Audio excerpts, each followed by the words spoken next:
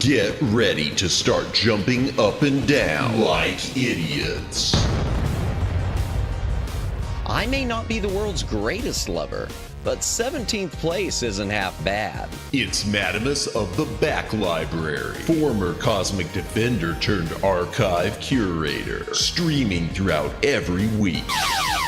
Retro and modern game stream, watch and fail, yapping stream, he'll call you pretty, karaoke stream, prepare your ear holes, movie and TV watch-along stream, definitely not infringing copyright, definitely, bonus gorilla stream, watch them for Harambe. If you don't watch live, Chibi Madamus will cry.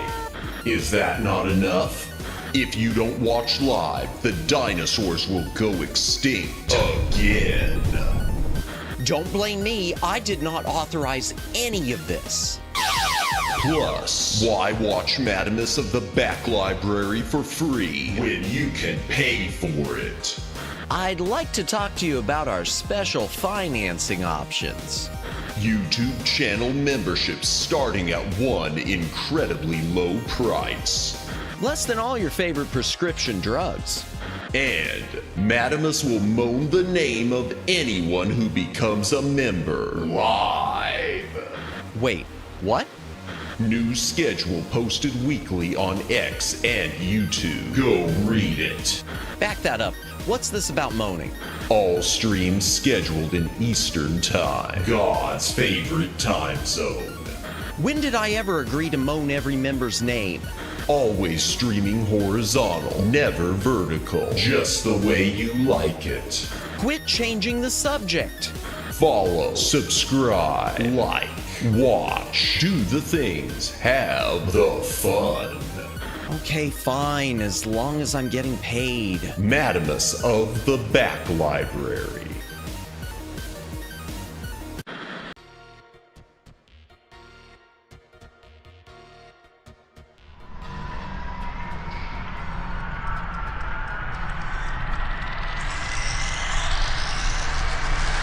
Greetings, brohams with the dealio. Welcome to the Back Library. I am Madamus, former Cosmic Defender turned archive curator. Hail to the chat. Welcome in, Daylin. Enjoy your lurk. Welcome in, Judd. Anyone else who's currently watching, welcome in. If you are lurking, like Daylin is right now, thank you for lurking. If you are VOD watching, thank you for watching the VOD. Please consider a comment on the VOD. It does help with the algorithm. Like, subscribe, notification bell, follow on the Twitter, do all the things, have the fun, win the game. Woo! Oh, y'all, Thanksgiving is tomorrow. I mean, that's one of the choices on the poll, but that's kind of the reality of the situation, isn't it? Twin Opinion, welcome in, welcome in. Yep, tomorrow is the day when all of our families here in the U.S. will get together, gather around the table, dish up delicious food, and then probably engage in a whole bunch of political fights. Honestly, I was thinking about this earlier, and I was thinking that's one of the reasons why at some point times I'm glad that I don't do big family Thanksgivings and stuff, just because I'm worried there's going to be someone other than me, because I know how to hold my tongue. There's going to be someone other than me that's going to bring up politics, and at that point it's going to be, fire all phasers, shields up. You better get ready, because if you got to fight, you got to fight. If you're going to fight dirty, and Madamus is going to fight dirty. No, not Thanksgiving. Oh, the humanity. Yeah. The Macy's Day floats will be out in the morning, and we'll all be passed out by afternoon. I'm lucky. We always get in political discussions, but we always agree to disagree and have a good time. I don't know, Twin Opinion, how it would go with my family now. I know how it would have gone. Okay, this is going to sound... Chat, this is going to sound really, really, really terrible.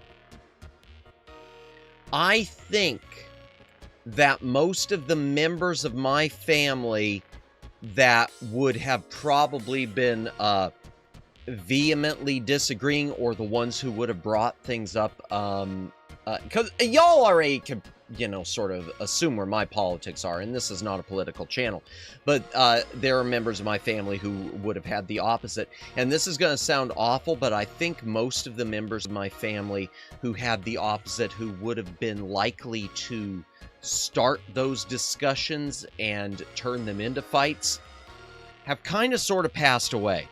That sounds horrible to say, but it was mostly like great uncles, or granduncles, grandaunts, and grandparents who probably would have been on the opposite side of certain things, surprisingly, or maybe not surprisingly, and it would probably, yeah, I think nowadays it would probably be okay. I don't think even politics would get mentioned. I wouldn't be the one to bring it up. I'm always the type, when it comes to those types of discussions around a holiday, it's sort of like this channel. I don't like, this isn't a political channel, and a holiday shouldn't be a political event. I'm not the type who brings it up. It's more like I'm the one who, once you engage, there's a good chance I'll take you to task, that sort of thing. What do we get? Remember, madam, as you voted for Pedro because he offered you his protection and made all of your dreams come true. Pedro did make all my dreams come true. Pedro did, so thank you, Pedro. That really is the best. That's probably my favorite part of that movie. That, and I need to watch Napoleon Dynamite again. That and the oh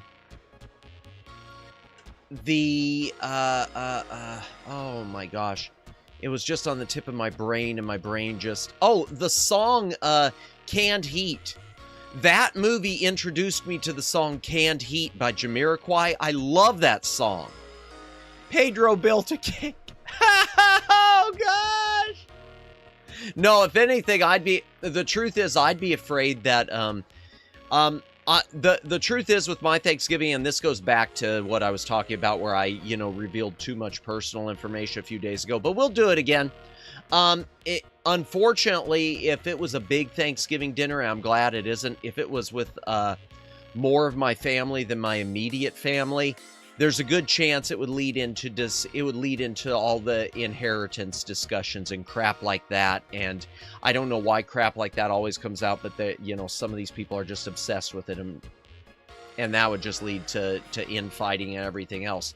Politics and religion weren't so much what made for divisive arguments in my family. Family made for divisive arguments in my family. I'm sorry to hear that, Daylin. And the truth is, I can relate. I could definitely relate. Yeah, I can, man, I am remembering.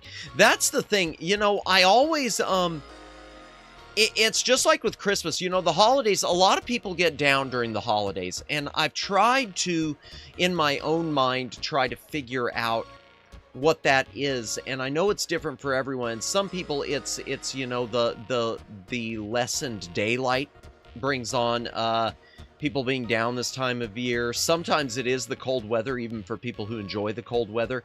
But for me, I always think, with Christmas and Thanksgiving, it's a combination of either wishing you could have those same types of holidays you had as a kid, or having bad memories of those holidays as a kid. And I feel like that's sort of where it is with me and why I get down, because it is a strange combination.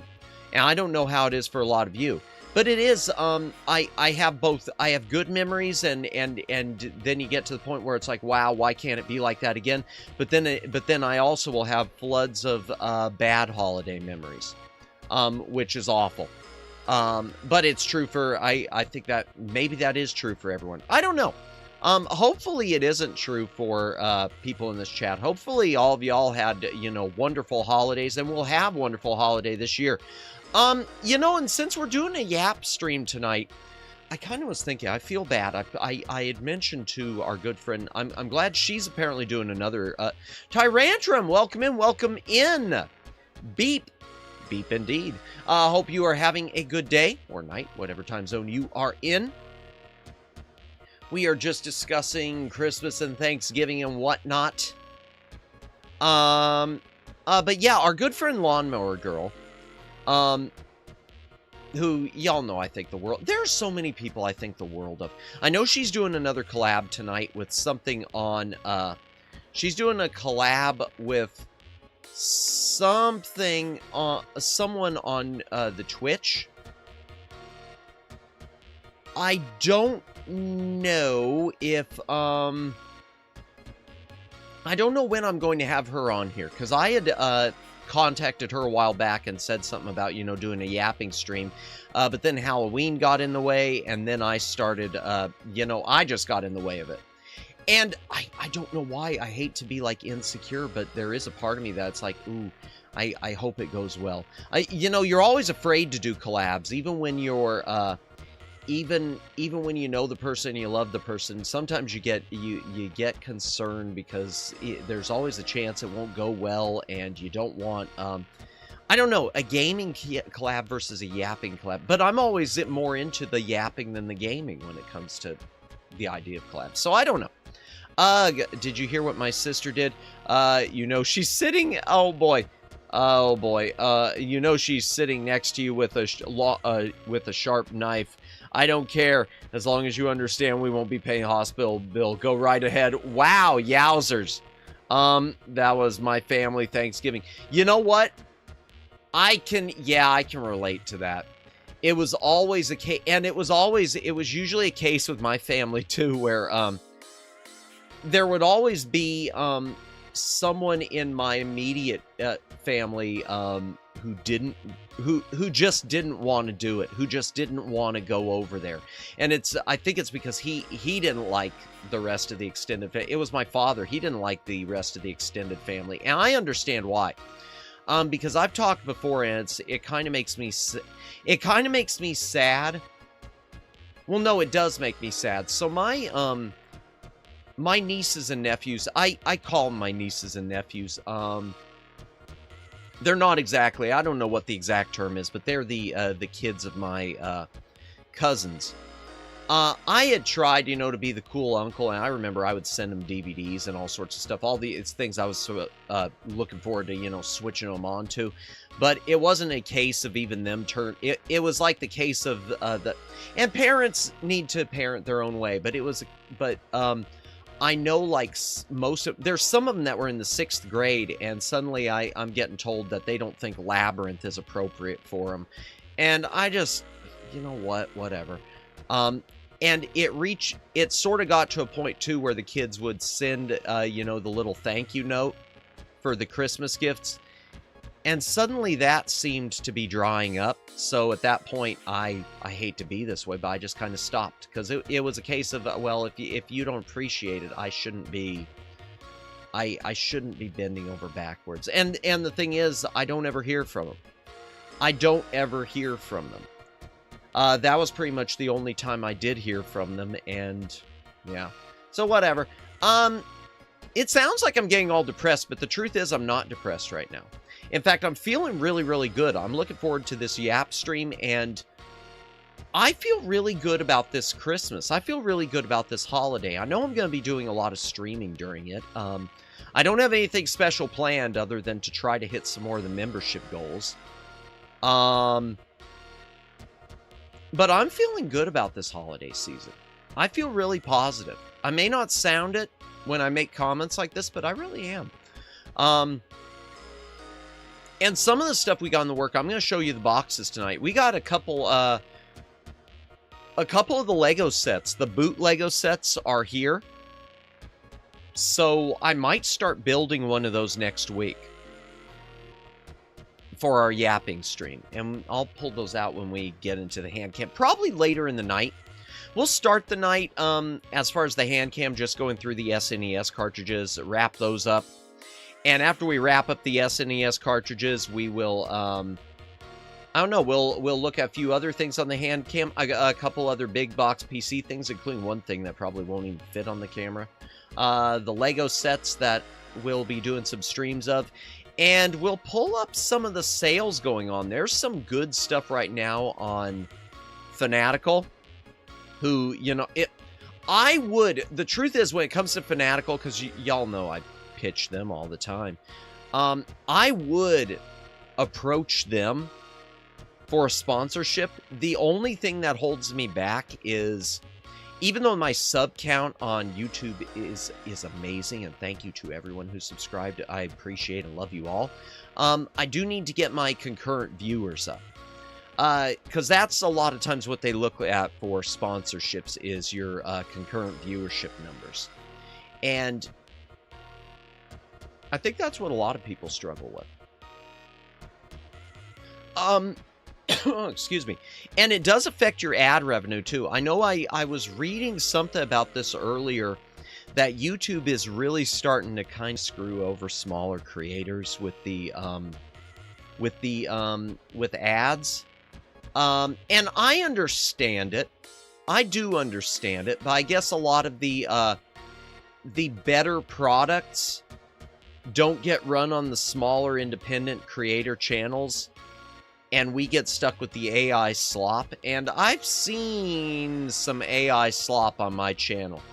I got one night, chat, on my own channel when I was opening it up to download one of my VODs. Or maybe I was going through to set up chapters. I don't remember. But I got an ad on one of my channels. I mentioned it before, but it was popping into my head again. I got an AI slop ad that, man, it was like the hymns thing, but it wasn't hymns. It was AI generated. And this is disgusting, chat, and I want you to forgive me for the vulgarity here, but I just gotta say it. I see AI slop on bigger channels too. Yeah, well, I don't know if they got hit with this, Twin Opinion.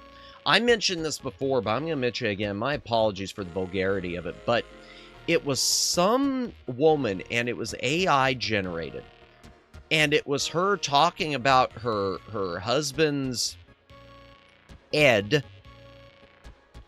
And then mentioning, suddenly she says, then my stepson walked into the bathroom when I was showering, and I noticed him becoming immediately aroused, and I knew what I had to do. And I'm just thinking, what the fresh hell is this? I wish, chat, if I wouldn't have been like sort of stunned and click and skip the moment it would have let me, I wish I would not have skipped Twin Opinion. And hear me out. I wish I would have been clear thinking enough to have found a way to record. I saw that ad too and couldn't stop laughing. Yeah. And I wish I would have been clear thinking enough to have ripped it, to have found a way to download it, pause it, download it, get it recorded, because I wish I had a record of this.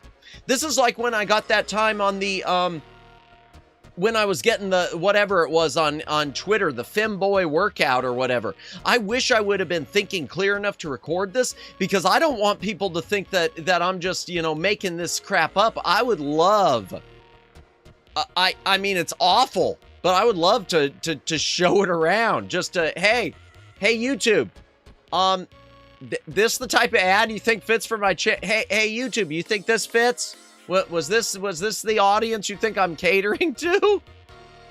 But seriously, WTF is right.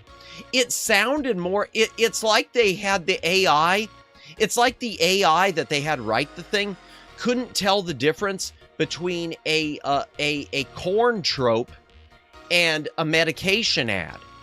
It was like the whatever, the ads you would probably get attached to corn.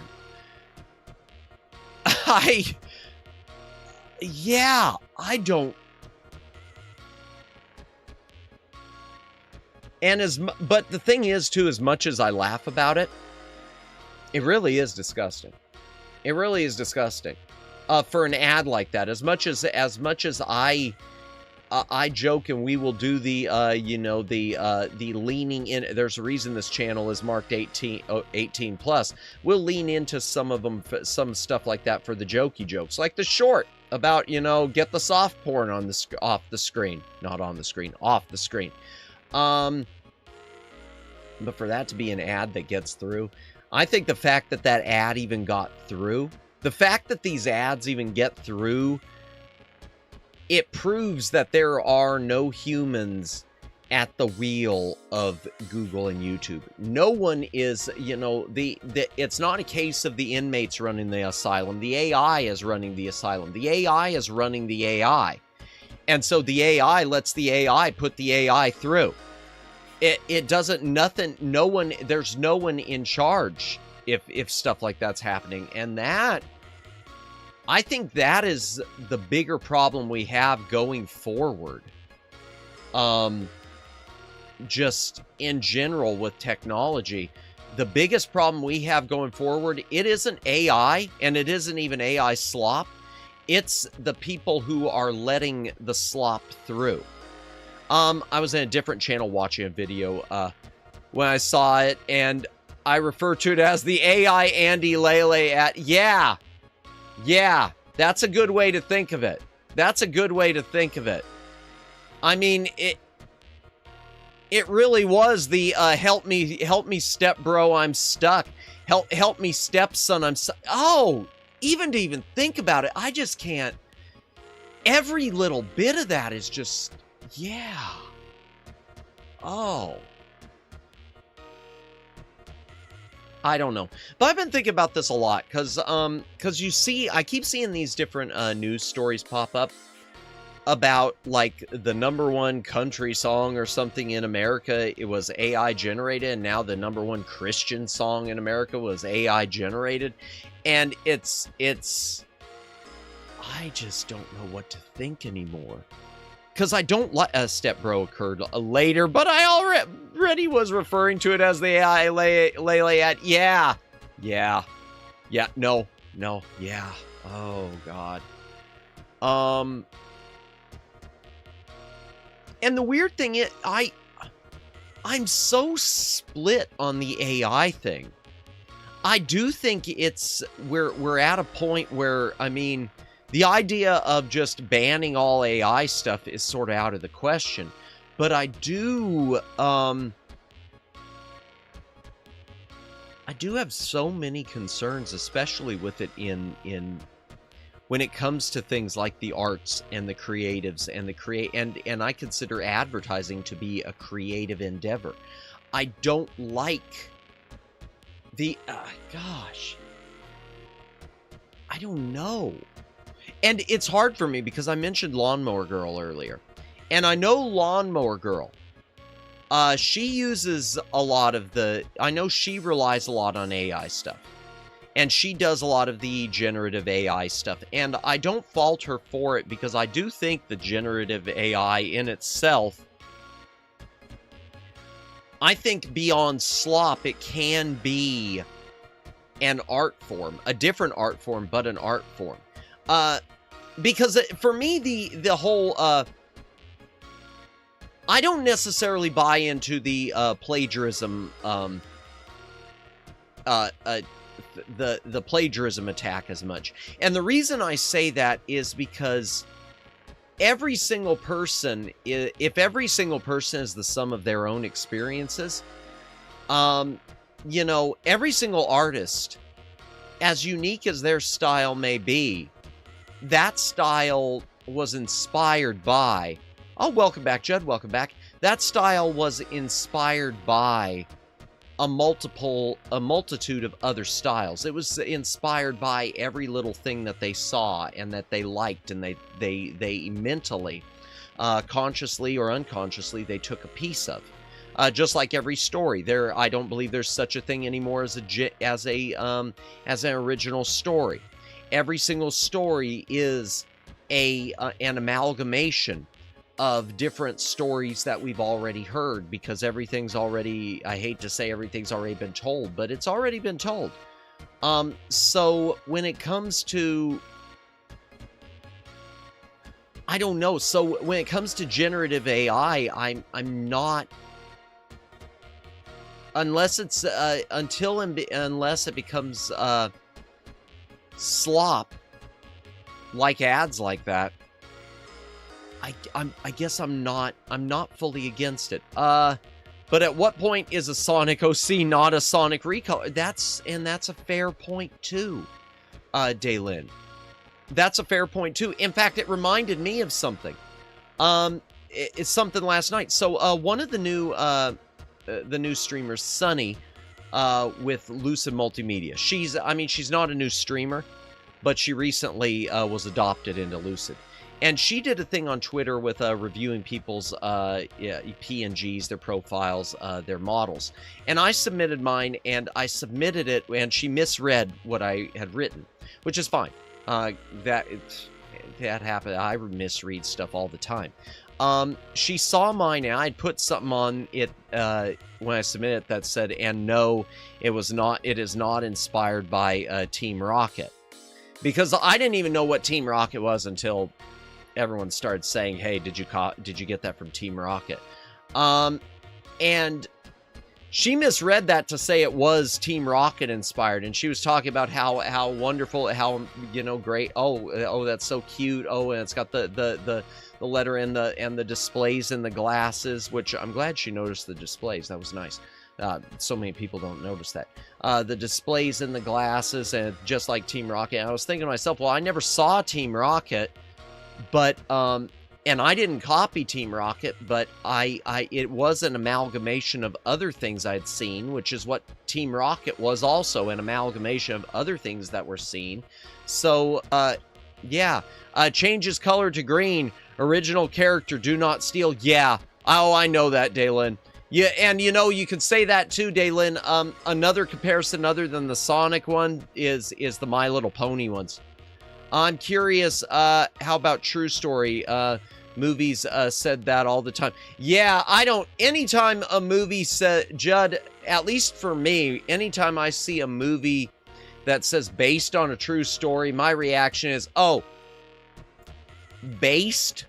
Now, what was the actual true story? Because there are so many instances you look at them and then you read what the actual story or the actual event was, and it's just like, wow, that doesn't even hardly sound, I mean, that's so, other than the basic, maybe some very basic parts of the plot, that doesn't even sound like reality.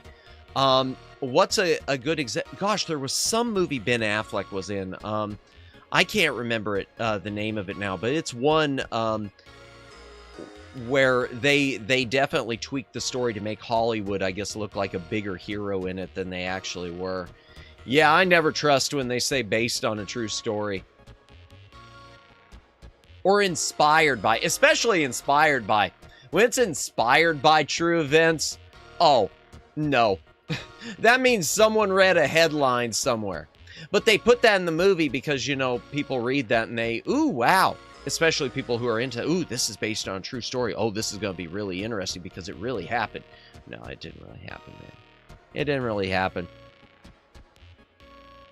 I mean, I'll give some credit to some war movie. In fact, oh my gosh. Chat. Here, boy, that just reminded me. And I don't remember everything he said. And I hate to say it, but he's probably passed away now. But I used to work with someone in my past career. And he was someone who was drummed out. Let me read this real quick. If I ever make a movie, I want to add a message that says events and characters shown in this film are from your life. Please don't sue. Yeah, no kidding. Yeah, because they always have that disclaimer at the end. That's all. I don't understand that. I guess someone sued at some point, but man, oh man, oh man. At least your uniform actually has some differences. Yours has the, is it a zipper? Yeah, it's supposed to be like a button. There's a button sort of there in the top corner. So it was sort of, the flap I always thought of, at least on this one, as, and the Fumi version she's working on is a bit different. She took hers a lot closer to the Lost in Space outfit, which is, so that's interesting. But the flap, I was sort of basing it on the flap on the red uniforms in the Star Trek movies. which I always loved that with the flap that would open up. In fact, I should have asked, you know what? I should have asked Fumi for that. I might go back to Fumi after the model later on and ask her for a variant. We'll see. I want to see the final thing before I do anything like that. I hate to do that, but, you know, she'd get more money from me, so that's cool. Difference. It looks like a detachable or openable part of it. Yes.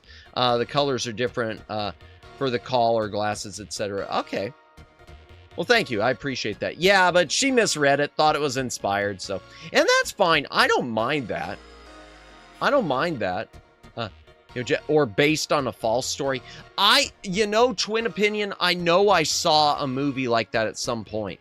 There is some comedy out there, and I don't know which one, what it was, but I know there's something I saw, I think in recent years, where it said the stories and events of this movie are completely untrue. We made it all up. I don't remember what it was, but I just, yeah, perfect. Boom. But what was I talking about? We were talking about OCs. Oh, we were talking about the movie. Yeah, it was something where Hollywood gave themselves a larger part in the movie than they actually had. I don't remember what I was thinking. I don't remember what I was saying. Yeah, I don't remember. Let me think. Think. Come on, Madamus, get that brain moving. I'm not gonna back up my own VOD and listen to what I was saying. But yeah, I do feel like there aren't really any original stuff. Team Rocket? No, it was something else. It was something else before I got off a tangent onto the model, I think. But oh well, doesn't matter. Nothing important. Nothing important. But yeah, Fumi's sent me some samples. It's so hard to tell always with samples. But I'm really excited about it. I'm excited to see her take on my OC.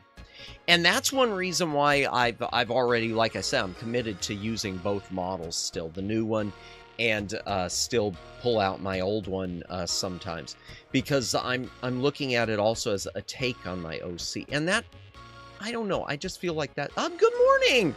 Talking about the new model I see. Oh man, Briar, welcome in, welcome in. By the way, chat, if you have not followed Briar Mare, please do so. She puts out some amazing content, including a really nifty reading podcast that I really do enjoy, and I do mean this genuinely, Briar. I do enjoy listening to that. I was listening to the one about that romantasy novel while I was putting together some file boxes the other day. Yeah, we're not we were actually talking about it's gone from one topic to the next, Briar. We were talking about AI and about AI slop, and about a very inappropriate ad that my channel had on it, which I wish I would have recorded for posterity's sake, which had to do with medication, and starting with a woman talking about her husband and then leading to talking about her stepson, and then I thought I was listening to some sort of a weird corn cast. Oh yeah, but as also, chat, Briar Mare is going to be doing her 2.0 model debut on December 1st at least my time. It'll be 9 a.m. Eastern Standard Time. So, you know, be sure to head over there in the morning. I'm going to make sure I'm awake for it. Yeah, show her some love. Well, not now, but in the 80s, they said that all the time. Oh, what about the stories being true? Yeah. Yeah, I'm definitely looking forward to your to seeing your new model. No, absolutely. That said, I do love your current model as well. And that's something I feel that's okay. One thing I hate. I hate people who come in that's something I know other streamers have talked to it. I think it's so cringe whenever someone comes into a stream and says to someone, oh, well, I liked your old model better. No, you know what? It's okay to like both models, and it's okay and it's good to respect both models. But when people come into that, God, I just feel like they should be insta-banned. I think when people come into a stream and say crap like that, they should be insta-banned. I was thinking back to someone when that happened, and I just was, dude, what's your problem? The Team Rocket resemblances. I don't understand people like that. I guess in fact, I wonder sometimes if they just don't have, if they just don't think of other people's feelings, or if they're just trying to be a troll for the sake of trolling. Team Rocket resemblances exist, but even James has significant differences, and the aspects of Jesse's uniform are different from yours because yours is based on Star Trek, the openable area. So, yeah, that and Lost in Space and whatnot. But yeah, everyone, be sure to head over to Briar Mare's channel on December 1st. Please. Thank you. What was I talking about? I don't even know what I was talking about. You know, I am... This night, the tangents have been flowing. So we were talking about the AI slop. Then it went to model. Then Briar came in. We talked about families and unfortunate Thanksgiving stuff. We still haven't talked about the Handcam stuff. We haven't gotten even to what we're supposed to be doing, the Handcam thing. We'll get there eventually. We'll circle back around eventually. Anything else to mention? Oh, let me just pull up the schedule. I don't know why I was thinking about that, too. Happy Thanksgiving to all my friends in the US of A. Welcome in, Luciano. Welcome in. Yeah, well, Thanksgiving's tomorrow, and I'm still streaming during it, so if y'all get bored after the dinner, you know, come on in. Yay. Nobody was harmed or went to the hospital, by the way. Gotcha. Oh, dear.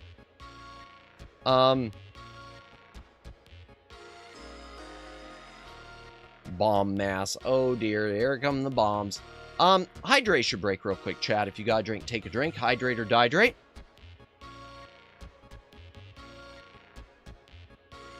Fourth of July, Thanksgiving. I mean, they're all kind of the same. They all blend together. Who doesn't have their turkey dinner on the 4th of July? I think mass has to be in the front. Oh, yeah, it might have to be in the front. I don't know how it works. Ah, there we go. There's the turkeys. Yeah, I'll be having... I got my frozen turkey dinner ready to go. I got my frozen turkey dinner ready to go. I might head over to my parents' place. I don't know. They're not really planning to do anything this year either. Because I know they're trying to sell a house and get moved and whatnot. Because I've mentioned before that I might... go with them as well, just because my own situation's kind of really at the moment. What else was I going to mention? What else, chat? You know, let's just pull up the schedule. Let's just, I didn't pull it up yet. Just a reminder, yeah, tomorrow night is Thanksgiving. Tomorrow, day, night, whatever. It's Thanksgiving in the U.S. all day. But I'll be here at night. 8 p.m. Eastern Standard Time. Bizarre Adventures... Let's try that sentence again. The Bizarre Adventures of Woodruff and the Schnibble, aka Woodruff and the Schnibble of Azimuth. It is a point-and-click game from Cocktail Vision, published by Sierra. It's supposed to have really, really difficult puzzles, so I am likely screwed. And on Friday, 8 p.m. Eastern Standard Time, we will be finishing the Galactic Whirlpool, the Star Trek novel from David Gerald. Really looking forward to that. Never heard of that before. Yeah, it's kind of, so it's not a rare game, but there's a little bit of obscurity about it because it's around the time, Judd, that Sierra was kind of sort of getting ready to be bought and sold. It was released around the time of Space Quest 6. And Space Quest 6, King's Quest 7, that's kind of the end of their point-and-click era. Because next you had King's Quest Mask of Eternity, which, I don't know, if I can get it to run right, maybe we'll play it on stream. I've never really played Mask of Eternity, and I know it plays like it played like a nightmare when it came out, from what I understand, and it plays just as much, if not more, like a nightmare now. It just is not hardware, software compatible with anything. It's just always been a coding mess. Madamus Bizarre Adventure. Yeah, now I have played a few minutes of the game. I tried it out when I originally picked it up, and I ordered it off eBay, just a jewel case CD, a few years ago. It's very similar to the Goblins games. Cocktail Vision did a series of games called Goblins, which we'll probably hit those on stream someday too. I've never played all the way through those either. I played the original one briefly. I never have touched the second or third, even though I picked them up from GOG. But yeah, it's a good-looking game. I know it was the source of some controversy. So Sierra kind of got a bunch of people complaining about the game, Woodruff and the Schnivel, because a lot of their promotional advertising, they showed a screenshot of a guy with a gun shooting what appeared, and bullets going through it, shooting what appeared to be, and it was animated, a pet mouse or bear or something. Everyone thought it was someone's pet he was shooting. In reality, it was a stuffed teddy bear, because I guess I don't know. I don't understand the plot. The plot, I guess, revolves in part around the murder of someone's teddy bear, which I don't get it. It's a French game. Blame the French. Cocktail Vision was a French company. Sierra published their stuff and converted it to English. It's a French game. I don't understand the French. I don't. I'm sorry. It's over my head, but apparently it's funny. But in any case, Sierra got in a bit of heat over it because you had some, not a bunch. You had some parents, I guess, sent letters to Sierra because it was that, their kids saw it, and little Timmy and little Jenny was they were just crying their eyes out because they saw this man kill the poor puppy, and Sierra's having to explain it's a stuffed teddy bear. It's not a puppy. So yeah, whatever. The French. Oh dear, we're gonna get letters too. In fact, I remember it specifically because I saw it in an old copy of Sierra used to, before the fall of Sierra, when they sold out to the wrong company. They sold to a company where Jennifer, welcome in, French bread. Oh dear. Hope you are doing well tonight, Jennifer. Good to see you. The French, that's a game, Murder of Sonic the Hedgehog. Did you hear of it? Yes, I've got it on my Steam downloaded. I've just never played it. We'll probably do that on stream someday. I kind of missed the boat on it, but because the fervor for the algorithm's already gone, but we'll play it someday.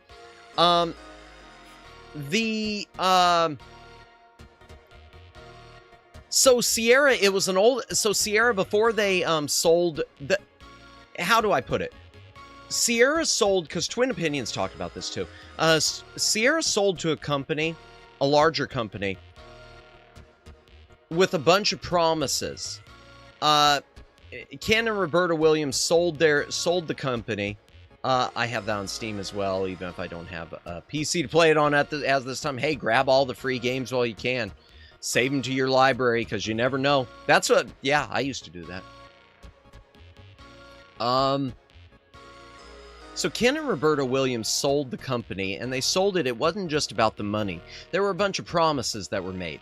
Those promises, I mean, none of that stuff was able to stick. So those promises weren't fulfilled, and everything Sierra was pretty much died. And not even pretty much. Everything Sierra was died. It's good. Glad to hear you're doing well, Jennifer. Glad to hear it. It is, yeah, that was weird the way I said that. Glad to hear it. I don't know what's wrong with me. Something's wrong with me. Oh dear. So, but before they fell, Sierra started publishing their own magazine, sort of like Nintendo Power. Nintendo used to publish their own Nintendo Power magazine. They publish their own magazine to promote their own products, and then they charge you for it, so you're paying for the advertising. Okay, cool beans. If you could make it work, it works. So Sierra did the same thing. They had a magazine, I think it was called Interaction Magazine, and I know they had letters to the editor, and I remember seeing this when I was a really tiny Madamus, because my family had gotten, I guess, a free subscription or something at some point for some of the games they'd bought. Oops, bumped the desk. Sorry about that, chat. And there were letters in there of people complaining about the pictures from Woodruff and the Schnibble. And they were also complaining about Space Quest 6. And they were complaining about Space Quest 6 because the main spaceship in swivel chair turns around. Oh gosh. Oh dear. They were complaining about Space Quest 6 because the ship in it, the main spaceship, the Deep Ship 86, and I remember this, is a giant jockstrap floating in space. The ship is made to look just like a giant jockstrap. And so I guess there was a letter to the editor that, like, little Bobby was so ashamed after seeing this magazine, he wouldn't even let his sister read it. And we are so disappointed in you. And it's just like, yo, bro, it's just, man, I hate to hear what, I don't know what happens when all of y'all enter Walmart. Because, you know, they got underwear sections in Walmart if you walk right through the clothes. I don't know what's happening. But yeah, that's always stuck in my mind. So yeah, we're playing Woodruff and the Schnibble. I don't really know much about it. I know there's a lot of puzzles, a lot of inventory puzzles, and some magic spells you have to learn. So I hope I get it right. Anything else before we switch over to the Handcam? I can't think of, haven't been in Walmart in a long time. Oh, man, you don't know how lucky you are, Jennifer. Poor little Bobby. Yeah, I know. Scarred for life. Scarred for life by that jockstrap spaceship. Which really is, Space Quest 6 is, until I just did Space Quest 4 on stream, Space Quest 6 was the only one I ever played through, and it is funny. Yeah. I don't get it. I don't get it. Man, yeah, Jennifer, I try to avoid Walmart, but I'm stuck going there. I'm stuck going there because there's just some things that, especially medications, like, not like medication, but like pharmacy aisle stuff. There's just no way for me to get away from it because they have better prices on some of that stuff than anywhere else around me. And I hate going in there. Well, just don't go, don't decide, Jennifer. Whatever you do, do not get the itch and decide you want to go there for Black Friday. It's not worth it. It's not worth it. Don't do the Black Friday at Walmart. It's not worth it. Oh man, yeah, I could beep Bankai. Oh man, yeah, I know we've mentioned this before. I can't remember the last. I want to say it's been. I actually get anxiety in Walmart. You know, honestly, twin opinion, so do I. And 9 times out of 10, twin opinion, I'm shopping for family members, and it's always something where I have to call them. And whenever I call them, I can't ever get a quick answer. It's always a thing of, well, tell me the price on this and this and this, and do they have another brand, and what about this? And oh god, I'm just a case of it. I always feel like, you know, getting angry and just buying the most expensive one and saying, here, you're stuck with it. You could take it back if you want to. I only go if a friend drags me, and yeah, Walmart is scary. It's not fun. And that's the thing. I remember, I will never go into any store on Black Friday. I won't do it anymore, Jennifer. Okay, I say that. I'm going to be honest. I am going in. Tennessee Walmart is scary. Most of them are, Tyrantrum. Most of them are. I won't, Walmart had good prices for movies. I don't know about now. Not so much, Judd. Maybe online, but their movie section is pretty tiny now. You're really lucky if you find something there outside of new releases. Yeah, you're not gonna find good catalog stuff for sure there. But most people only want new releases. Yeah, Friday, Black Friday. So I haven't gone into stores on Black Friday for years. I am probably going to go to my local Ollie's just because there was something that was advertised which I'd kind of like to get someone for a gift. But, ... I am not going early in the morning. I'm not going Black Friday. I'm going in the afternoon after I've, you know, rolled myself out of bed in the later morning. I'm going to go later in the day, and if it's still there, great. If it's not there, it's sort of an oh well. I could probably do just as well online. Yeah, I don't...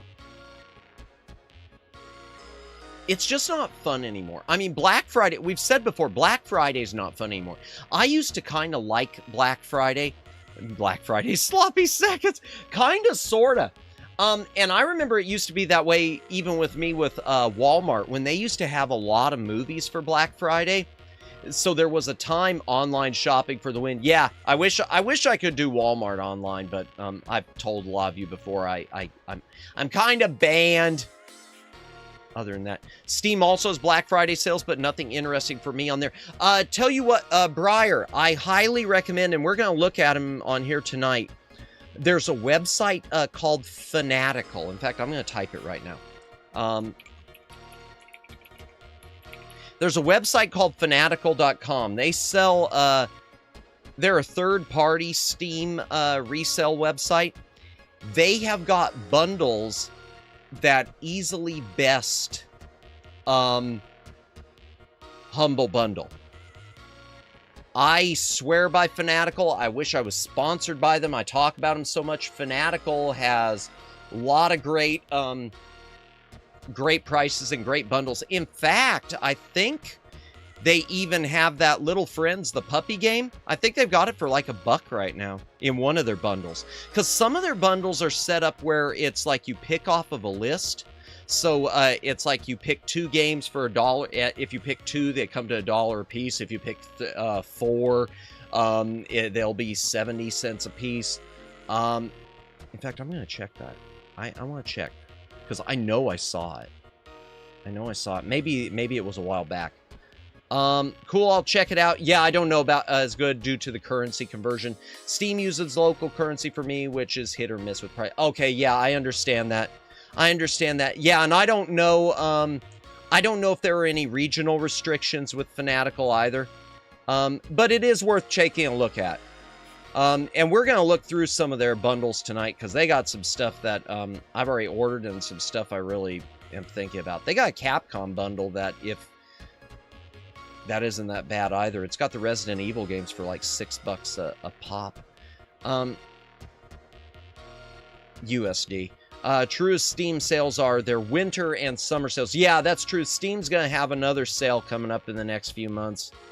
I mean, not the next few months, in the next few weeks, their winter sale. Do I remember EB Games? Oh, Electronic Boutique? Oh, yeah. Before they came, GameStop, before it was GameStop? Yeah, I remember them. I remember Software, etc. I remember, yeah, I guess it was just, I remember Babbage's barely. I remember Software, etc. and Babbage's barely. I remember Babbage's, yeah. Barely. I was so tiny. I was so small. Usually only one per year will be the cheapest. Prices winter and summer alternate as to which has the best. Yeah, it seems to be that way for a lot of places. Like Sentai, I know right now, and I'm going to pull them up. Sentai for physical media. I love Sentai for their physical media sales when they do on their anime. Sentai Filmworks. I don't think their Black Friday sale is quite as good as some other sales. They've got some great prices. They've got a few things that I'm tempted on pulling the trigger on this week. Including, even though I've got the regular Blu-ray set, they've got the collector's edition of Chihaya Furu Season 3 for like 18 bucks. I'm really tempted for that chipboard box. Gosh, I'm a sucker for a chipboard box. I don't know why I'm a sucker for a chipboard box, but I love chipboard box. Good chipboard boxes for games and for movies, especially for movies. I love a good chipboard box and digibook. Ooh, so much better. Some people like steelbooks. No. Steelbooks, no. Not the steelbooks. Chipboard. That's so weird. Let's go ahead and head to the Handcam chat. Let's go ahead and look at some of these SNES cartridges, get that knocked out, and then we'll look at some of the Black Friday sales. Oh, and I've got a few big box PC things I'll put on the Handcam too. Oh, and the Lego sets. Oh, I'm on the wrong... That's my problem. I'm on the wrong keyboard. I say I'm on the wrong keyboard. I'm on the right keyboard, but I use a USB. So the way my setup is, and someday I'll walk everyone through it, the only thing that kind of sucks about my setup is my keyboard, because I do this dual PC thing, my keyboard and my mouse, my main mouse, I've got tied into a USB switch, so I have to switch it back and forth between the two computers, which can get annoying. Chipboard, just thick cardboard, Judd. Just a nice thick, not like cheap where it'll easily bend, but a thick cardboard box. Better way to put it. So like box sets used to come in. You'd have the cheap, like flimsy paper, I mean practically just paper, barely cardboard types, and then you'd have chipboard, which was the thicker. Alright, Handcam. Ooh, and I gotta put on the gloves, because I like to use gloves when I'm touching the cartridges and whatnot. You know, just because body oils and whatnot. I'm over-explaining again. Door transition.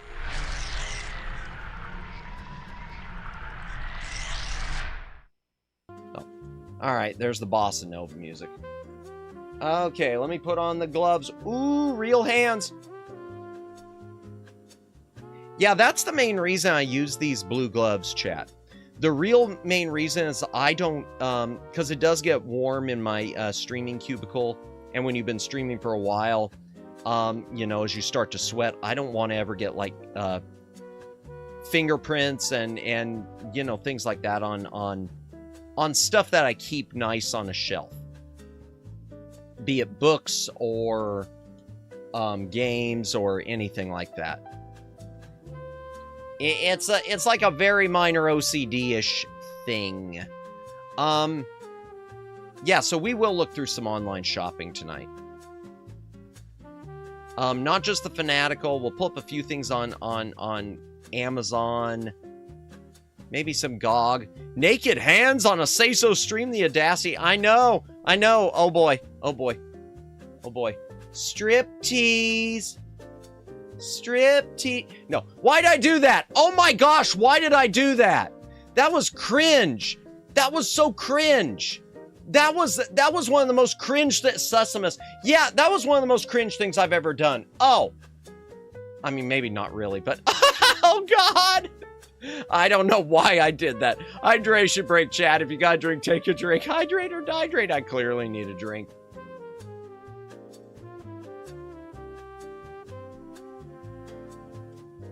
Do I need to pay you for the striptease? Striptease. Welcome in, Vice. Welcome in. I mean, if you want to. No. Welcome in. I hope you're having a good day today. Good night. Okay. So as we start looking at the SNES cartridges, just a reminder, this is just the stuff that I keep active on my shelves and in the library. Stuff you're not going to see are light gun games, because light guns don't work with modern televisions, so I don't even keep them out. Not that I have a bunch of light gun games really for Super Nintendo. And things that I've got duplicates of in, like, recent, like,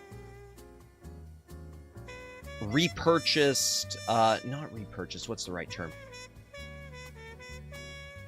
Re-release formats. Let's just use that. The re-release, remanufacture, like retro bit editions and limited run editions.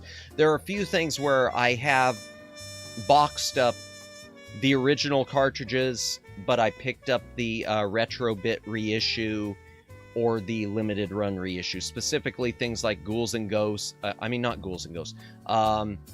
Zombies Ate My Neighbors, Ghoul Patrol, Joe and Mac, Super R-Type, things like that. And also, one thing you're not going to see is Actorizer 2. I don't keep my Actorizer 2. Well, they're not remakes. They're just remanufactured, repressings. So they're not full-on remakes, but they're remakes in terms of they remade the cartridge, but they're not remakes of the game. So it's just modern reissues, usually limited edition. Oh yeah, and Actorizer 2 I don't keep out because I don't have the first Actorizer. If I ever get the first one, I'll keep it out, but I have a weird continuity thing. It's a Madamus thing. Let me move my mic forward just a little bit. I need to get a different boom arm. You know what's weird? This is the second, like, cheapy boom arm I've picked up. And I love the design of it, but I need something longer. I need a longer boom arm so that I can move it over, so I can keep my mouth in front of it all the time. Because I do think that's been what's giving me this digital quality to my, to my voice anymore. I wonder if it isn't, like, my compressor compensating. Man, we're already over an hour into stream. Okay, so the first cartridge, this one wouldn't be boxed anyway. This game never had a box. Matt needs a longer boomer. Oh, I'm not a boomer! Isn't it not long enough? No, not a boomer arm! Ah! Actually, but both of my... So this boom is pretty standard size, but it's a low-profile boom. So instead of hanging over me, instead of being above my head, it's down here, like right in front of my keyboard, which I love it. I love it. I love it. I just do wish it was had one more extension onto it, which I should look into. And then my other one, though, is too short. It's a normal over-the-head traditional boom arm. It was included with my Mayano mic. And I got some good use out of it, and I still could use it for other things. Okay, this chat. Let me make sure it's focused good, too. This is Super Mario All-Stars plus Super Mario World. This cartridge was not sold in stores. It was a pack-in item with Super Nintendo. For a while, Super Nintendo, when they started, they had been including Super Mario World, and they added to it as a bonus, including Super Mario All-Stars. Well, some Super Nintendos, they had the separate Super Mario All-Stars cartridge, but later on they wound up combining them into a single cartridge, and this one's better. And the reason it's better is Super Mario World is a slightly reprogrammed version that has a different sprite for Luigi. So this is the best version of Super Mario World you can get on the SNES. This is the one we played on stream, too. Fun fact, did you know they made a cartoon show on this game? Oh, the Super Mario All-Stars... we were talking... It's funny you mentioned that, Judd. We were just talking about that last night. Yeah, Daylin mentioned it. It was the Super Mario All-Stars show was sort of a repackage. They took... the regular Super Mario Super Show and the Adventures of Super Mario 3 and Super Mario World and repackaged them all for syndication. Yeah, I had completely forgotten that, Judd, until I think it was Daylin mentioned it. Yeah, it was Daylin mentioned it last night. Mine only came with Super Mario World. I'm calling Nintendo. It was way later, Luciano. It was way, way later. And some people, I think they just got a coupon, like where they'd send them Super Mario All-Stars. I don't know the whole history of it. I'd have to do a deep dive. But yeah, this cartridge, if you got a Super NES and you can find it, this is the best way to own that. Okay, so there's one down. There's really not much else to say about it.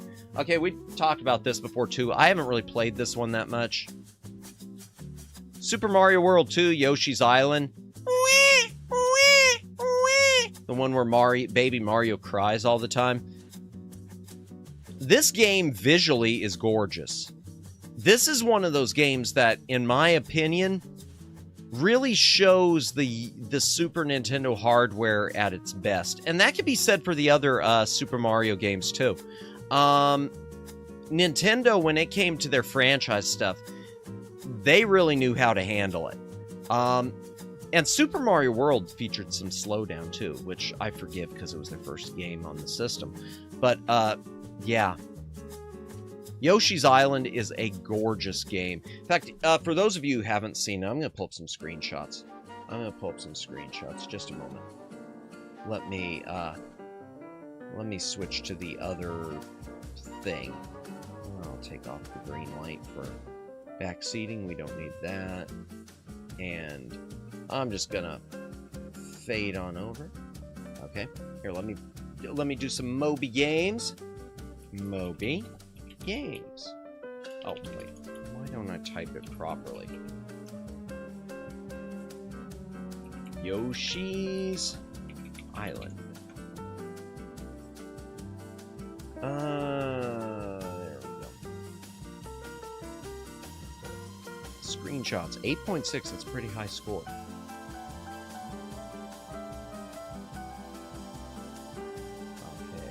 Okay. Yeah, it's got a very hand-drawn look. And this, in my opinion, even though there's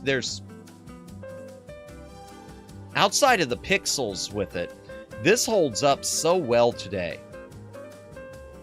This game looks so gorgeous. It holds up so well.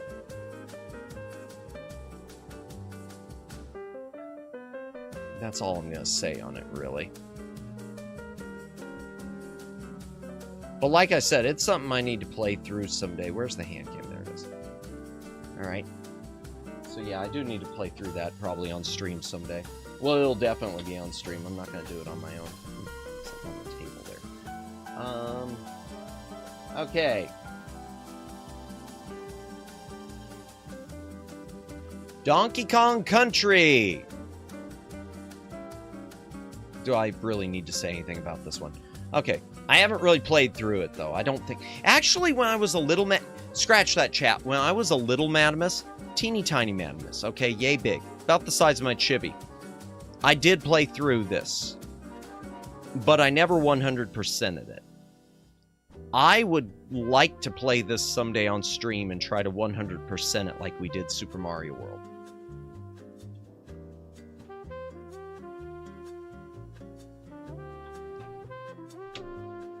Donkey Kong Country 2, Diddy's Conquest, more of the same. I haven't played through this one at all. Not even as a little Madamus. I've never played through this one. So hopefully we can tackle it someday. What a lot of people consider the best Zelda game ever. Link to the Past, the only Zelda on Super Nintendo. This is a great game.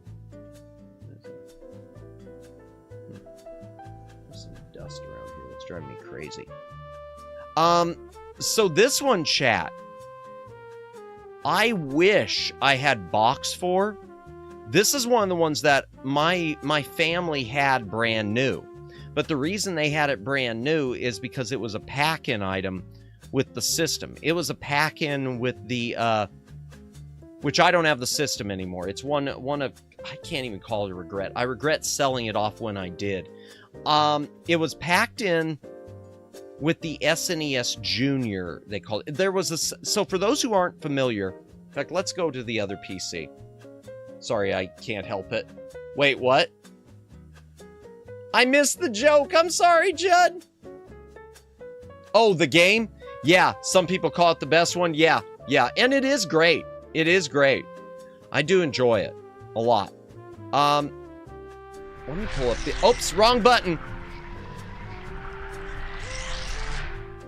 The best music, it has good music. You had Link to the Past, SNES, nice.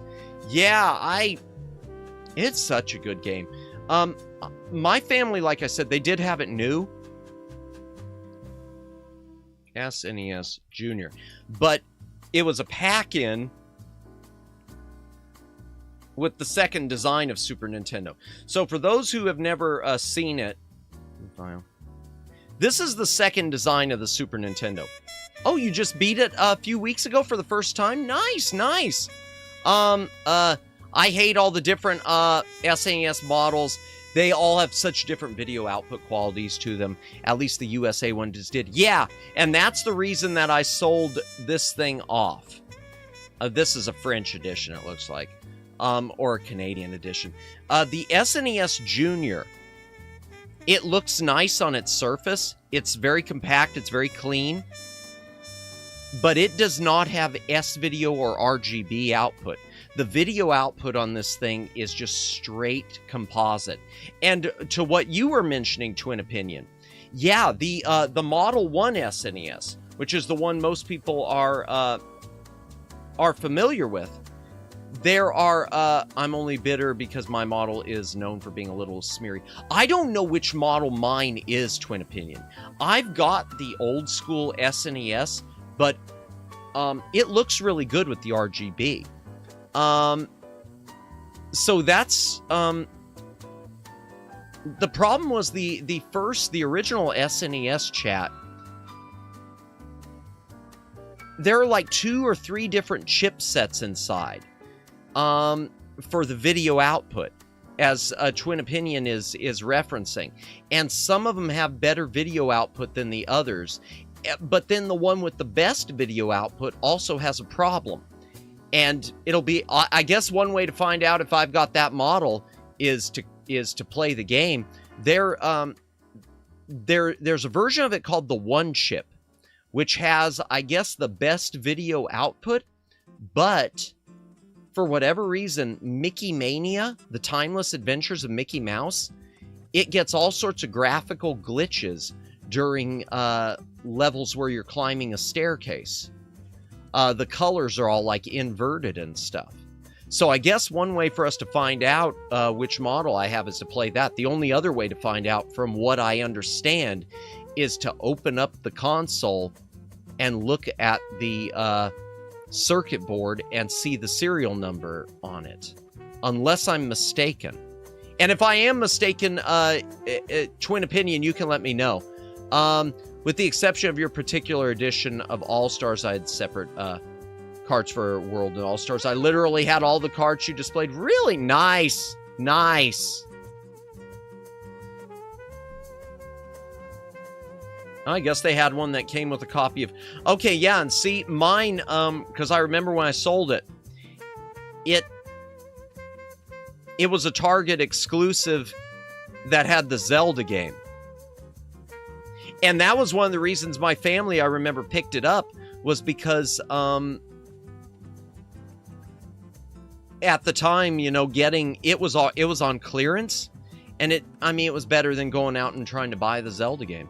My SNES was shaped like a rectangular brick. Yeah, the Model 1, which is what mine is.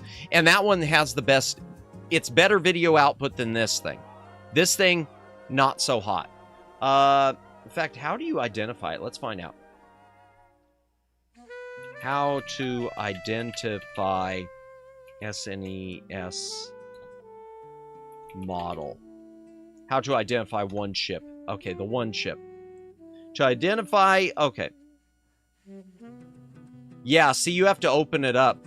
To identify a One Chip SNES, check the serial number starts with UN3.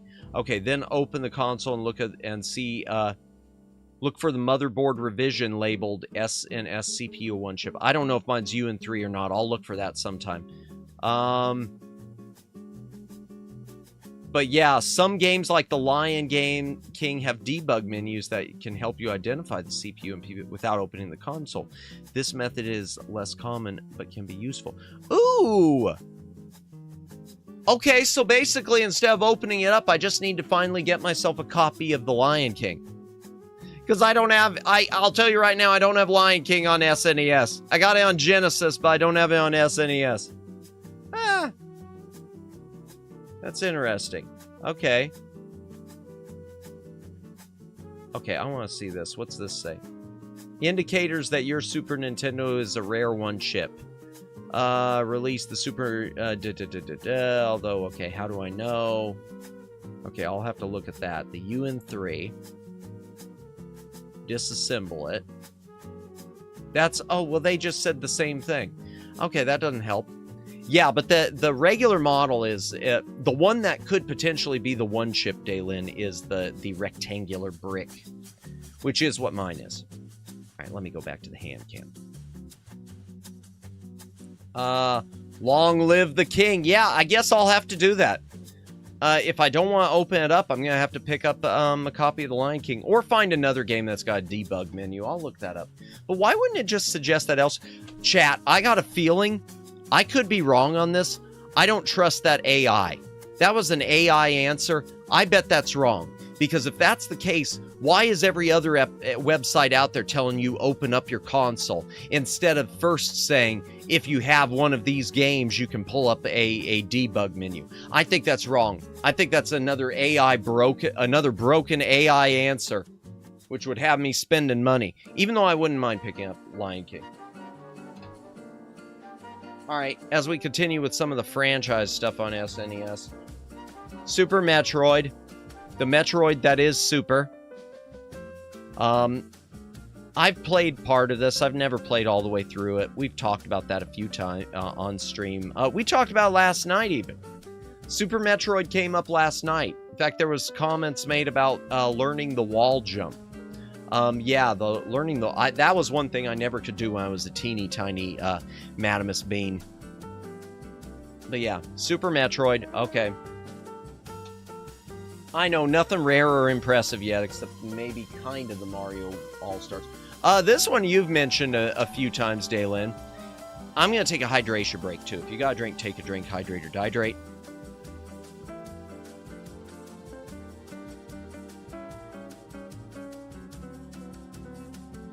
Tetris Attack, which is Panel de Pon, or Puzzle League, or whatever you want to call it. Kirby Star Stacker.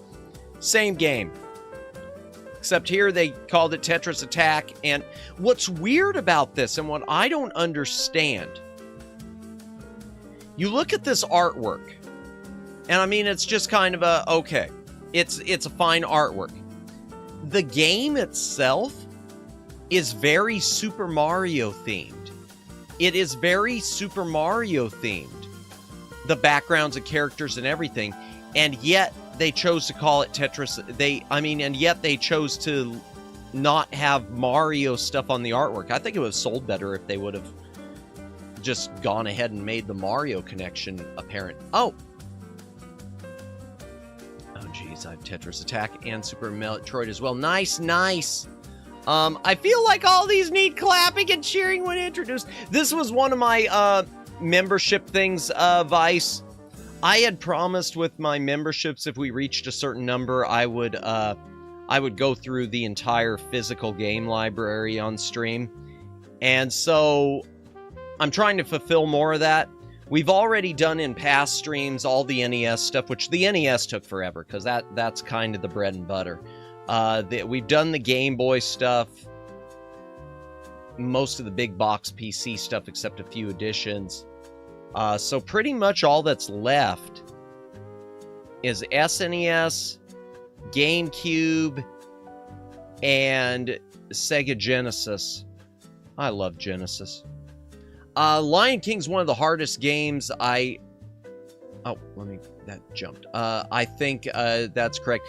I've heard that before, Judd. In fact, I've heard some of the developers have in recent years have apologized and said they didn't realize they were doing that they were making it too difficult. So yeah, that seems to hold true.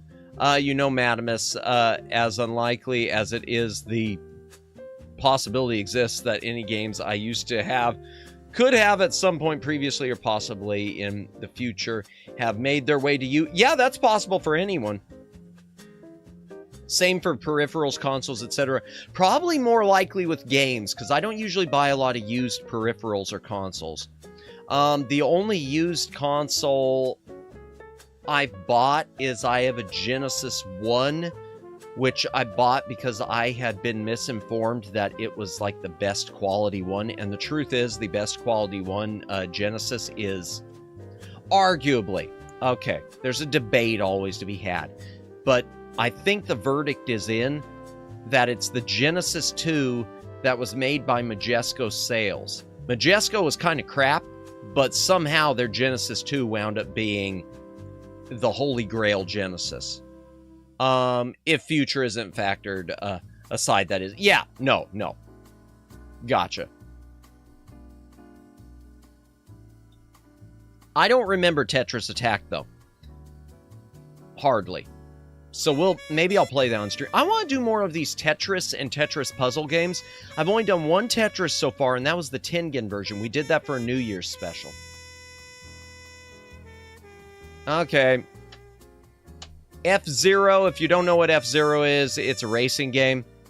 I mean, if you couldn't tell, it's a space futuristic racing game. Little hover cars. Incredible music for the Mute City stage. This is an older cartridge, too, because I don't know if you've ever noticed, but Nintendo changed their cartridge design. This is the way their early cartridges were, and then they changed it to this. I've never really understood why. Actually, I don't understand either one. I don't understand this, unless that's where the eject handle would pop it out, which I don't think that is where it would. I don't understand this, and I don't understand this. I just would have assumed had it flat, because it's less to clean. That's one thing I gotta tell you. Okay, this is just a random thing. When it comes to buying used games, also I love F-Zero had that too. Yeah, it's a great game. I suck at it, but it's a great game. That goes for most games. I do suck at most. One of the reasons I love Sega Genesis games is when you buy a used game, there is so little to clean. Nintendo games have all of these little grooves, and NES has all sorts of grooves. And if you're a clean nutter like I am, that means you have to take Q-tips and toothpicks and everything else to dig people's funk out of it, especially if they were a smoker, because there's going to be nicotine in everything. Hey. The second model was easier to eject from the port. You mean the junior? The junior one, it was easy to pull them out. Well, you mean this one? You mean that was easier to eject? Was it? Okay, now see, that's the thing. I rarely even have used the eject button. I've always just kind of grabbed them and pulled them out, because for me, they always pulled out so easily, and I never even thought about the need for an eject button. In the 2, it looks like you could put a memory card. Yeah, well, there isn't actually a memory card plate, but yeah. Yeah, I can see that. Yeah, wait, you broke... What? You broke... No, I didn't break my SNES. I didn't break my SNES. No, I mean, I just didn't use the eject button. I just would pull them out, because they come out just as easily. Actually, it was easier. I tend to forget there was once a difference. Was there? Okay. And yeah, and see, I never noticed. No, I never broke it, Luciano. The eject button works just fine. I just rarely use it. Usually I just pull them out like you'd pull them out of a Genesis, because they never were that difficult. And I know the Genesis 2, the SNES 2, the SNES Junior didn't even have an eject button. Alright, this one also I don't need to... I could lift my SNES from the tape when they were in. Really, you could just pick it up with the cartridge? Oh, wow. See, mine wasn't like that. Mine always came out... Well, maybe it's the way that I'd grab it. Because I always, when I took a cartridge out, I always would use my bottom fingers to, like, push up. Same with Genesis. I've always grabbed the cartridge and then... like that. In brick-shaped SNES units, eject was necessary if you didn't want to break it. Really? Because I've never had a problem. Later units didn't need... Because mine is a brick-shaped one, Daylin, but maybe it's because mine's the later brick. Because it is a later brick. But it just kind of... Everything always came out super easily. Even recently, I don't know if I even used the eject button when we played Ghouls and Ghosts. Super Ghouls and Ghosts. Oh, yeah, I didn't even say what it was. Star Tropic. No. Although we may go back and play Star Tropic. Oh, my was one of those big... Oh, mine was one of those... Oh, so was mine. Mine didn't. I was always careful for that reason. Okay, let me... Yeah, I'm gonna... Okay, yeah, just a second. Mine is the big one, but I've just never had to do it that way. Let me go back into the... let me go back into the thing. Just a sec. Fade, okay. Let's go,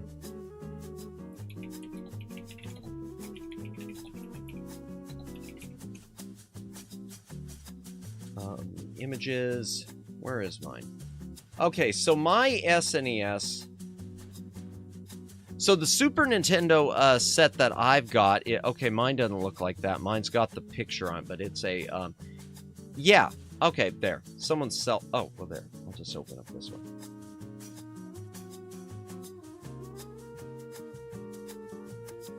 Yeah, this is the Super Nintendo that I had, that my family had, that I have now. It was the brick one with the eject button, but it worked really, really easy. And it came with a copy of it came with the Super Game Boy, which I showed on stream last week. But yeah, I had the brick one, but I never had an issue getting cartridges out and having to use the eject button. In fact, I was always thinking, ooh, I might wear out the eject button if I'm not careful. I don't think my family ever used the eject button that much with it either. Mine had the All-Stars promotion from Target. Yeah, mine didn't come with it. The only pack-in mine came with, but it was a good pack-in, was the Super Game Boy. And that guide. So this right here, this is one of the dumbest strategy guides ever. The 72-page Super Game Boy strategy guide, because you're gonna need a strategy to, you know, set up colors and pick backgrounds. All Stars was mail informed. Yeah, I thought so. I thought it was like a mail away coupon or something like that. Okay. I thought so. I thought I remembered that. Well, that's the Super Game Boy 2. Or no, that's the Japanese edition, I guess. Okay. Oh, by the way, I don't know if this is true or not, chat, but the Super Game Boy accessory, I saw somewhere that the reason Nintendo made the Super Game Boy, and again, I don't know if there's any truth to this, but I heard, we're giving away our ages so hard today. I'm not a boomer. Why do you keep, I keep trying not to. I just say my family had. I always say my family and Little Madamus. But the Super Game Boy, I don't know if there's any truth to this. I'd swear I read it somewhere. The only reason Nintendo made the Super Game Boy, if this is true, was because of the third-party company on NES, Camerica. Camerica and Codemasters, who made the Aladdin, which we have never done I'm going to do as a membership thing. I promised to do a deep dive of the Aladdin adapter and the games for it. From what I understand, Codemasters and Camerica had announced a Game Boy adapter for the NES. That was part of their way to keep the NES alive, whether Nintendo wanted them to or not. They had announced an adapter to let you play Game Boy games on NES. And so I've kind of heard or read somewhere that the thought has been they believe Nintendo went ahead and did the Super Game Boy because they were afraid of Camerica Codemasters having that market. And so they were trying to, you know, especially with Super Nintendo, have a version that would one-up that. And I don't know if that's true or not, but it is... I meant foreign, but foreign means something different. No, I knew what you meant. I knew what you meant, though. I did know what you meant, and I'm not gonna look it up. I don't know what it means. I'm not gonna look it up. But yeah, I think there's some truth to that, because Nintendo always has seemed like a company that didn't like doing stuff like that. They didn't, except with the Wii and the GameCube, they never seemed to really like doing the backwards compatibility stuff. They didn't, They didn't like cross-compatibility stuff, so I do feel like that was maybe, like they had their arm twisted. Let me go ahead and head back to the Handcam. So yeah, Star Fox, first game to ever use the Super FX chip. Fun game. Honestly, I feel like it runs slow. I've always felt like it runs slow. Because the Super Nintendo's own processor, even though the Super FX chip boosted it, that Super Nintendo processor was still... It was still kneecapping the Super Nintendo. Now, the modern Super FX chip, the new Super FX chip that limited run is going to be, I guess they've got the patent on for, or whatever, for their, which they're using on their Doom cartridge. Apparently it is, you know, miles ahead. It runs circles around this thing.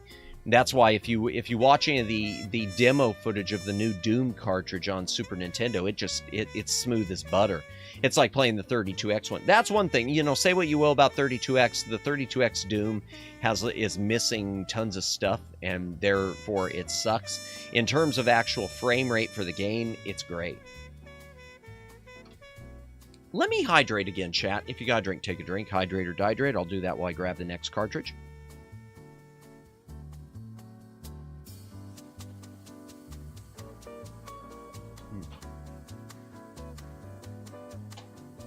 I don't know much about this one.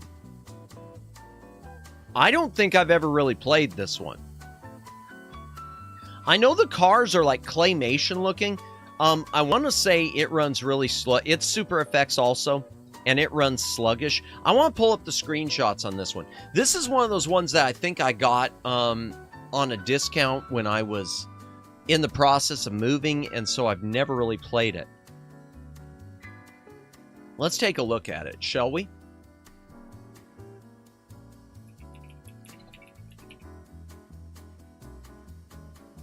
Stunt Race FX. It's on the Switch, by the way. Thanks to an improved version of the Super FX chip, was the Stunt Race FX, first racing game for SNES to feature fully polygonal. I wanted to say polyagonal, but no, there's no A in there. Polygonal cars and levels. Made it possible for the game to include gradients and obstacles. Yeah, but I remember it running slow.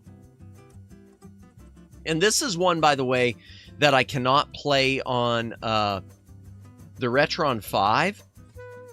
The Retron 5 is a console that can play Super Nintendo cartridges, but it's emulation based. The emulators are not compatible with this game for whatever reason. Okay. I thought it was claymation. It's not. It is just polyagonal. Polygonal! No one said polyagonal.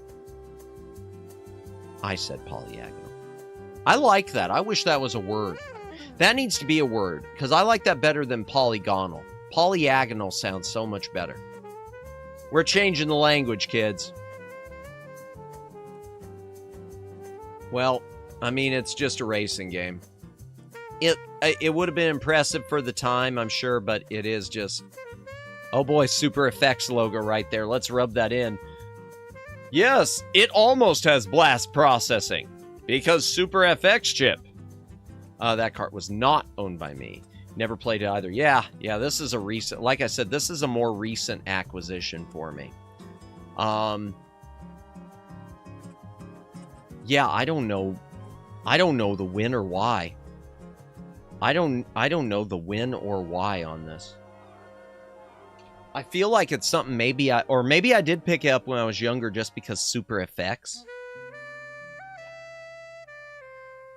Okay, we're on to a Square Enix game that I well, it's actually not Square, it's just Enix, that I absolutely love and I do want to play on stream.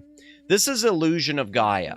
This is a it's an action RPG, but it feels much more like a Zelda clone to me. I love this game, except I feel like it runs out of steam the last quarter of the game. The last quarter... Oh, good night, Judd. Thank you for stopping by. Have a good rest. Appreciate you hanging out. Illusion of Gaia has a very Zelda-ish look. I probably like a lot of the action RPGs. It probably like Sword of Mana and everything, which I don't own, but it's almost like history and time have been changed. Oh, excuse me. History and time have been changed. So you're on Earth, but it's not the Earth as it's supposed to be, and you're trying to restore the timeline. It's a really cool game, but it does run out of steam. Never owned that. My neighbor owned that. I played it a few times, but couldn't get into it for some reason. Yeah. And one thing I do, it takes some effort to get into it. I think at the time I just really wanted something else like a Zelda. And this was the only other thing my family had. And one thing that helped me with it, Daylin, is while I don't have the regular manual, I do have the Explorer's Handbook that Nintendo would include. So Nintendo, like with this and Dragon Warrior and a bunch of stuff, Enix and Nintendo, they would include an Explorer's Handbook, which was basically a strategy guide. So they give you a walkthrough. And I did have that, which made it a little more pleasant, knowing where to go and what to do.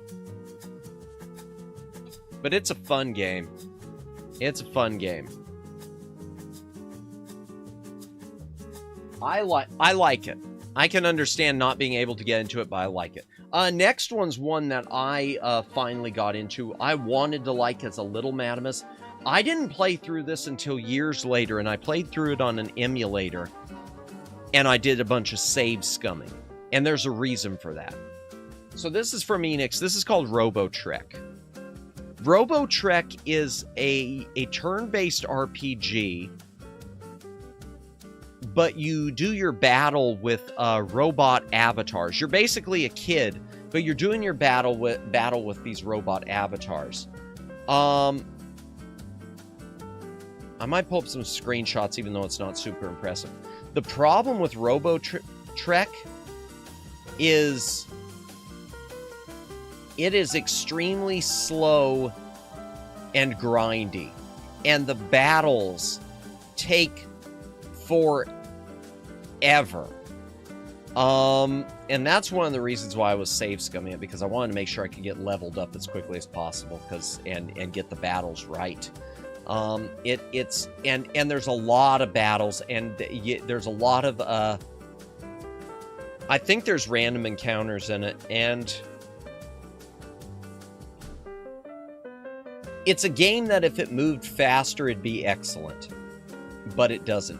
Wasn't the actual pack-in video game manual for Earthbound. It's the literal Nintendo Player's Guide. That could be. I don't know. In fact, let me look it up. Let me pull one up, because I'm going to pull up screenshots from this and I'll look up. I do not have Earthbound, needless to say. Nor will I be getting it at the prices they want. Nor will I be getting a Super Nintendo copy of Chrono Trigger at the prices they want. Or probably anything else. Or even the Final Fantasies, which are probably a lot easier to touch. Okay, first this, and then I'll look up the other. Robotrek.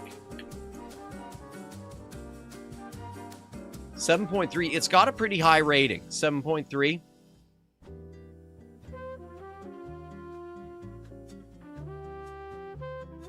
Yeah, your upper map, that's easy enough. And the battles, that's the town of Rococo. And it's okay, the RoboScan be maintenance, okay. Oh yeah, the game's translation is infamous, so that, okay. Your robot scan be maintained. Yeah, there's a lot of bad English in this one, chat. This one's got some bad English. Maintenanced and maintained and powered up are also possible. Yeah, I didn't remember that. Still wish I knew you back in 2010, because you would have a ton of duplicate games to sell and some rarities. I'd love to have had the rarities. Yeah, no, I appreciate that, Daylin. I appreciate it. And these are the robots you fight with. You basically have robots like this. And you program them, you know, body color and everything else, and give them weapons like gun and sword. Allotting points. Map screen. Come on, show me a battle. Soldier, that's what you say, but evil is good. Evil is the job. Okay, and that's the way the battle scenes look. And there are a little bit of movement. You do have to move your character around. I mean, but it's so slow. It's so slow. It's one of those turn-based games, chat, that if you don't like turn-based, this is one of the reasons why. This is one of those games where if you were introducing someone to turn-based RPGs and you showed them this, they probably would decide they hated turn-based RPGs because this one is just that slow. And it's too bad because it is a good game. Okay, Earthbound. Let's see what it came with. Complete. Yeah, it looks like it. Yep.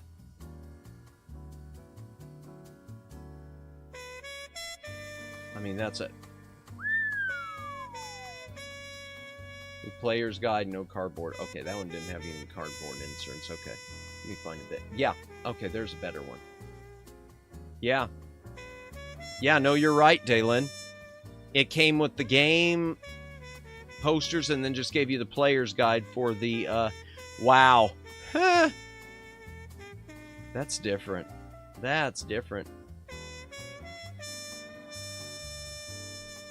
Earthbound timeline, Undertale Brent. Okay.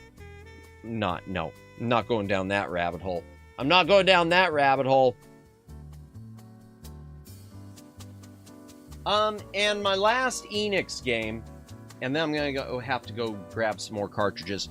Okay, this one we're gonna pull up screenshots of because I don't remember much of it.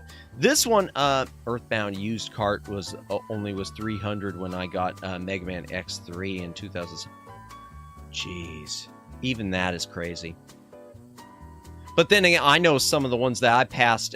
You know, Daylin, there are some games I know I passed on Genesis and NES for like 20 because I thought there's no way they're gonna keep going up. And if I knew then what I know now, I would be rich from the things I'd be able to resell. Sorry. Sorry for being a dirty scalper.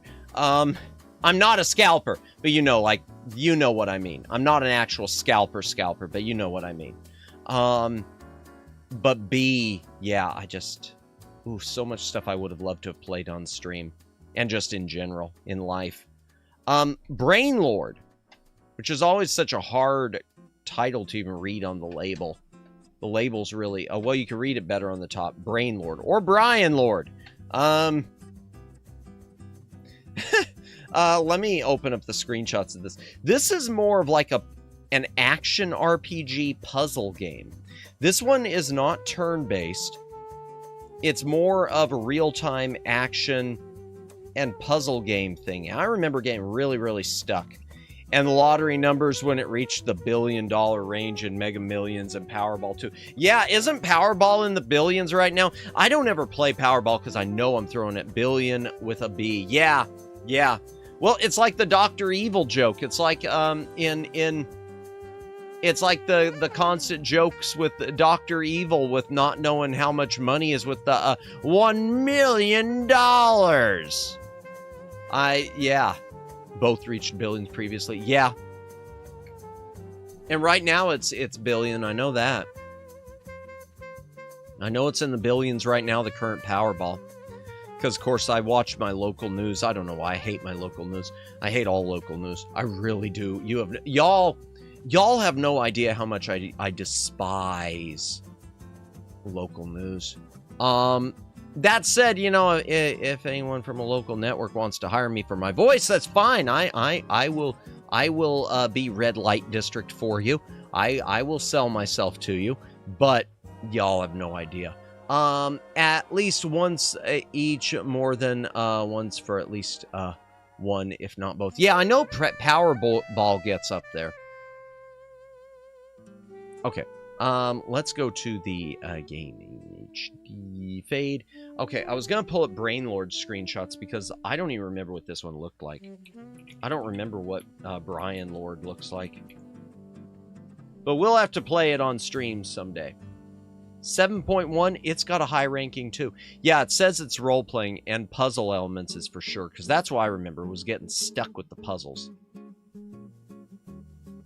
So you start at the inn. I mean, it's a pretty typical look. Dark dungeon room, where's the switch? Yeah, it's more of an action RPG. Fighting blue flying guys while riding on a moving platform. Character info, okay, the town, I remember that. But you always spend time, impressive shrine, okay, I never made it to a shrine. From beat Brian, yes, Brian Mayer is here tonight. Brian Mayer. Yeah, I was waiting for that to... I was wondering, Briar, if that would be a summoning word. Richie Richimus, oh dear. I was wondering if that would be a summoning word. Oh. Are you going to the Tower of Light, too? I heard there was a dragon on the top floor. Yeah, it all takes place in a singular dungeon as far as I know, chat. You're just in one... Well, maybe not. Outside town. Okay, no. I guess not. Huh. I don't recognize any... Okay, there must be a lot more to this. If you knew them, then what you knew now. Yeah, ain't that the truth? I'm just doing some work while listening to Yap, so I'm responding a bit slow. No, you're good, Briar. Good luck with your work, and thank you for lurking. I appreciate that. I swear, that looks like it's straight out of Dragon Quest. That looks straight out of Dragon Quest. Well, I mean, it's Enix. What else do I expect? All right, let's head back to the Handcam. Okay, chat. I gotta go grab another stacky stack. So I will be right back. Give me just a moment. I'm not gonna put on the BRB screen or anything like that. I'm just going to do like I usually do.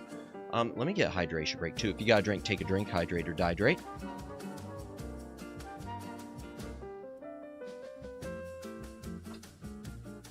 Okay, let me take the first stack with me.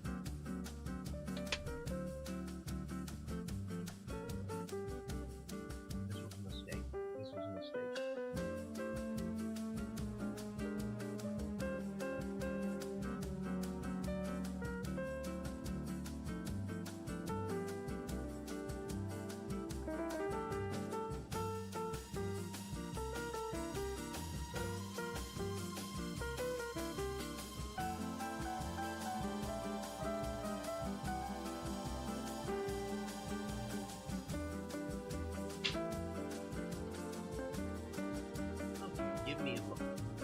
Give me just a moment, chat. I'm trying to get a few extras in here so that we've got plenty, so that I don't have to go back and forth as much. Even though the SNES I consider one of my smaller libraries. That sounded like a humble brag. It wasn't meant to be a humble brag. None of the... I want to just... one thing I want to make clear, chat, when I do these streams, they're not meant to be braggadocious in any way. It's just going through the stuff that we can stream with, and just in case people were interested in seeing why I call the back library. So if you ever do, if chat ever does think that this is, you know, hey, this seems like you're bragging, this is kind of sick, you know, feel free to let me know, and I can phase out these streams.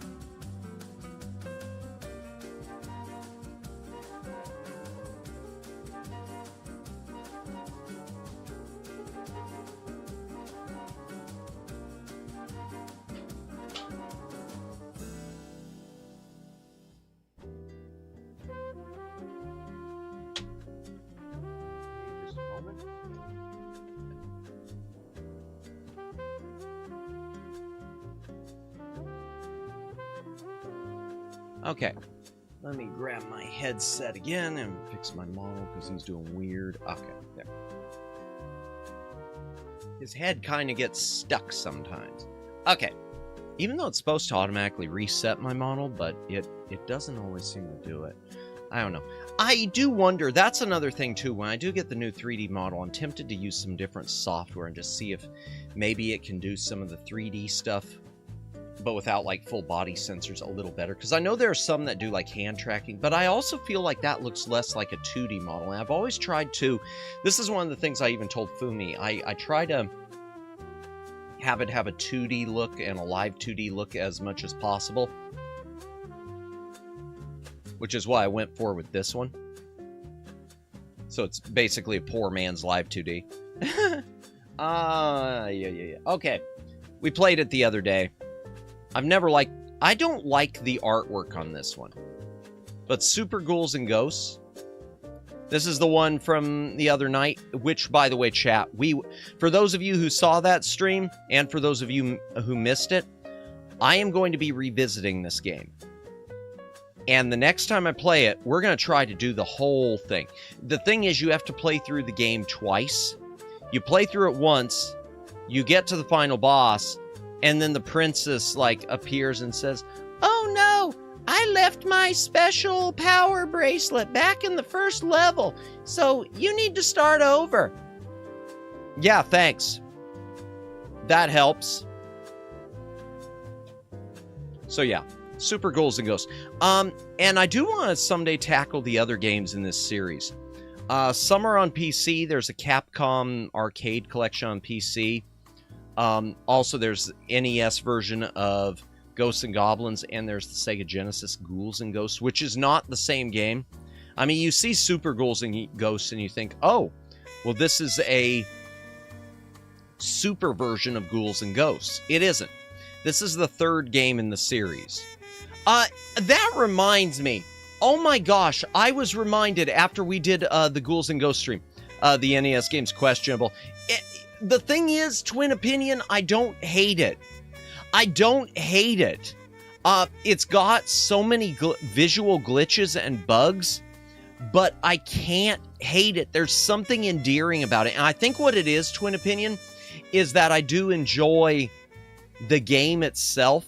So because I enjoy the game itself, it's like I'm willing to overlook all of those awful programming problems. Princess, sorry, Arthur, my bracelet is in another forest. Indeed.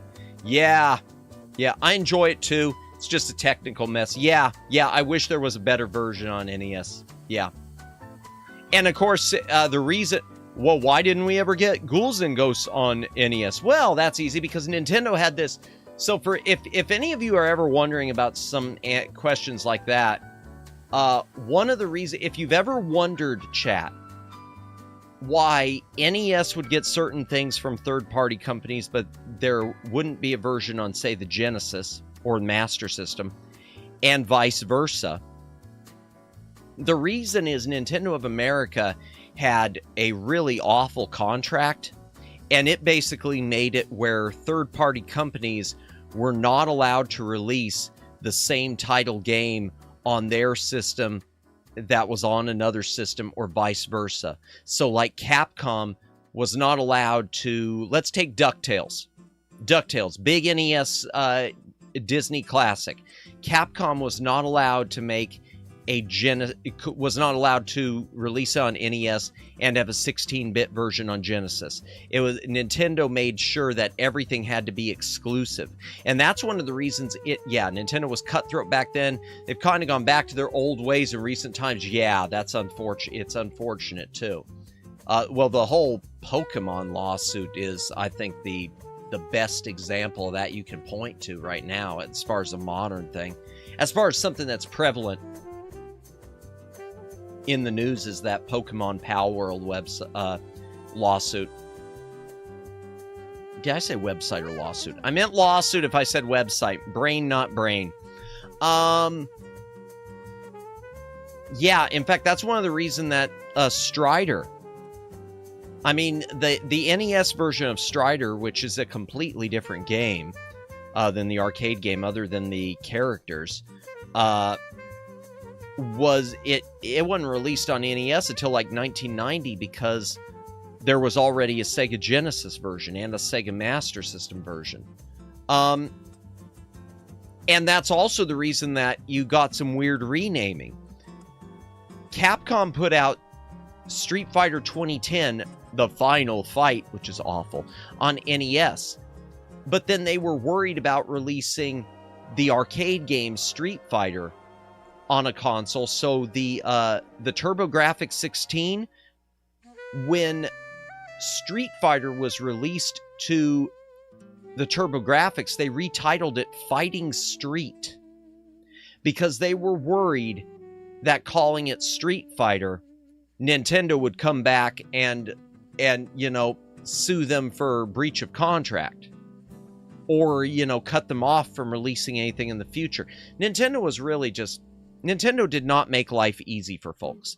And I get some of it.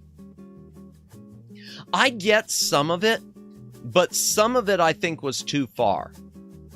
Stuff like that with the exclusivity things, I think some of that was too far. I think as far as the exclusivity stuff, that should have been a case of if Nintendo wants to publish it themselves. And to me, if Nintendo wanted a game to be exclusive to them, they should have been willing to do the publishing themselves, which you have with some Capcom games. There are some Capcom games published by Nintendo. I want to say Street Fighter Alpha 2 on Super NES is published by Nintendo themselves. But Super Ghouls and Ghosts, which is not the same game. In fact, if anything, it would... In fact... Okay, I'm pulling this one back. I would make an argument. This should have been called Super Ghosts and Goblins, because the first level of this game is much more a remake of Ghosts and Goblins than it is anything like Ghouls and Ghosts. The setting of it. The setting of Ghouls and Ghosts... Ghouls and Ghosts didn't have zombies at the beginning. Ghosts and Goblins did. Ghouls and Ghosts had these little Reaper characters. Oh, one last thing I was going to say. If you want to see a really, really funny parody of this, of the whole franchise, there's an anime show which I love. One of my favorite animes of all time, chat. Anime comedies. Called Defrag. And I think the English dub of Defrag is superior to the Japanese original. It's one because I feel some of the extra jokes in there they hit the notes. They hit better notes. There is a parody where, oh gosh, I forget what the name of the game is, but it's one of the characters is waiting in line for a pre-order, and it's a modern sequel to the anime's equivalent of Ghouls and Ghosts, Ghosts and Goblins. And they do this whole like fake documentary mini segment going through the whole history of the game. And when they go through the whole history of the game, they show the like level gameplay, and it's just like Ghosts and Goblins, Ghouls and Ghosts, Super Ghouls and Ghosts. And the whole time you're looking at it and you're thinking, it's the same game every time, just with a little tiny bit of graphic enhancement, just a teeny tiny. And you've got the protagonist of the anime like screaming, but it's the same game. And yeah, that's, I love this, but yeah, they're basically all the same game. I'm trying to remember what the name of the series was in that too, in Defrag, because they had a name for the game series. Gosh, I can't remember it. Yeah, but it's a great. So if you haven't seen Defrag, see Defrag there. And continuing with Ghouls and Ghosts, Ghosts and Goblins. Here's the third entry in the spin-off series. So there's a spin-off series to an action RPG platformer series to Ghosts and Goblins called Gargoyle's Quest. You had Gargoyle's Quest on NES, Gargoyle's Quest on Game Boy, where you play as one of the principal baddies, Firebrand, one of the red demons. Gargoyle's Quest 2 on NES, and then you had Demon's Crest on Super Nintendo. Now, one thing about this game, I'm going to pull up some screenshots, but one thing about this game, I read somewhere that it generated negative sales. It's a good game, but apparently, unless you're going to 100% the thing and go for the extra endings, it is super, super easy to beat it at the most basic level. So you had a lot of parents who apparently bought this for their kids. They beat the game almost immediately once they got it. And you had parents, you know, complaining to toy stores, and toy stores, some of them giving refunds. So I saw something where this thing was generating negative sales. And if that's the case, that's really unfortunate because it's a good game. I've never played through it all the way except to get the generic basic ending. That might be one to touch one day. Let's pull up a screenshot because I don't even remember what it looks like. I played it when I was an itty-bitty Madamus. As with so many of these things, a teeny-tiny Madamus bean. Demon's Crest, aka Demon's Blazon. Screenshot. 8.1. Yeah, it's got a high ranking. Yeah, let's see if it says it in the trivia. No. Firebrand's one of the main villains of the Ghosts and Goblins saga. Yeah, I know that. My family crest is a demon. It is a demon of death. Bury the light. Devil May Cry 5. Really? Is that in Devil May Cry? Okay, interesting.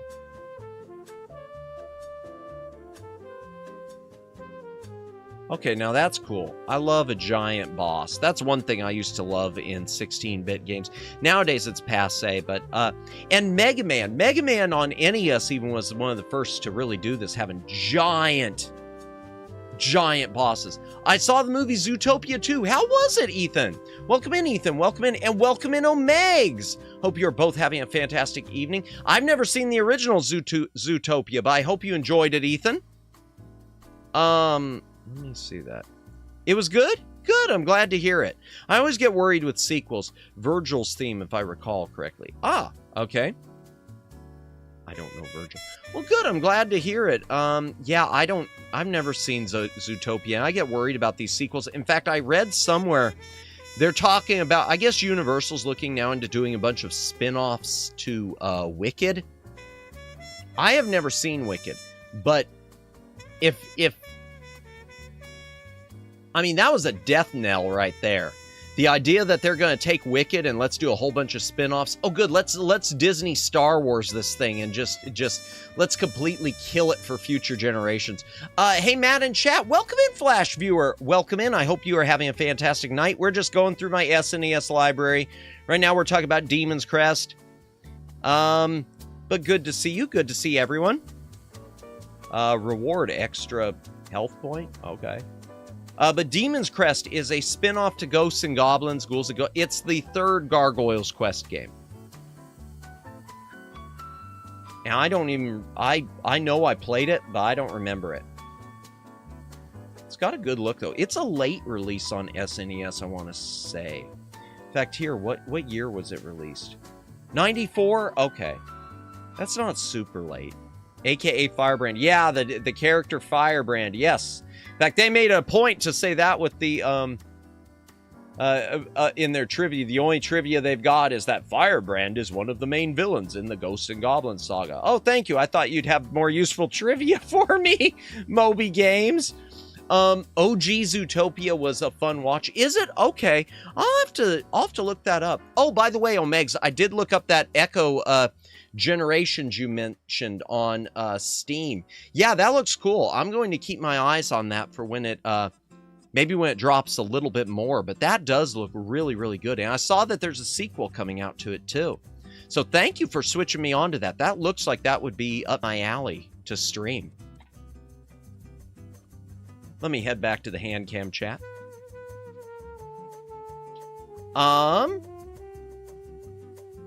See, I do look up some of these. I look up the things you tell me, chat. Occasionally I forget, and you have to remind me like 15 times. But I look them up. Because pro streamer or something. I don't know. But welcome in, everyone. Okay, so that was that. Demon's Crest. Okay, I don't think I need to really explain this one much. Street Fighter 2. Thinking of remakes, it reminds me of how Oh, yeah, Disney is making a live action of Moana. Yeah, and I don't get the point. I just don't see the point. And you know, Omegs, I see the point even less. Even less. And chat, you can tell me if you think I'm off on this. I see the point even less when the movie is 3D animated to begin with. Because so many of your live action things, you know, half of them, they're half 3D animated already. Like what they called the live action Lion King. It wasn't live action, it was 3D animated. So for me, I mean, I can kind of make an excuse for something like, let's say, the live action remake of Beauty and the Beast. Okay, we went from 2D animation to 3D live action, but remaking a 3D animated movie, a CGI 3D animation into live action, what are we accomplishing? Makes no sense. And it's going to be heavily... Yeah, it's going to be CGI too, so why not just watch it fully animated? Yeah, what's the difference? So we put a live action character in there. Oh, okay, so what? So you're just basically making Moana into Roger Rabbit. You're making Moana into Roger Rabbit. Well, guess what? Roger Rabbit was awesome, and this will not be. And that's the thing. The thing is, even if the movie is good, it's the best it can ever be. In this case, in my opinion, unless something magical happens, which it isn't, the best it can ever be is as good as the animated one. So if it's as good as the animated one, again, where is the point? Ah, Flood City, welcome in, welcome in. I hope you are having a good evening. Oh, and happy early Thanksgiving to everyone. I'll be streaming tomorrow night, The Bizarre Adventures of Woodruff in the Schnibble, but happy if I don't get to see any of you, or all of you, if I'm here all alone, talking to myself. Happy Thanksgiving. Wasting everyone's time is what they are doing. Also, worse Moana, or also worse, Moana isn't even an old movie either. Yeah, Megs, yeah, no, I agree. The fact that we're remaking things that are... Is Moana even 10 years old? I feel like if it's 10 years old, that's at best. That's the way I felt about a lot of these Marvel movies even. When they kept rebooting Spider-Man, the fact that they kept rebooting Spider-Man before the first movie, or we were even like at a 10 point, it's 10 next year. Yeah, it's just like Sony with the Spider-Man movies. They reboot the Spider-Man movies when we're like just 10 years. I mean, I don't... That's something I'll never get. You know what? Y'all can tell me how wonderful the Spider-Verse is. I would have much rather just had continuing the Sam Raimi Spider-Man universe and not done any of this other stuff. I didn't need all the different verses of Spider. It's 9 right now. That is so stupid. That is just so stupid. But it's Disney. It's Disney. Yeah, I still, yeah. I'm trying to, this is one of those things, so this is something, and this is me not having as much to do with my family, my immediate family as I should. Y'all know my family, I'm in the same town as they are. My family, a lot of them, they a lot of times will ask me to, like, you know, come over sometimes to watch a movie. And a lot of times, I hate to say it, but my answer is no, because they're wanting to watch something new and modern, and I'm sort of a mind that it's gonna suck. I love you, but I want to spend time with you, but I don't want to, I'd rather spend a different type of time. I'd rather watch something classic, even, because these new movies, and they know they suck, but they keep my parents, God bless them, they're like desperate for newer entertainment. And I'm someone who, I'm just a case of, you know, I don't need to have something new. I just need to have something good. Okay, let me back this up real quick. YouTube always, knows what we're watching. I just saw a video of someone remaking DOS Mega Man. Really? Search for Mega Man DOS remake. He's going to eventually combine both games. I'll look that up in just a moment. Okay, that's interesting. I'll look that up. I'm usually not into fan games, but I'll look that up. That's an interesting project. I don't know if parents even want to waste money rewatching a movie they already saw. Yeah. I had Super Street Fighter 2 Turbo. Oh, we'll be getting there in a moment. Oh, let me pull up the Mega Man thing real quick. Let me go back to the other thing. Yeah, I don't get it. And honestly, if I were, call me crazy, Omegs, but if I were a parent, and if my kid was young, let's just say, hypothetically, let's say Madamus has children, go ahead and shriek in terror now. If I had children, and they were young enough, let's say they were like 3 or 4, and the Moana was coming out to theaters, I'd just pick up the Blu-ray or the 4K, and we'd watch that of the original, and we'd watch that about the same time. Because I think that would probably, I can't see myself, hauling them to the theater for the, for a remake like that. I just can't see. I hate to be awful like that, but I just can't see it. Didn't have any of the Ghost games. Gotcha. I feel that Street Fighter 2 for SNES was the first arcade game in my house type of game. Was it for you? I'm trying to think for me. I know there were others that were already out, because NES had some Genesis already had a ton of arcade, really Sega Genesis already had a lot of really good arcade game ports. The graphics felt on par with the arcade. And see, but I could say that too about a lot of Genesis stuff at the time. Like, we were just talking Ghosts and Goblins, Ghouls and Ghosts. The Genesis Ghouls and Ghosts is really close to the arcade. In fact, let me pull that up. And I know it predates that. Just a second. Okay, Ghouls and Ghosts. Let's look at the arcade versus the Genesis, because I know they're pretty close. Okay. Arcade.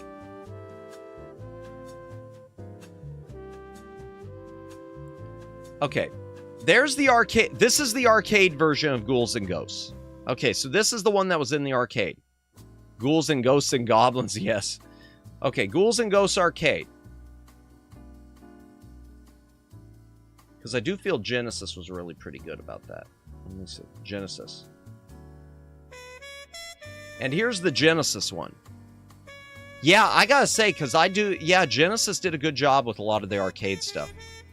But no, now as far as fighting games, though, fighting games go, Flood City, I 100% agree with you. As far as arcade fighting games, yeah, Street Fighter 2 on SNES, that was really the wellspring of bringing the arcade fighting experience home. I 100% agree.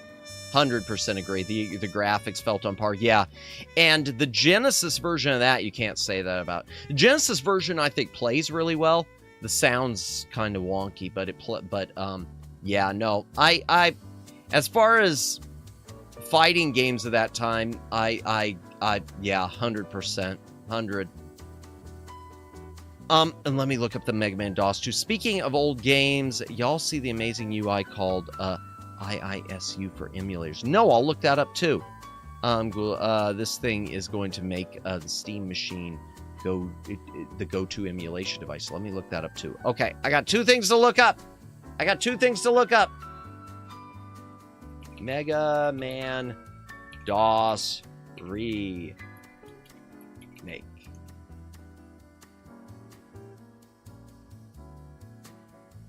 Okay, well, there's a long play of it.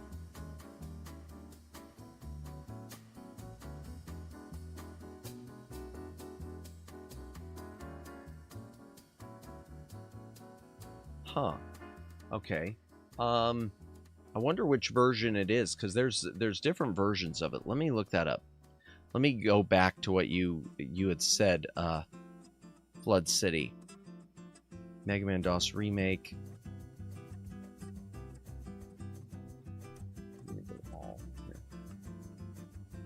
Okay, here we go. Okay, that's a mod for Mega Man. Okay, here we go. Mega Man DOS are widely regarded as lackluster.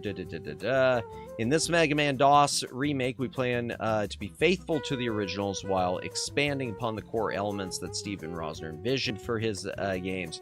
Using the Mega Mix engine, games have been remastered to jump right out of the 1990s on your PC screen. Slow Sonic Man to splinters and grab his steel spell. Okay. Allowing you to fire sound wave. Okay. Yeah, it doesn't look like the Mega Man DOS. It doesn't look like what we played. That's for sure. Video is called Mega Man DOS Remake Demo. Okay, let me pull that up. And let me look up the other thing too. Just a sec. This thing, okay, IISU just came out with a whole presentation if you're interested in looking at, but it's a bit long. Better just skim through it. I'll pull it up real quick. Let me pull it up. IISU.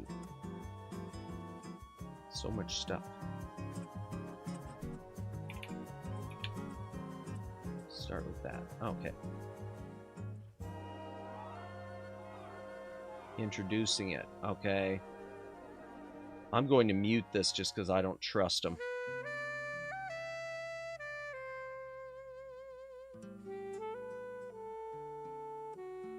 Home launchers have always felt the same. See, now I do like this. I do like the idea of something that's a good launcher like this. See, and that's been my problem with the emulators. I always want something like you have said before, Omegs. I want something that the thing is, for me with emulation, my requirement for emulation is, for me to be interested, it has to play 100% identical to the original version or better.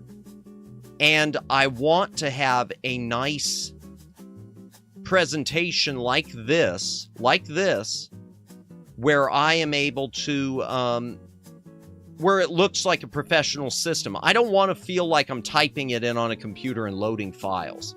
I like a menu. So, like this. So this is nice.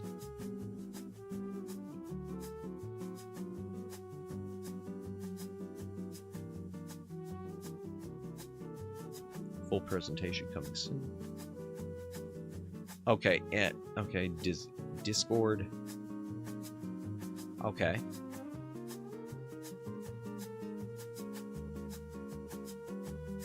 Man, oh man, oh man. Mega Man DOS Remake Demo, Neo Cutman. Steam do be making hardware important focus, certainly, currently. Yeah, they do. And I don't know how I feel about that, Daylin. I wonder if they're making a mistake. Okay, Mega Man DOS. That looks cool, though, Omegs. Even if I don't use it to stream with Omegs, I'm probably going to download that. At the very least, I'm thinking to run my arcade game emulation. Emulation not only has UI, it had an achievement. I noticed that. I noticed the achievements. Community integration feature. Man, it's also modern. Hopefully, and I don't want this to sound, hopefully you can customize it too. Because in some cases, I may not want like the, I may not want the achievements stuff. I might want to just keep it like non-network, like in an offline mode. I'll have to look into that, but it looks very cool. I'd look at the detail, full print. Let me find that. Okay. Oh, well, they probably have the...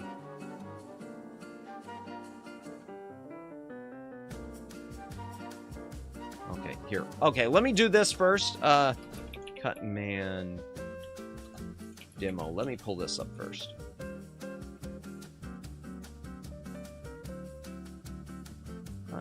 Wait, I'm already allowing ads.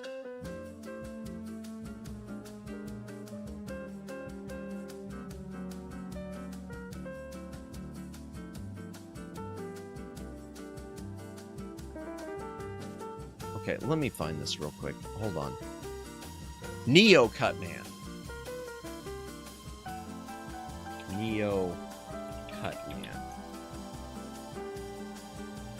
Oh, well, that was it. Okay. So it is. Yeah, it's the Mega Man. Okay.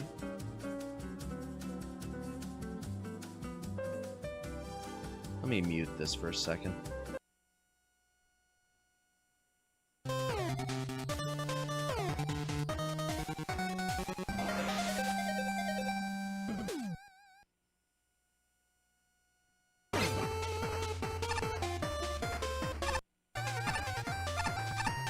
I don't know. That looks like a completely different game than I just played. It looks cool. But it definitely looks, okay, what's this? It's, okay, look at the full presentation, full details. $5 to get the full customization features. Okay, well, that's not bad. The free version comes with limited customization, but it's only limited to the aesthetics being limited. Okay, well, still $5.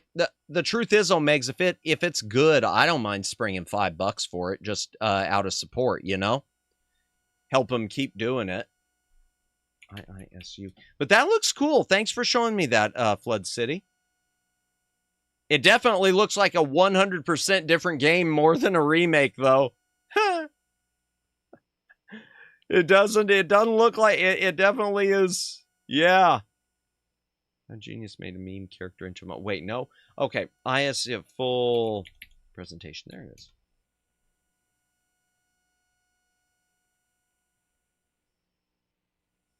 Completely new game. Yeah. Yeah. Inspired by it. It's the one that should have been, Omegs. The truth is, that's the Mega Man that Mega Man DOS should have been. That's what it should have been. If it would have been like that, it would have been a hit. If it would have been like that, it'd probably be in some of these legacy collections and everything.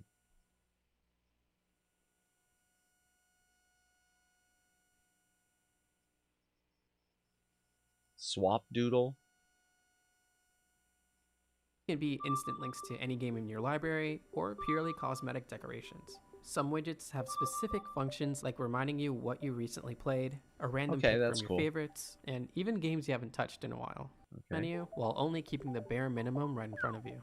Each platform has its own distinct gradient ramp with a symbol that indicates its system of origin without being too on the nose. It's just enough information that you can easily tell what it's trying to say. That I like. Launching a game will bring you into the experience completely. And one of my concerns is with the artwork too. Because I'll tell you, one of my biggest problems with some of these emulator front ends, even the one that I love for PC, because y'all know I use Play Night. I use this Play Night program, which I love. And let me say this. I've told you all this before. Play Night, 100% free. And it's worth your time. PLAYNITE. It is a fantastic front end for running your PC stuff and for emulation. You can put emulators into this. Obviously not as advanced as that, but it's still, this is a great program.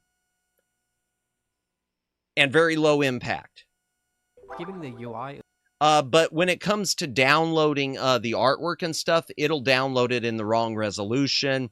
Sometimes the quality isn't what you like. That's something I always worry about because I hate having to make all the little thumbnails for games myself.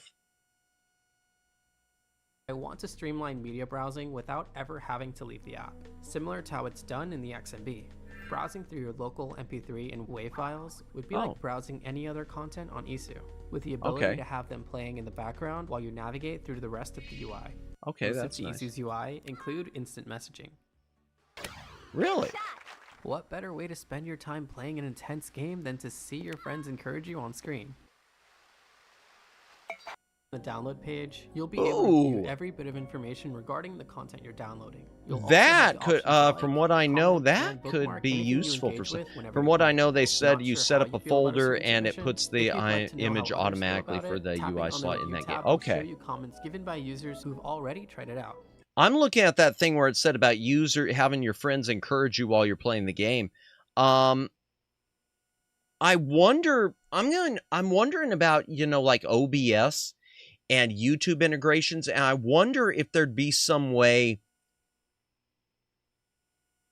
to almost have like a members only messages type thing. Not that I've got a wide enough audience for something like that. But you know what I'm suggesting, Omegs, on the basic level. I don't know. That just seems interesting. And I wonder how it would...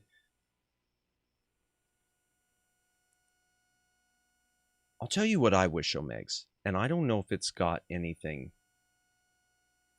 Communities and a dual screen mode. Okay. I'll tell you what. Oh, yeah, it's also going to have a shop that will host ISU indie dev games and sometimes about influencer stuff. Really? Toward the okay. Find that. I wish this had chapter stops. One thing I'm going to say, one thing that I would love, and I don't think it's possible, Omegs, but one thing I would love is if this could do network multiplayer. Can you imagine using this emulator, and let's just say hypothetically, either I had let's say with even like Street Fighter 2, we did, we'll use Street Fighter 2 as an example, chat. Playing Street Fighter 2 with members, or let's say a collab with other VTubers where we were able to do online multiplayer of the emulated games through something like this.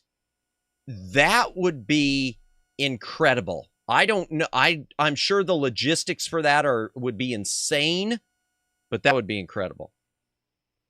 With a second alpha build already out within the same month.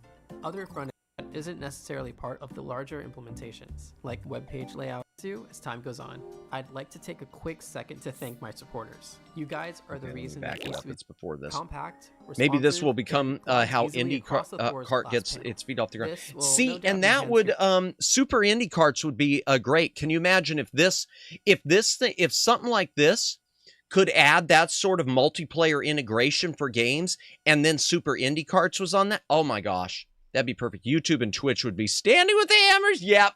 The ban hammers would be ready to go. Suddenly YouTube would ban all content using the IISU. Oh man, and can you imagine the field? I'm going to be honest. Can you imagine the field day that Nintendo would have starting to claim? I'm just waiting for Nintendo to say, we're suing you because you chose the color white and we had the Wii was white. I mean, that just... You know I'm right. You know, intrinsically, you know I'm right. Let me see if I can find that. ESU experience with a lot of ESU's features being implemented with dual screen. Okay, dual screen. Front-end functionality, media browsing, and even its online connectivity. There will be a premium version of ESU, which will add a ton of customization options, like being able to change the BG. Yeah, I'd buy the premium because no ad. Oh, well, it says no ads on the other. Themes, and uploading your custom assets to Shopee through the ESU UI. This is all completely optional and not at all necessary to enjoy the full ESU experience. Nintendo wouldn't stop or start with that. They would go out there. Oh no, you're absolutely right, Dalen. And Konami probably would jump on board too, because you know, ESU whatever. Goes far beyond being just another launcher. It's an entire platform, catering to those who dedicate a lot of their time in the emulation space. We could see ESU make its way outside of Android after its full release, but I wouldn't hold my So it's breath on until it's Android officially right now. announced. There are some key benefits to creating something like a Linux port. However, for now, Android is the primary focus. I think we can all agree that it desperately needs this. Let's introduce the entire ESU team. At the top. Okay, but if it's Android, that's not bad either, because you could pick yourself up, chat. Only verified people get to sell things on their shop, so no slop will be added. And I'm just thinking, it mentioned Android. So here, boy, you want to talk about something that could have gotten it off the ground. That Super IndyCarts, before it got shut down, it was on the Ouya. Super IndyCarts was on Ouya. But of course the Ouya was already on its way out the door. Boy, can you imagine, you know, you could tell me I'm completely wrong on this, Omegs, but just imagine if Super IndyCarts would have been a launch title on the Ouya, and would have had network gaming through the Ouya network. Maybe I am, again, completely wrong about this, but something tells me that could have maybe, I don't know if it was saved the Ouya, but that might have kept the Ouya, you know, kicking. If it could have played, that could have kept it kicking. But I'm looking at this because they say it's on Android, and my thought about that would have been the greatest game to ever launch. That would have probably, because that would have been at a period where you had, I mean, Nintendo Wii had its Mario Kart. We weren't even at the Wii U yet, I don't think. Or maybe we were at the Wii U, but yeah, I don't know. I do think it would have been a legit Mario Kart competitor. Yeah, boy, talk about the missed thing that could have been.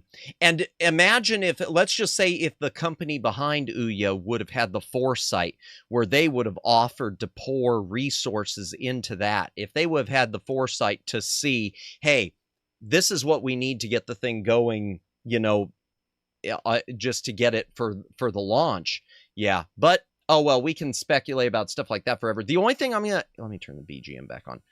The one thing I'm gonna say about this, Ouya just came out too early. I'm not sure right chips were out yet to make a powerful enough machine. Flood City, well, you're right about the early, but the problem is it was also obsolete on release. One of the things I remember reading is the NVIDIA Tegra chip that was in it. There was already another generation out, and NVIDIA was using it for its NVIDIA Shield. So if the Ouya would have made sure that they had the latest generation of Tegra, that might have been, I mean, that would have been a boost. But one of the problems when it came out was, you still have yours from the Kickstarter, and I've still got mine from Amazon. You've got a Kickstarter though, nice. Yeah, I keep telling myself I'm gonna sell mine, and then I can't bring myself to do it. I've got one of the anthracite models, the second design, because I thought, oh, they're putting out a second design, it must be fine. Funny, the Switch uses NVIDIA Tegra, does it? Yeah, I know it used the Tegra 3, and at the time the Tegra 4 was already out, so that was another thing that they kneecapped themselves. But the problem was they had already set a price point too, and what do you do at that point? I don't know what you do at that point. But the one thing I'm looking at with this IISU is they said it's on Android. You know, you can get a really nice Android mini PC box for like around the $100 mark, I think. So in theory, something like this, someone who wanted to get into streaming and did not want to even do a dual PC route or go with an expensive PC, but wanted to do some basic, some gaming that isn't Doom Dark Ages. Chromebox, yeah, the equivalent, a Chromebox or equivalent, or one of the Chinese equivalents of a Chromebox. Someone who for streaming purposes, if someone was looking to just start out, this seems like this would be a really smart get. This seems like it would be a really, really, really smart get, would be just go that Android route for gaming. Don't even focus on the PC gaming. Just get a, yeah, wow. Oh, Megs, thank you for switching me onto this. In fact, I know a few, man, I can think of a few streamers that sound solid. Yeah, I'm thinking of there's a few streamers who I know have struggled with their hardware and and they want to do some gaming, and they've just been really handicapped because you know, their PC or their laptop can only do so much. Gosh, I'm even thinking someone like a Sarah Casera, because I know she struggles a lot of times with the laptop gaming. I wonder. I mean, but she's able to still do a lot of stuff with her laptop gaming. I'm thinking there's someone we've raided into a few times. I know she's doing a PC fund right now, but Centuria, who does a lot of music content. But one of the reasons she does so much music content is she can't do gaming with her current setup. I'm thinking, you know, if you had a laptop where you could stream and do video capture, get a basic video capture, not an Elgato, because who wants to pay for that? And something like this with an Android machine, that just sounds like, yeah. Man, you got the wheels turning, and not even for me, Omegs. You got the wheels turning for me thinking of other people. Yeah. Yeah. Yeah, buy a Raspberry Pi and boom, small gaming PC on the go. Yeah, yeah. Raspberry Pi's true too. I always forget the Raspberry Pi. And I know they're putting out, like, they've always got a newer version of the Raspberry Pi out there too. Yeah, I almost did a Raspberry Pi once. I always talked myself out of it. But that's true too. I don't think a lot of streamers really think of a Raspberry Pi as an option. I really don't think they... I don't think a lot of them think of that as an option, even to do like a very low grade but a very budget dual PC and gaming setup. I mean, it sure beats doing a Switch 2. If I had a choice, no offense to all the Nintendo fanboys, but if I had a choice between doing something along these lines, knowing that they're going to have a storefront and games that are going to be made for it, or doing a Switch 2, I would do this. Ultimate budget gaming PC. Yeah. Many Chrome box editions can run both Android from Google Play Store and Linux. Yep. From other Linux repositories, custom software builds, couple updates. Yeah, and the same goes with Raspberry Pis running Linux. Yep, absolutely. Hydration break, chat. If you got a drink, take a drink. Hydrate or dihydrate.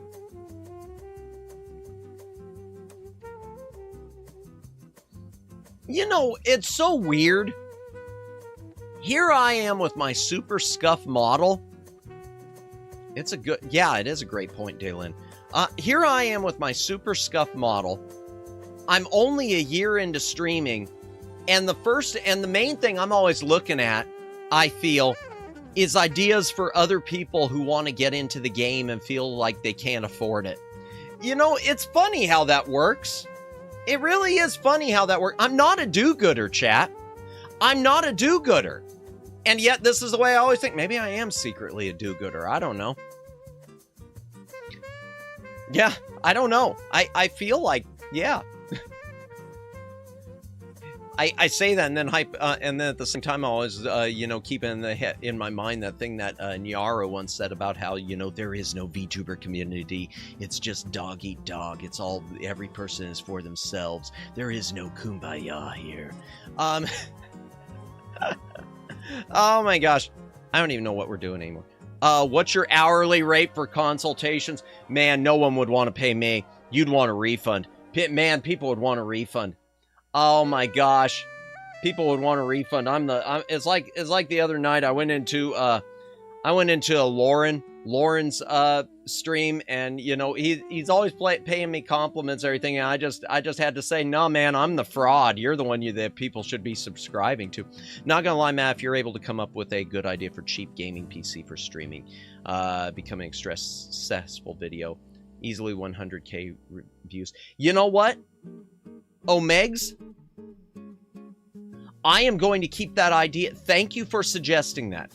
I am going to keep that idea in my hip pocket, because as much as I hate to think about playing the algorithm game, I'm going to keep that in my hip pocket, because maybe if I can afford to just set aside some money and build it myself just to prove it works, I might just have to, I might do something like that. I might do something like that. Everyone wants help and everyone wants something cheap. Yeah, I mean, look at my, I just mentioned my scuff model. I went to so many tutorials. This model, chat, was, I didn't pay anyone for this. This was free, and it was Vroid. I just went through a bunch of tutorials trying to find tutorials on how to make a Vroid that looked like a live 2D. And here we are. You're too hard on yourself, Matt. I appreciate that, Flash Viewer. I do appreciate that. I've been using refurbished HP mini PCs as my main browser email machine. Current one's an Intel 10600 I got for less than $250. Nice. I don't even know what Intel machine that is, but nice. $250 is not bad. Everyone wants help. Everyone wants something cheap. Yeah, and I've looked at before. You make mention of that. I've looked before, Flood City, at some of these Newegg I used to see on there. A lot of these AMD mini PCs that you used to be able to get around the $300 mark, that they were listed specifically for gaming. And I know that they never would be able to handle like real gaming, like full hardcore gaming. But I always saw something like that, and my thought was, for people streaming, you should be looking into something like this, even just to run your model and do the streaming itself, even if you're not going to use it for the gaming part. There are plenty of options. Big brain idea. Call it the mini Steam PC competitor. Yeah. Gosh. Mini Steam box competitor. Not a bad idea. All right, if I can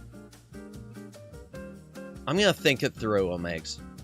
Problem is, I'm so slow to it, someone else will probably hit it before me, but still, I'm going to keep that idea in mind, Omegs. Thank you. I mean it genuinely, thank you. Just to upgrade it with an Oculink external GPU connector. Had an old GeForce 3060 Ti I hooked it up to it. Nice. I'm trying to think with mine. I know my video card isn't super powerful. I've got the same make in both my PCs. It's an AMD 6650 XT, I think. I'm gonna get lunch and stuff. Be right back. Enjoy your lunch, Briar. Can't wait to find out what you're having. Yeah, thanks. Have a great lunch. Yeah, I've never really had any NVIDIA cards. All my graphics cards have been AMD over the years. And I used to be Intel chipsets, but in recent years, I've been gravitating more. Ever since Ryzen, well, even before Ryzen, I started gravitating, like right before Ryzen. Because I built my first PC right as Ryzen was coming out, and where's my lunch? I started gravitating to AMD just because of the price difference. I'm not a fanboy, though. Not a fanboy. If I'm going to be a fanboy about anything, it'll be just a classic Genesis or Atari fanboy. Let me go back to the Handcam. Ryzen's so budget-friendly. Yeah, I love the Ryzen chips. Even without built-in onboard graphics, because none of mine have onboard graphics, but even my AMD video cards weren't super bad. At the time I got it. In fact, here, I want to pull up what card do I have and how much are they going to cost for another one. Let me see what the price is. Performance. Here we go. It's a 6650. I thought so. Okay, 6650 AMD. Let me see what the price of them is now. Because I know it's probably gone up because, everything's gone to hell. But, oh, I'm on the wrong computer. Let me switch my thing. There we go. Here, I'll just check it on... Oh, we'll check on Amazon. I'm not even going to do Newegg. 6650 XT.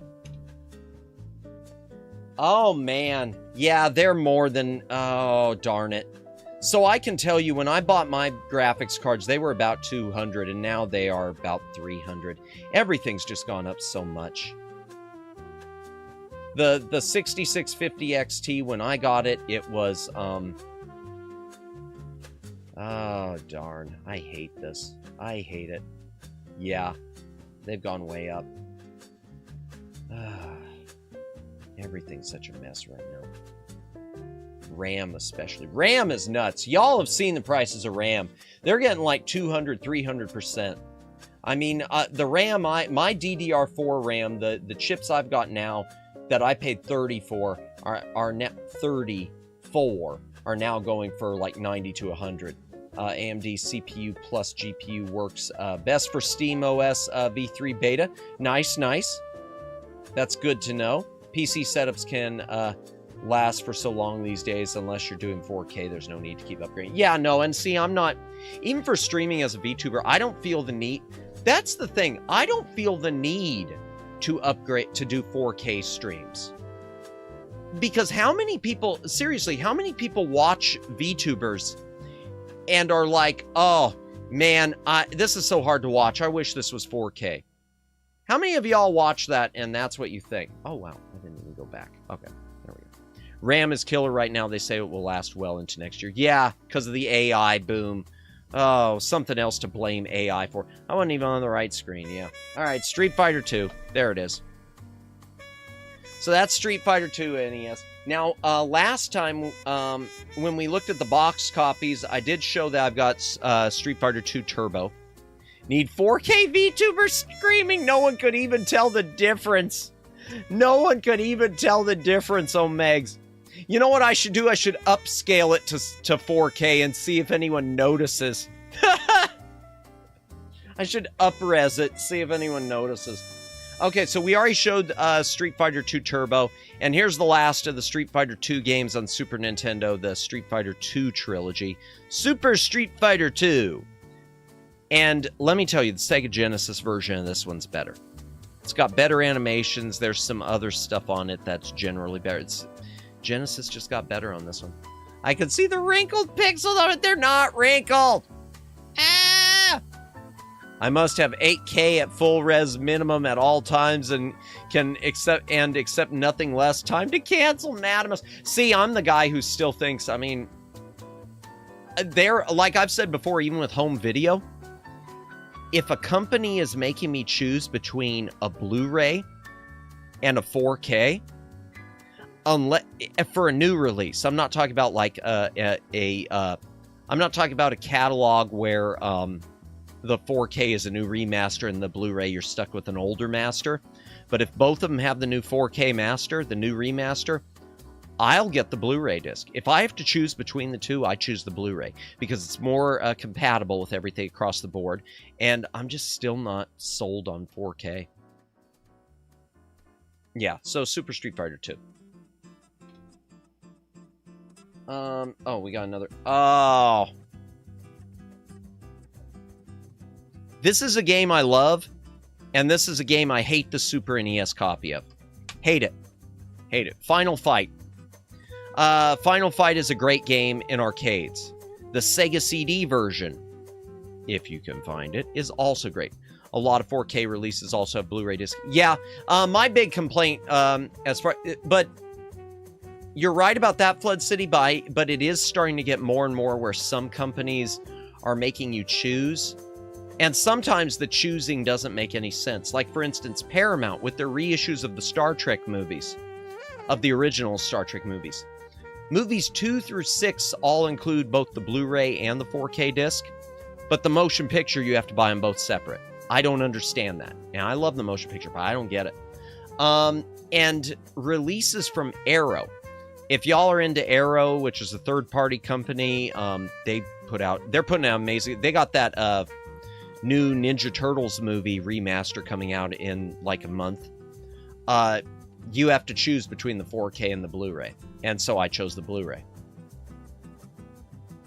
Arrow does that with all their releases. They won't do combo packs. And then you got Warner Brothers. Warner Brothers does combo packs, but they won't put their new remasters in the combo packs. And you know why they won't put their new remaster? I'll tell you why they won't put their new remaster. The reason why, this is my opinion. Okay, my opinion on why they will not put the new remasters, put remaster discs in their combo packs with their 4K releases. Say, for instance, with Blade Runner. Blade Runner, the final cut. You buy it. The Blu-ray disc is the old Blu-ray disc, which is now about 20 years old, versus the new 4K copy. I am convinced that the reason they do not put a 4K remaster on Blu-ray disc and put it in the pack is because they know if people were actually comparing them side by side, they would see that the difference is negligible. Because it is. If you're going from the same master, the difference is so minor. And in some cases, you can argue that the HDR, the dynamic color, in some cases is worse. Because sometimes it's over the top and you get oversaturation and it doesn't look right. Again, my opinion. A lot of 4K releases. Yes, okay, I read that. Wait until Blu-ray upgrade spec requires always-on connection to watch physical media. Man, you know, okay, Daylin, thank you for mentioning that. There's a disc that I don't have anymore that I wish I still had just because of that. But it's a disc I consider the upgrade. There's a reissue that removed some special features, but I consider it an upgrade. Terminator 2, Judgment Day. The original, not the original Blu-ray, but the Skynet edition Blu-ray. It relied on the internet for a lot of its special features. And then they shut down the servers. And this is awful. So I put in the disc chat into my Blu-ray player, and it wouldn't load. It would just lock up. But then when I disconnected the internet, it would play. Because they disabled these servers for the extra special features for the Blu-ray disc. If you were connected to the internet, it would be trying to find a server that no longer exists and will not play the disc. Yo, thank you, Lionsgate. Thanks for that. I thought my disc had gone bad. Now, I didn't keep the disc. I wound up getting rid of it because there's a reissue which has almost the same special features. A few things are missing, and arguably the transfer was a little better. I think they're actually the same transfer, but for some reason the codecs read it differently. The codecs read the video differently so that it looked better, whereas the Skynet edition looked too waxy, even though I guess if you looked at the files, like extracted them, they would have been identical. That's called forward thinking. Yeah. Yeah, that was I'm just glad that worked. Even though I don't have the disc anymore, I'm glad that worked, because that would have really, the idea that a disc would just stop working because it couldn't find the server is really, really, yeah. That is like, that's what we're heading for with all these games. That's what we're heading for with so many of these games, and like with Nintendo and everything having to be verified online. Oh dear. Okay, Final Fight. I got to get back on track. SNES version is missing levels, at least one. It is missing one of the main characters.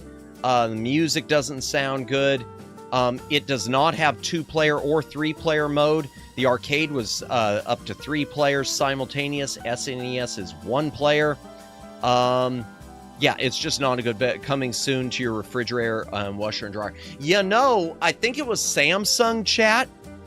It was either Samsung or LG. I think it was Samsung because I hate Samsung appliances.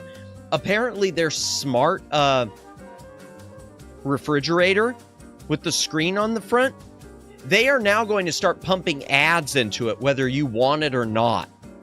So they're making money off of your refrigerator. You go and buy a refrigerator, and they're running ads to you, and you're not getting any of that kickback from the ad revenue. I just think that's crazy. It's your refrigerator. Yeah, I would never buy I'll never buy smart appliances. They try to force them on me, then guess what? I guess I won't be refrigerating anything anymore. I say that now, but I know that's not the case. But yeah.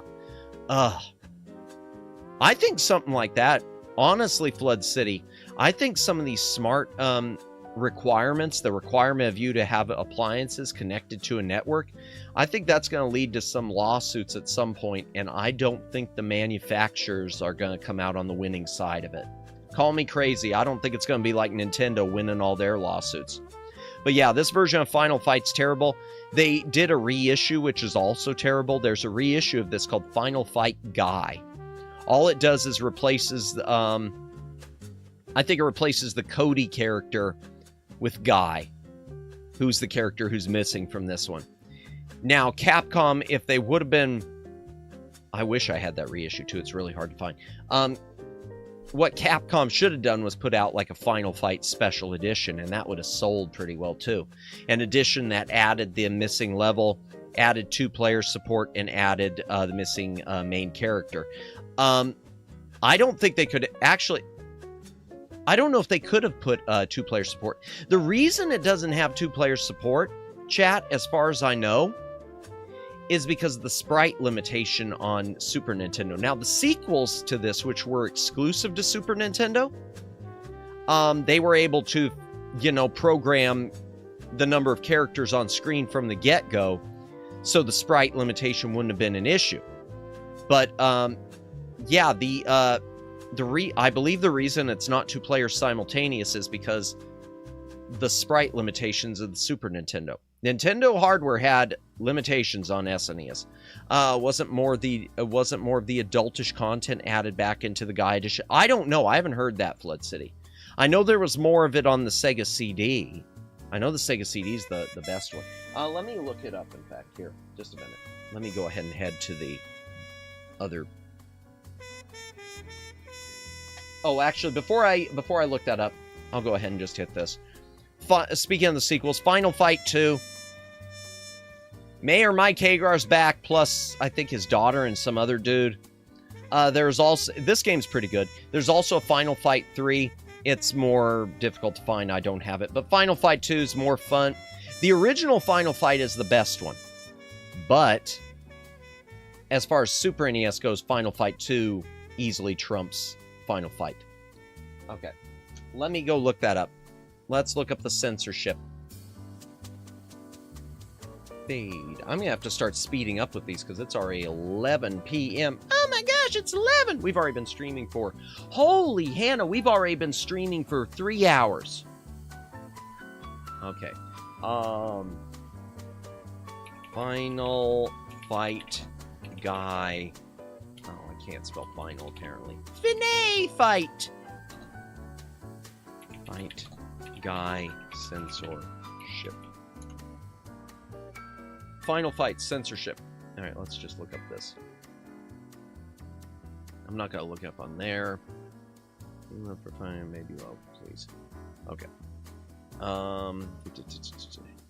Okay, the opening cutscene in Japan shows Jessica in a white bra on TV, but the USA Europe releases cut to Thrasher, of course, God forbid.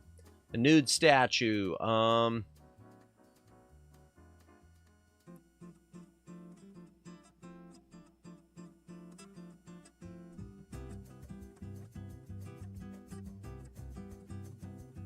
Okay, internet. Okay. Video games. International censorship. SNES. Let's just go F. It doesn't list it, so I'm going to assume that it's just, I'm going to assume it's the same until I know for sure. Okay, well there. Final Fight Guy. Here we go. Cutting room floor. Is a revised edition. Final Fight replaces Cody with Guy while making... Okay, you're right. Less obvious changes that were not blatantly advertised. Because of this, Capcom did not feel confident enough to release in the US. It was released in the US, as they were not used to rehashing their own games back then. Till 2 years after the Japanese... Really, as a blockbuster... I didn't know it was Blockbuster exclusive. US versions become one of the more sought after. Okay. Okay, changes. Okay, from Final Fight. Enemy placement is different. Replaced by G Andor being replaced by F Andor in normal, typically in normal difficulty, and 4 Andors appearing on the highest instead of only having 2. Barbecue, curry, banana, and grapes were replaced by chicken, sushi, pineapple, and orange. Okay. 2 new items were added. 1 up. Okay, and no damage, shaped like Jessica. Neon lights for the bar club lights are now animated. Bartender reading the newspaper will look in the direction of your characters. Hagar's demo is now the slum. Oh, that's nothing. Opening story was rewritten. Okay. I'm not going to read all that. And the endings was given multiple endings based on difficulty. Send the options by holding L and start on the title screen. Most difficult of which matches the SNES Final Fight ending. The addition of many player sprites. Thanks for playing. Okay. Ending text is different. Oh, Father, I was scared versus Daddy, I was so scared. Okay.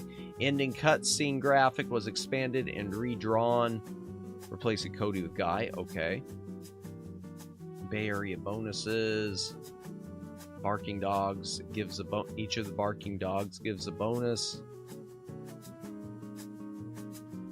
Breakable objects. Okay.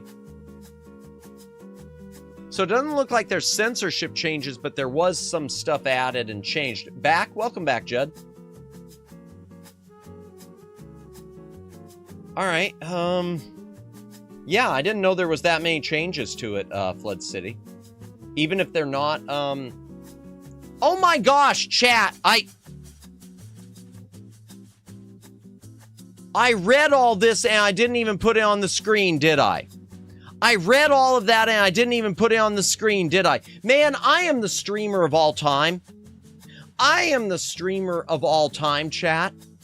I just went through a whole page on the differences and I never even put it on here, did I? I just had it sitting here on this hand cam. Wow. Wow, great. Here, I'm going to play a game and I'm not going to let any of you see it. I guess that's what I need. Oh, God. Oh, man. Is this one of the first signs of getting old? Because now I'm starting to wonder. Maybe everyone who calls me old is right, and I've just been denying it. Hydration break. If you got a drink, take a drink. Hydrate or dehydrate. I'm doing the polar lime.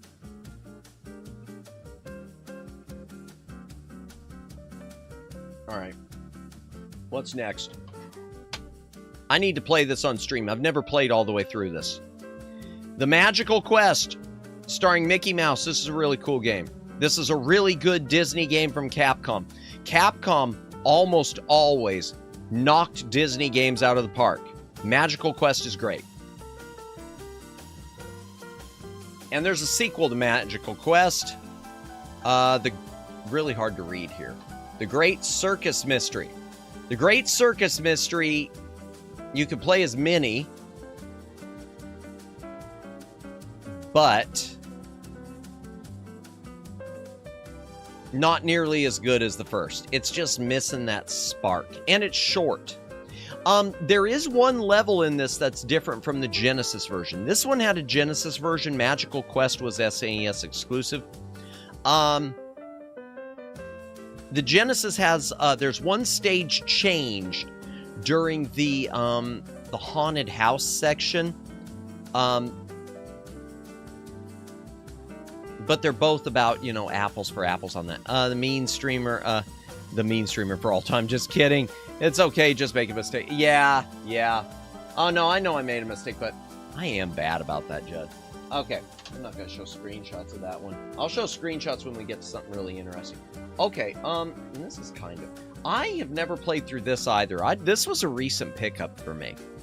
I never played Aladdin on NES. I never played Aladdin on NES, but I'll tell you, it is a completely different game than the Genesis. The Genesis one was designed. It was released by, published by, Virgin, and by Sega. Sega published it themselves, but it was developed with Disney themselves having a big hand in it. Versus this, which is just Capcom. Genesis edges this one out from everything I've seen. But I am going to pull up some screenshots and compare real quick.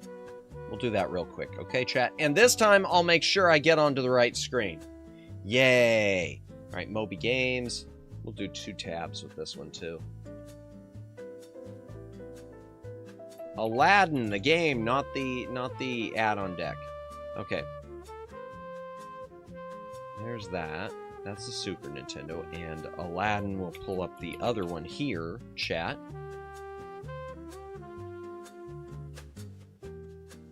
It's kind of hard to get a real feel for it just based on this. But this would be the Genesis version, which Disney drew a lot of the animations for this. So it does have a very, very good animated look. The Super Nintendo one, on the other hand... Oh, wait, the Super Nintendo one looks good, but it looks more... This one looks more like a 16-bit game of the era, which it should. It's a 16-bit game, while the Genesis one looks more like the animated feature to me.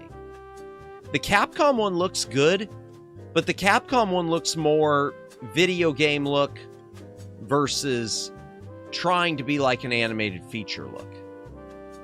I mean, it's still pixelated and everything, but you can tell the difference. You can really feel the difference. That said, both of them are probably great games. They both have high ratings, so... Handcam, let's go back. Fade. Let's go through these fast. I want to go through these fast so that we can hit some other stuff. Okay. This one's interesting because before you had Avengers Endgame and whatnot in theaters, you had Marvel superheroes in War of the Gems. And that it's trying to get the Infinity Gems before Thanos. And one of the cool things about this plays very similar to X-Men, whatever the X-Men game is on Super Nintendo, but it's not as difficult to do special moves. Special moves are a lot more friendly on this. There's a bunch of hidden stuff in it. It's been years, but I know when I was a little Madamus, I did play through this whole thing. I'm going to pull up a few screenshots. This game looks if I remember right, we're going to see if my memory's right. This game looked pretty good. The one thing, and it also features Wolverine. So they had X-Men integration with it. Alex, welcome in. Hi, Anonymous. Just wanted to say thanks for the talk show tonight. No worries. It's been nice having this on in the background while getting things ready for Thanksgiving tomorrow. Hey, Alex, I hope you have a wonderful Thanksgiving. And I hope you haven't been working too hard. I hope you've had a good week. Take care of yourself. And yeah, have a great time. Thank you so much for stopping by. My honey ham is ready to go in the fridge in case the cafeteria I'm going to is too booked tomorrow. Gotcha. Okay, well, that's good. I'm glad you got a backup. Oh, thanks. I'm glad I've had time to work on my hobbies this week. I'm glad I'm glad you have too, because I know you work really hard. So that's good to know. That is good to know. Yeah, and that's good that you've got a backup plan. Yeah, I thought about going somewhere like a not a cafeteria, but I was originally debating like Golden Corral, but I'm just going to do I'll probably will head over to my family's. They're not doing anything big, but still it'll be nice. But good. Let me see, what was I going to do? Oh, I was going to go to the thing. Let me pull up War of the Gems chat. Oh, and let me, there was something else I missed up there. I miss cartridges, those hard plastic boxes you kept the Genesis games in. Such a little thing that's lost now. You know, I wish all my Genesis, of all my consoles, the consoles I have, Flood City, the one that I regret not having complete boxes on is Genesis. Because they were so much more like meant to be there, even the paper ones it seemed, than Super Nintendo. And I really regret, in hindsight, Flood City, not making that a sticking point. I wish I never would have started buying Genesis games that were not complete. That's the only console, even though it would cost me more, that's the only console I regret that on. Because I'd say with my Genesis, I'd say about 2/3 of mine are complete, but the last third, it just eats at me. And I've looked online a lot of times to get replacement cases, even reproductions, and it feels like a waste of money to do it that way. Some of them are just so expensive. Excuse me, Chad, I need to take another hydration break. If you gotta drink, take a drink, hydrate or dihydrate. My throat's kind of wrecked. I've been saying that a lot lately. Let me get back to where I was on this. I remember Aladdin and the suffering on Game Boy. Really, was the Game Boy game bad? Oh dear. Yeah, I've never played any of. I have them, and I've never really played them. Do you have Captain America and the Avengers on Super NES? Yeah, we'll get to that later. That's toward the end. The Super Nintendo version of that, I love that game, Judd, but I hate the Super Nintendo version. The Super Nintendo version's kind of broken. There's an issue with it where I know the enemies, when you punch them, and I'll mention it again when we get to it, they get invincibility frames, but the main characters don't. It's like they got it reversed by accident. The Sega Genesis version of Captain America the Avengers plays much, much closer to the arcade. Neither one's perfect, but it plays much closer to the arcade. But yes, I do remember it. I love that game, especially in arcades. Super Nintendo one left me cold. But yeah, I remember it being a pain, the cheats kind of random, level skips being hard, and the Cave of Wonders being a nightmare. Really, oh dear. Then this is probably going to be a nightmare when I play it on stream. I wonder how the Genesis version will rank compared to Super Nintendo in terms of difficulty. Let me look. Marvel, War of the Gems. 96. Okay, this is a late release on Super Nintendo.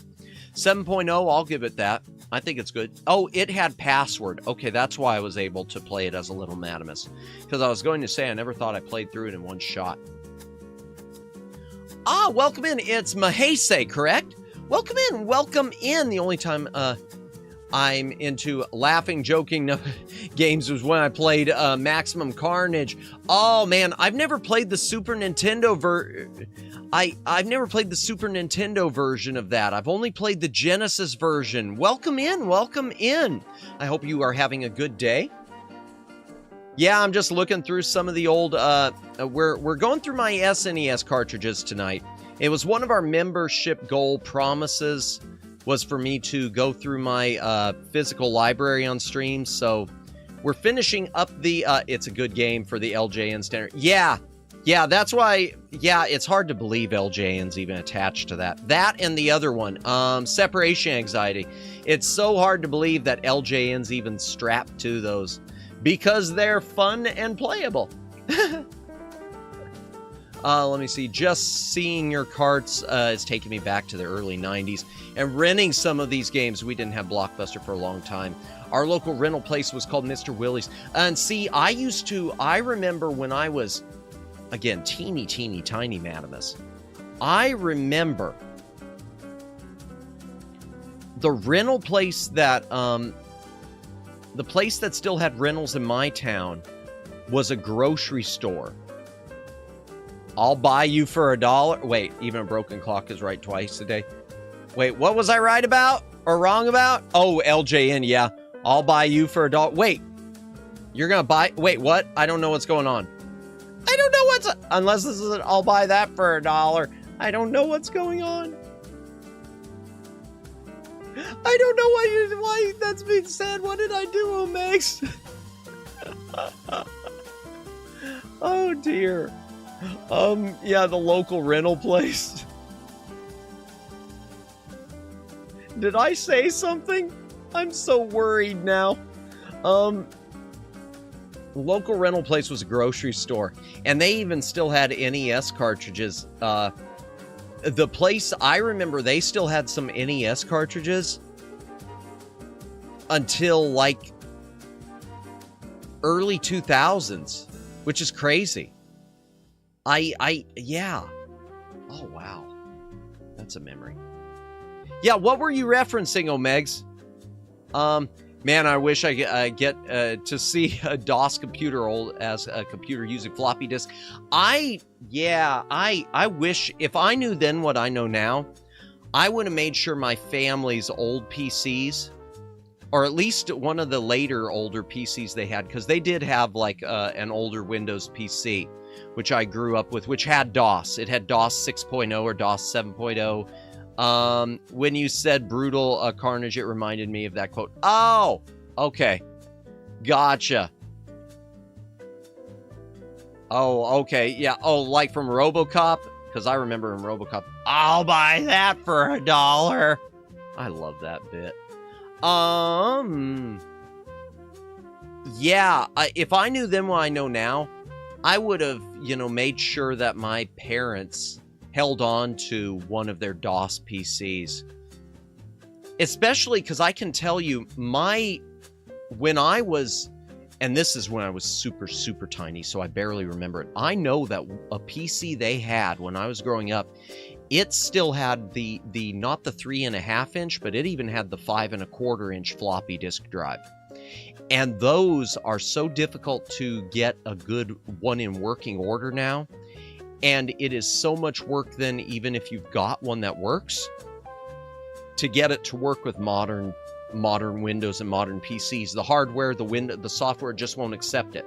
It'll accept 3.5 inch floppies, but not the 5.25. Because I've got an external 3.5 inch drive, and I use it to rip the floppy disks that I have.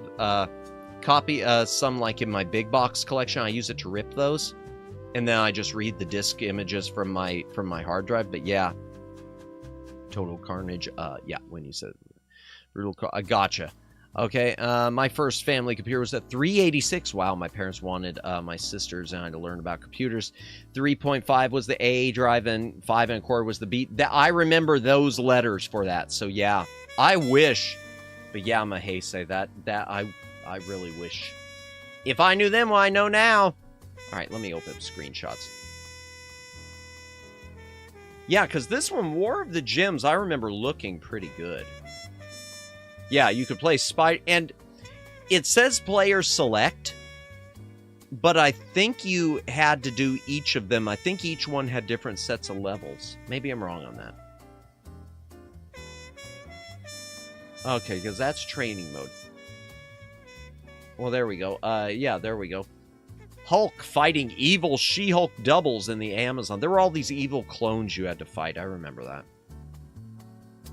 But visually, it looked pretty good. And you would get the gem powers. I remember a lot of that. Spider-Man's got a weird stance going on. I remember this. It was a good game. Or the underwater boss fight. That looks almost like Vision. My cousin had it. We played it all the time. It was a fun game. I remember 100%ing this as a little Madamus. I remember using an online strategy guide and the password system for saving. Wolverine fighting evil Wolverines and evil Daredevils in Alaska, as one does. Couldn't find it on the internet for a while since I forgot the name of it till a few years back on YouTube. Yeah. No, that happens to me a lot. But visually, it looks good. Oh, it's always Alaska, yeah. It does look pretty good. Okay, let me go back to the Handcam chat. Fade away. All right. Is this another? Oh. Evil clones means just changing the color palette. Yep, exactly. Exactly. God, having those Nintendo Power Gaming magazine must be something super. I wish. Oh, man, that's something I wish I had. I wish I had a bunch of old... I've got a couple, not a couple. I've got a few, like, old strategy guides and I think one Nintendo Power magazine. I wish I had a set of those. I used to have Game Informer. Nice, nice. I'll tell you one I do have, which I'd love to go through on stream one time. Sometime. I've got a copy from when I was a little kid. Of the, everything's from when I was a little Madamus, isn't it? Moving company lost them. Oh, no. Oh, I feel your pain. As someone who lost a bunch of NES cartridges in a move, I feel your pain. I've got an Electronic Gaming World 100th issue, which has their list of what they thought were the 100 greatest games of all time at that time. We should go through that sometime and see how chat feels about them. Let me back this up just a bit. Moving company lost them. I have about 4 years worth of Nintendo Power, starting with the second year release. Nice. I heard Nintendo Power is the only way you can beat Metroid and Metroid 2. You know, I don't know if that's true, but I know when it comes to Metroid, I do have an old Nintendo strategy guide. It fell apart and it's in a binder now. But it was a player's guide from Nintendo called the NES Game Atlas. And it's got full maps for Metroid. And I used it for my Zelda stream, because I streamed the Legend of Zelda some time back, and I used that guide for my maps on it. If I ever play Metroid, I'll definitely whip that bad boy out again.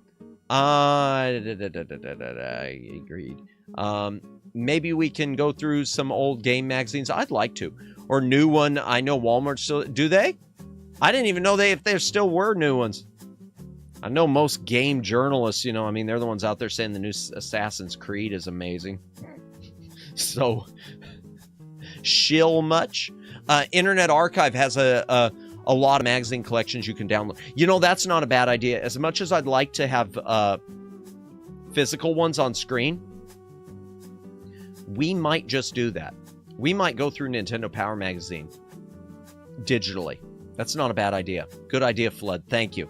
I noticed few in Walmart last time I went through their book section. I can't remember the last time I was even in Walmart's book section. My thing with Walmart is I usually try to get in.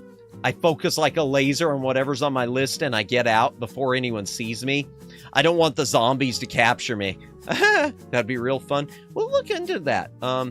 They're the first of everything, though. Strategies, wallpapers, clickbaiting. Yeah.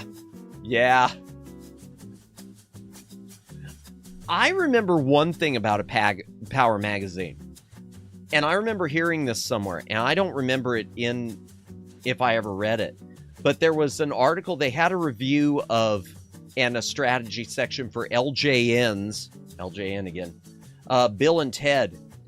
And they basically admitted in the Power Guide that the game was broken. And they were like, well, it would be better if it didn't have so many problems. The game was broken, and yet they were still trying to sell it to you. I leave Walmart fast because people act crazy there. Yep, not the staff, the customers. Well, I don't know. It's getting to the point. Even the staff sometimes, it's like I'm starting to feel. Well, actually, staff, it seems the staff, there's no one even to ask if you can't find anything. All the staff are just gathering things for online orders. There's no one there to help you with anything. Everyone in the staff is just there, you know, getting all their baskets together for online grocery orders. Let me back this up. The other magazine I still have copies of is GamePro. I remember the magazine. Remember the TV show. I remember there being a TV show. I don't know if I ever saw it, Flood City. That might have been... It might have been before my time. I know there was a TV show, though. Hell, they even... Oh, let me back this up. Make Earthbound into something like this game is stink. When in reality, it's a masterpiece. It's funny for me. Yeah, I heard about that. Thank you. I never read that issue. I never saw that issue of Nintendo Power. I've only seen a handful, like, all the way through. I think I did download digital copies of them at some point when I was when I was waiting around in the middle of a move, too, and thumbed through them on my tablet. I never read the Earthbound, but I remember hearing that online. I remember hearing that about how they were putting it down when the game is a masterpiece. I don't own Earthbound, but the game is a masterpiece. Interesting. My Walmart has online shoppers and people who rove and stock shelves. Yep, along with walkers to help people. But it's been remodeled in the last few months and restructured. Can you imagine how much his game magazines cost today? Nintendo Power, I don't know how much used ones are, but I know magazines in general are. I mean, prices on everything gone crazy. They probably go for a lot, Judd. Okay. You know what? Let me check. How much is Nintendo Power? Let's just look one up. I'm wondering how much they go for. That's a good question, Judd. That's a good question. Let's pull it up. I don't think I'm logged into eBay. No, it says sign in. Thank goodness. Thank goodness. I'd love to have a box copy of Willy Beamish, but that is expensive. Nintendo Power magazine. Okay, that's a brand new one, and that's graded. I don't want to grade it. Okay. Oh, man. Yeah, $100 for that old used copy. $60 for Castlevania 2. Super Mario World, that's a later one, 32. Yeah. Oh, man. There's a lot. Issues 59, 72 and 75, $30. Man. Yowzers. Yowzers. Yowzers. Differ issue to issue. Yeah. Oh, I'm sure they do, but still. Too rich for my blood. I ain't paying, if it's even $10, I'm not, maybe a full strategy guide for something, but not a Nintendo Power, I wouldn't. I resubscribed to Nintendo Power when they were giving Dragon Warrior as a free game. Flood City, it's amazing you mentioned that. One of the reasons that I had the first issue, is that rare now? Wow, I guess so, yeah. I didn't realize that. I figured that one would kind of have been, because I thought they like sent that to people free in their mailboxes when they were trying to push the magazine. So that surprises me. I guess people didn't keep them. They tossed them. It's interesting you mentioned that, Flood City, because the reason I've got Dragon Warrior on NES, and the reason I did have, and I wish I still had them, some old Nintendo Power magazines as a kid to thumb through, is my parents had done that. That was the reason they originally subscribed to Nintendo Power, was to get that Dragon Warrior game. Because, yeah, Nintendo gave away the game Enix Dragon Warrior, the RPG, free when people would subscribe to Nintendo Power. Talk about a hell of a giveaway. Yep. That's the reason I've got it. I wish it was boxed. I've still got all the maps and everything for it. Although they are falling apart from being folded and unfolded too much. Because I remember playing that when I was a teeny tiny Madamus. Because that was baby's first RPG. Because my parents used to be into gaming too. A lot of this stuff, and I've said that before, one of the reasons I've got a lot of this stuff is because my family was... They aren't into it now. My parents kind of outgrew it, but they were into a lot of the gaming stuff. That's sad. I never want to outgrow this stuff. I hope I'm in a nursing home someday and still into this. Well, no, actually, chat, I hope I'm never in a nursing home. Scratch that. Madamus is never going to a nursing home. You know why that is? That's because Jennifer's in the will. And if she wants to get everything in the will, she's going to have to make sure I don't go in the nursing home. No! Okay, chat. This next one is probably, I'm going to say this might be the most rare SNES game I have. I wish it was boxed. I wish I had manual. But I don't care because the label is intact. And this is really one of the gems. I'm glad you're keeping notes, Jennifer. Oh, gosh. I remember when the 90s, the biggest war beside hip-hop, West versus East Coast was Sega versus Nintendo. Yeah, the real console war. Everyone says PlayStation versus Xbox. No. It was Nintendo versus Sega. Nintendo with the NES, then trading blows to the Genesis. Whoa! Ain't no parity like a parity. I really... Thank you so much, Flood City. I'm clicking the heart, but that doesn't mean I'm endorsing this statement. Start saving for adult diapers now. Thank you so much for the super chat, man. You didn't have to do that. Oh, God. No, I don't want the adult diapers, man. Oh, my gosh, but thank you.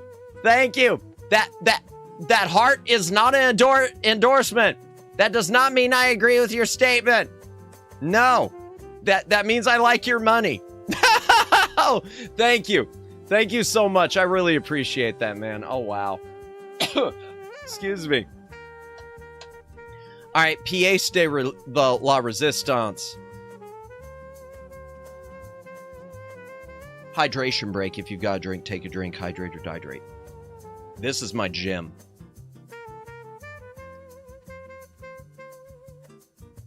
Oh, yeah, I'd love to have those Archie comics, though. Heart, yeah, thumbs up, yo. Yeah, this is, Madamus is really happy to have this. Very minor wear on it. No tears in the label. Before prices skyrocketed, Dracula X on SNES. This game, it's not the best. Super Castlevania 4 is better. Which I do have boxed. We showed that last stream. But Your copy looks way better than mine. And you want to know, okay, so this was picked up, Twin Opinion. I'm glad you got it too. So this was picked up when I was small. Okay, I picked this up because I sucked at Castlevania, but I dug it. I was probably in elementary school, and there were still some game store, and a lot of game stores, small ones still around. I picked this bad boy up for $15. $15. I don't even know what it sells for now. Walks Jim, whispers in the ear, in the will. In the will. Just curious and just kidding. Oh, dear. Oh, dear. All right. Castlevania Dracula X. If you've never played it, it's basically a remake of Dracula X on TurboGrafx. It's not as good overall, but the first level looks gorgeous. The first level is fire, and the music in the thing, I think the music is better than Super Castlevania 4. I think the music in that game is dynamite. Yeah, I get it's not as good as the TurboGrafx CD Dracula X Rondo of Blood, but still. Super Castlevania is amazing. Yeah, amazing Castlevania game to point that no other games can top that except Symphony of the Night. See, and I've never played Symphony of the Night. I never had a PlayStation, so I never got a chance to play Symphony of the Night. I keep hoping that Konami, because you know they put out that Castlevania Anniversary Collection, I keep wishing they'd release a follow-up. They put out that Castlevania Anniversary Collection, and then they put out the GBA Collection on Steam. I wish they would put out a collection with Symphony of the Night. I do really like Castlevania Rebirth 2, and I've heard of that. I want to say I watched Mia Aranya doing a stream of Rebirth. I want to say it was Mia Aranya, because I know she was I know she loves Castlevania, so yeah, I wish they'd do more with the Steam collections and put more stuff on there. Capcom, Konami, and Konami owns Hudson Soft. I wish a lot of the Hudson stuff from Konami would get onto Steam. Okay, also from Konami, this is an interesting one, and this is similar to Dracula X in that the first level is fire. To be honest, I never watched The Wizard. You never watched The Wizard? Oh, The Wizard's good. The Wizard, okay, it's not good. The Wizard is fun. I like The Wizard. I heard it's a bad... No, it's not. It's not bad. There are parts that are stupid. There are some parts of bad acting. It is a 90-minute Nintendo commercial with just a thread of a story. But it's worth it's worth watching. It's one of those things I go back to too. I mean, I'm not ashamed to admit that I've got the Blu-ray of it. I head back to it every now and again. It's fun. The Power Glove, yeah, and it's got the amazing line about the Power Glove, which is great because the Power Glove, doesn't even work right. I love the Power Glove. It's so bad. Yeah, that's one of the things about the game. I saw half of the accessories in that game. Little things I wish I had. There's the scene with the Power Glove. The kid with the Power Glove has this metal suitcase with maybe 10 or 15 NES cartridges, and I love that case. I just want that case. I don't know what I'd even use it for with my games because I'd rather keep them on a shelf, but I love the metal case he's got the games in. I would die just to have that thing. The Power Glove, yeah, I wish I had one. Even though they don't work well, I wish I had one. One thing I hate about them, because I looked this up, apparently they came in different sizes, so they made medium and large. I wish it was a universal size, because I hate the thought that, maybe the medium's more rare than the large or something, or then it may not fit that, that actor will never live that line down. Yeah, I don't even know what happened to... The only two... So it's got a few noteworthy cast members in it. You've got Fred Savage, obviously, who was a big name at the time because the Wonder Years. You've got Beau Bridges, the brother of Jeff Bridges, who for a time, he was the more popular of the Bridges brothers. You have... Gosh, who else? Jennifer Lewis, who went on to, from being a child actress to being a musician. Christian Slater was in it. That's rad. I love the old lingo. But you got Jennifer, you got Christian Slater. It had a pretty big cast for a movie that is made like, that feels very low budget. And there's a bunch of deleted scenes too. I don't know what all's deleted from it. I think a lot of it's on the 4K. I've never watched the deleted scenes, but I know they cut a lot of stuff out of it. And it's got some really random video game lines too, like Beau Bridges yelling at one point, "Watch the mushrooms," as if the Goombas are mushrooms. Pretty bodacious if you ask me. Yeah, I love the Wizard. I do love the Wizard. The worst line of dialogue in it isn't even the "I love the Power Glove," it's so bad. There's this line where this kid is... Oh, I can't even remember it. It's like they only did one take and they needed to do more. There's one where two of the heavies are talking to each other, and one of them, like his henchman, is talking to him and says, like, "Hey, you're gonna do great today. Hey, you're not worried at all." And there's like this pause, like he couldn't remember his next line of dialogue. And then the other one, once his line's delivered, the main heavy jumps in just as if I'm the professional and I'm saying my line right. You just completely flubbed yours. And it was one of those where it's like, why didn't you do more takes? Have you ever heard of the U-Force? I had it. It's worse than the Power Glove. Yeah, that's the one where it was like a panel where it's supposed to read your body motion. Yeah, I only know about that because of Angry Video Game Nerd. I had never seen a U-Force until I watched AVGN. Oh, let me back this up. I just saw something in next Nintendo Direct. They're going to say the new is the Power Glove for Nintendo Switch Online. Yeah, honestly, Judd, I would say yes. The reason that I'm going to say no, because and not even just kidding, I would say that they would for the nostalgia. The reason I am going to say no, and a lot of people don't realize this, I don't think, the Power Glove was not licensed by Nintendo. It was entirely unlicensed third party. I think it was by Mattel, just like the Game Genie. The Game Genie was not licensed by Nintendo at all. So the Power Glove, even though it's iconic, because it's not licensed by Nintendo, Nintendo will never probably acknowledge it as part of the Nintendo's history. Because, they only acknowledge things that they can put their brand on. Let me see. I love the 90s stereotypical bad boy delinquent. Yeah, those sunglasses, leather jacket, leather boots, etc. Yeah, there wasn't much leather in that movie, but they definitely had the 80s fashion. You could tell the villain characters because the colors with them, especially the main one, blacks and grays. I mean, they were always like the 80s patterns of like the, lightning bolt things and whatnot, because it's like late 80s, right on the cusp of the 90s. Because I want to say the movie was 89. I could be wrong, 88 or 89. Yeah, they didn't have the leather thing, but yeah, they had that look. They had the tude, the attitude. Like Sonic the Hedgehog waving his finger. Oh, boy. Denim was the leather of the 80s. Yep.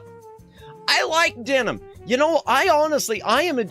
That's the truth about me. In reality, I'm a t-shirt and jeans person. Which it's amazing because I've talked before about Rhea. I know Rhea said before she can't stand wearing jeans. I didn't know that was a thing where some people couldn't stand wearing jeans. That's practically my go-to. They made Virtual Boy. You never know. Well, yeah, they did Virtual Boy because that is part of their history. The Virtual Boy was a Nintendo through and through. Power Glove, it's possible, Judd. I'm not going to say never, so I shouldn't say... If I said never, but I don't think so just because they can't, just because their name's not on it. And there could be a licensing issue too if their name's not on it. It could be a case where they'd have to go to Mattel, and that could be a, I don't know. Love to see when Nintendo's reusing old terms. Now you're playing with power. I like that. I love that. Even though Sega beat them with Genesis does what Nintendo don't, and Sega does what Nintendo don't, but the now you're playing with power was that was a great marketing line. Yeah, but it's possible with the Power Glove, because for all I know, the IP never may have been renewed. If the IP was not renewed, then yeah, I think Nintendo would probably look into picking up. Mattel should have made a new Power Glove for the Wii. Yes. GAT plays with her. No, it's not the GAT. Oh gosh. Okay. Next game. So this one's similar to Dracula X in that the first level is a banger, and then Konami kind of stopped caring, it seems. And this is the third game in a series. So this is Sparkster on Super Nintendo. Konami released a game which is amazing called The Rocket Knight Adventures on Sega Genesis. Great game. They did a sequel to it, Sparkster Rocket Knight Adventures 2, on Genesis also, with identical artwork, but completely different game. Then on Super Nintendo, they put out Sparkster, which is a third game in the series, but it's sort of a hybrid. It feels like it borrows from both games. I played Rocket Knight, but haven't played Sparkster. So the Genesis Sparkster is interesting. It's not as good. It's a step down, but it's still good. This one, the first level is really good. And the first level, Konami shows off a lot of tricks. And then they stop caring. After the first level, the music quality goes downhill. The levels become more generic. I'll pull up some screenshots. In fact, I'll compare it to the Genesis ones. But it's a good game. It's just, I don't know. Konami at the time, they'd like start the game strong and then phone it in. I don't get that. Or maybe they didn't realize they were phoning it in. Rocket Knight. I can't spell tonight. Rocket Knight Adventures. Okay, we'll open that one first. We'll open another Moby Games and another Moby Games. Sparkster. 94, okay. And Sparkster. I'd like to play these on stream. I've never played all the way through one of these. Not even the Rocket Knight Adventures. I've never played through all the way through one of them.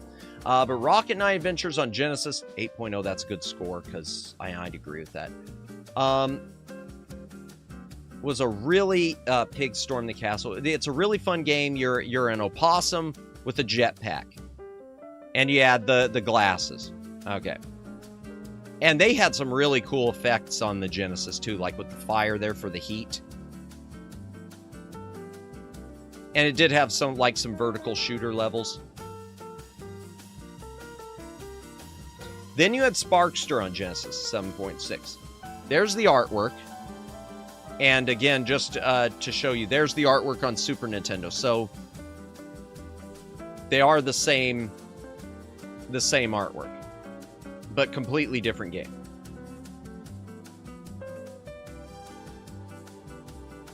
Visually, it's a lot more basic. Super Contra's great. You know, I don't have any Contra games except for the PC collection that was released on Steam. That's one of those things I really regret, was never getting the Contras on my cartridge-based systems. I would love to have the Contras. Those are so fun. But I always sucked at them, too. When I played them as a little kid, I couldn't get past, like, the first level. Now I feel like I'd enjoy them a lot more. As I've gotten older, I can actually play things. Yeah, so Sparkster Rocket Knight Adventures 2, they gave him this hair thing. But as you can see, graphically from the first Rocket Knight, it's a lot more basic. And then you got the Super Nintendo one. What was its overview? 7.7. I disagree with that score. I think the Genesis Sparkster's stronger. I feel like that's a bit of copage there. The first level looks really good. You got reflections in the water. Face of these wolf guys instead. So the first game you were against pigs, the second one was lizards, and now this third one it's against wolves. Nice big boss. This is still the first level. Still the first level. Back to the gallery. Well, the other levels look pretty good too. They look okay. They do look okay. I might be wrong on it. They do look okay. So maybe I'm wrong when I say it's coping. This one might be stronger than the Genesis one of Sparkster Rocket Knight 2. I might be coping. I might be the one who's coping on that. Because it doesn't look as bad. But I know from what I played of it, it did feel like after the first level, like they weren't trying as much. Like it didn't have any more cool effects like that reflective water. Whereas the original Rocket Knight Adventures on Genesis, it was doing cool effects all over the place. The second one didn't. And then this one, they kind of started and then got more basic as it went on. Maybe they were going for a 10 and under crowd with after the Sonic games. That could be Flood City. That could be. Because that looks very Sonic the Hedgehog. This looks more Sonic the Hedgehog. But even without, now that I'm thinking about it, this second Genesis game really looks like it is lacking in terms of the backgrounds. Yeah, I'm revising what my comments originally were. Let me go back to the Handcam chat. Okay, there's that. Let me try. I gotta start going through these faster. Okay, this one I'd like to play on stream someday because I've only played little bits and pieces. This is Legend of the Mystical Ninja, aka Goemon Legend of the Mystical Ninja. I'm not going to show any screenshots. It's a top-down actioner with some adventure elements. It's not like a Zelda clone, but it's fun. I guess the Goemon Mystical Ninja games were big in Japan. They never really released a bunch of them in the States. They released this one, I know. I know there's an N64 one, Goemon 64. I don't have an N64. I don't know anything about it. And there was a Game Boy one. I wish I'd love to pick that up if it wasn't, you know, insanely overpriced. I think it's insanely overpriced. I'll look it up sometime. Curious, do you have Bubsy? Yes, unfortunately, Judd. Unfortunately... And we'll get to those eventually. Unfortunately, I do have the Bubsy games on Genesis and on Super Nintendo. And I don't know why, other than, I don't know, maybe I am a masochist. Maybe the M is for masochist, chat. Because there's no other reason to own the Bubsy games unless you are a masochist. Nothing good can come from them. Sorry if you're a fan. If you're a fan of them, if you're a fan of Bubsy, I love you. Bubsy loves you. Atari loves you. But, yeah, certified freak. Ah, no! Oh, gosh. Speaking of freak, my glove finger got stuck. That was weird. All right. What's next? Oh, this is, okay. Oh, yeah. What is it like in the first area of the internet? What was the memes and forums like? Honestly, I wouldn't know. Oh, wow. Ouch. No, truth is, my age might be redacted, but I'm not that old. I just have a bunch of old tech. I honestly do not know. I have no idea. Because even when I was a little Madamus, I never was really online that much. My parents were always the type that didn't want me having a phone when I was a kid and didn't want me being terminally online when I was a kid. Which is probably one of the reasons even now I'm more physical media. When it comes to movies, I'm more physical media. Games, I'm more physical media. Yeah, no. I wouldn't be able to tell you. I wouldn't be able to tell you. Sorry, nice try. Oh, earlier I had to duck out, so I caught up with. So I caught up. My neighbor owned Aladdin, and both of us had rented War of the Gems at any given. Nice. It's a fun game. I like War of the Gems. Nope, sorry. I'd love to see a stream of you playing some lesser-known games, maybe 30, 40 minutes each to get a few games in. That's not a bad idea, Flood City. I'd like to do that. In fact, there was a time when I was starting to do afternoon streams, and I was doing Wednesdays. It was WEDNES day, where I was planning to just do different, even obscure NES games every day, once a week. That kind of fizzled. But that's not a bad idea. I wouldn't mind doing just a, because I know, I mentioned Amiya Aranya earlier. I know Amiya Aranya has done, why was I bending my finger like that? That was weird. Amiya Aranya has done some, Amiya Aranya has done a lot of abandonware streams, not with console stuff, but abandonware, where she'll go through some obscure PC games, like for an hour a piece. And a few of them she's found that have been really good, and then she's come back and said, ooh, I'm going to do full streams on these. Let me see what else I missed. Let me scroll back down. Oh, you're back. I had pork and rice. Ooh, that sounds good. Oh, that sounds so much better than what I had for dinner tonight. Nice. Well, the good news is, as with most Madmas streams, you didn't miss anything. Oh, gosh. I loved War of the Gems, though Aladdin was not my favorite. I have not really played Aladdin, Daylin. Aladdin, I picked up the Super Nintendo one because I don't know why. I picked up both the Genesis and the Super NES one about the same time. I think it was when I was thinking about starting streaming, because I thought I could use them as for streaming. I had some fun playing Aladdin. I didn't like it generally. Gotcha. I'd like to play both it and Genesis both it and the Genesis version on stream, because I know they're very different. Okay. Sunset Riders. If you've never played Sunset Riders, I'll pull up screenshots. This is an awesome game. The Super NES port is good. I'm going to use that word again. Good. It is better than the Genesis version. Done compared to the arcade version, and one of the big, best platform shooter ever. It's a great game, Luciano. This is a killer game. This is a great game. This was a favorite from my childhood. I was lucky enough that the first time I played this, I played the arcade version, and it was, I remember it was a family vacation, and I must have been like, I don't know, 4th, 5th grade. The 4-player arcade cabinet was great. Yeah, unfortunately, it was me all by myself. We were on a family vacation, and it was a city that had legal gambling.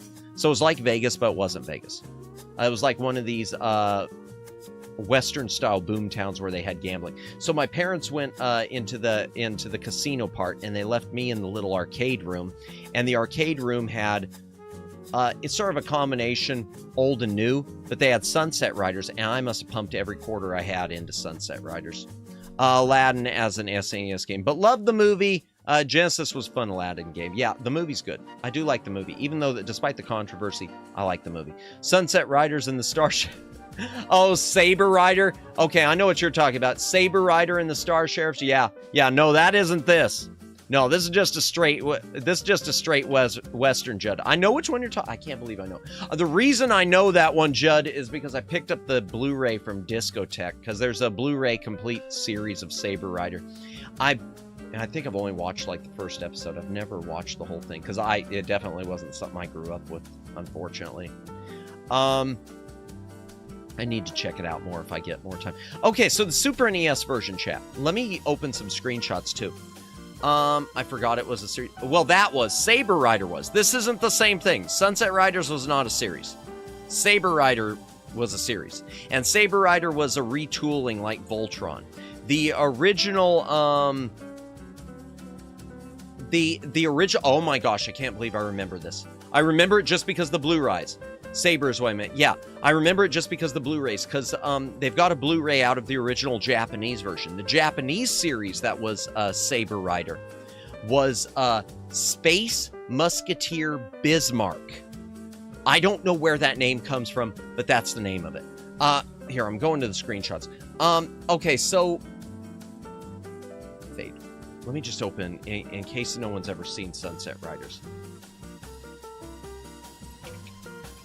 Unfortunately, the SNES version is censored compared to the arcade. The Genesis version is not censored, but the Genesis version, seen here with the picture, is missing content in other ways. The Genesis version is missing 2 of the 4 characters. You can only play as blue guy and purple guy. You can't play as yellow guy and green guy. The Genesis version is missing levels, but it's also not censored. JP had some weird anime names. Yeah, and we love it for it. Let me see. Arcade and SNES work. Okay. Let me see if I can find them. Okay. In the SNES version, excuse me, in the arcade version, you could get additional power-ups and health by going into these doors and basically spending some time with a oh, what's the right word for it? I hate saying prostitution. Can we just say women of ill repute? No, let's just say prostitution. Okay, fine, prostitution. Fine, prostitution. Lady of the night. Lady of the night. Lady of the night. You'd go into the Lady of the Night. Fun anime, though. I've never watched... Which one are we talking about? Saber Rider? I've never watched. Oh, All-Purpose Cultural Cat Girl Nuku Nuku. What the kind of... I've never heard of that one. I've never heard of that. I'll have to look that up later. Nuku Nuku. Yeah, Lady of the Night. The Super Nintendo could not allow such things. So the Super Nintendo... You just go in there. That's all you get. Now, other than that, the Super Nintendo looks pretty close to the arcade, as you can see. But there's also another difference. What's another? Where do they show any of them? Okay. No, they don't really here. So there were some Native American, American Indian. There's a Native American, American Indian stage. In the Super Nintendo version, the villain, except for the boss, the villains are all the same cowboys like this. In the arcade version, they were... Do they have pictures anywhere?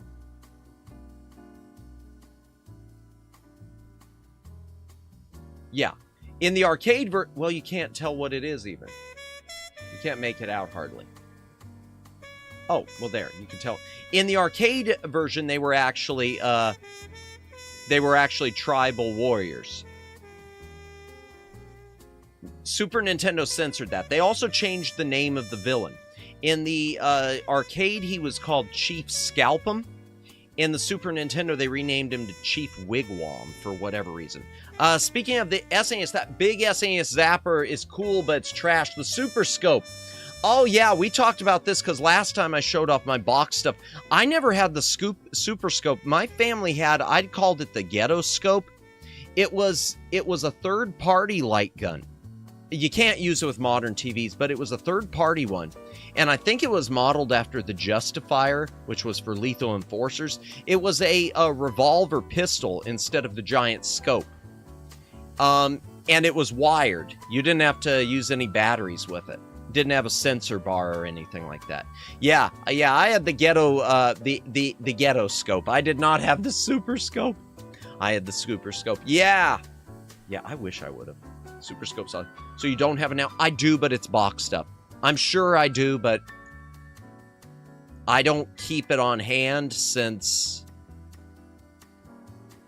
I don't really have any way to use it. Same with my light gun games on Super NES. Like I said, I keep them boxed up. So I do still have it somewhere. It's in storage. In storage. Story of my life. In storage. Okay, let me hand back to the head cam. Hand back to the head cam. Head back to the hand cam. Words are hard. Okay, Sunset Riders. I'm not going to show screenshots on... if you could see if the copyright number... on it or any type of model number. Yeah, I don't have it on me, or I would check it. I don't know if it had anything on it, but I do think it looked identical to that Justifier we looked at. So I do think it is that they repackaged the Justifier, which for those of you who don't know what Justifier is, it was the light gun that came packaged with Lethal Enforcers. I'd love to see and talk about those absurdity of the Nintendo or any gaming accessories. Yeah, maybe I can at some point dig out some of my accessories. I wouldn't mind doing that, because I do have some weird controls, at least on NES. Not really on Genesis. On Genesis, I do have their light gun, the Menacer, which the Menacer, okay, I like the Menacer better than the Super Scope. Justifier doesn't work with Super Scope games? Really? Then it must be just based on the design, Daylin. It must be based on the design because it looked identical. So they must have reprogrammed the Justifier to work with it. Because I'm telling you, it looks like it and it worked with them. I'll dig it out and see. If I can find it, I'll dig it out.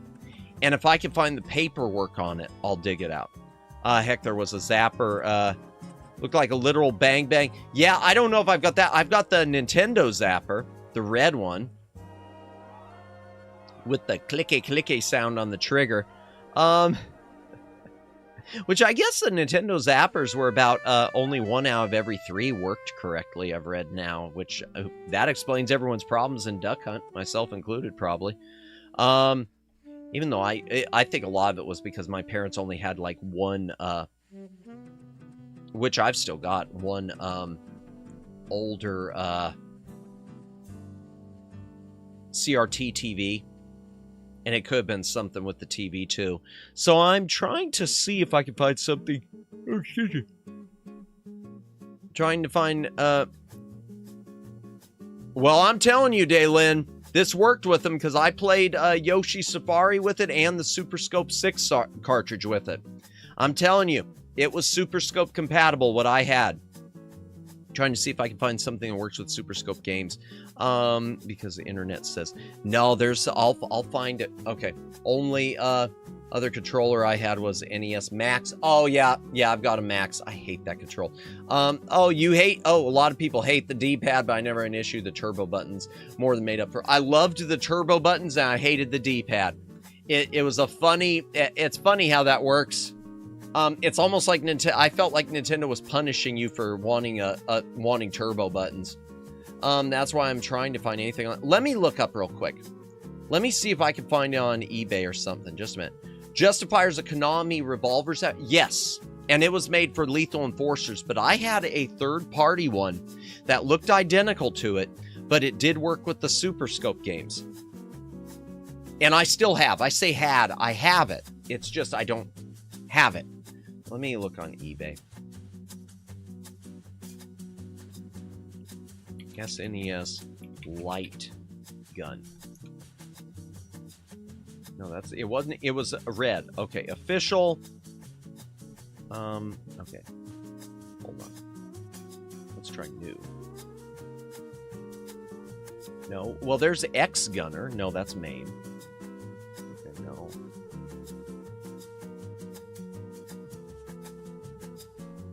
Okay, I know it exists because I owned it.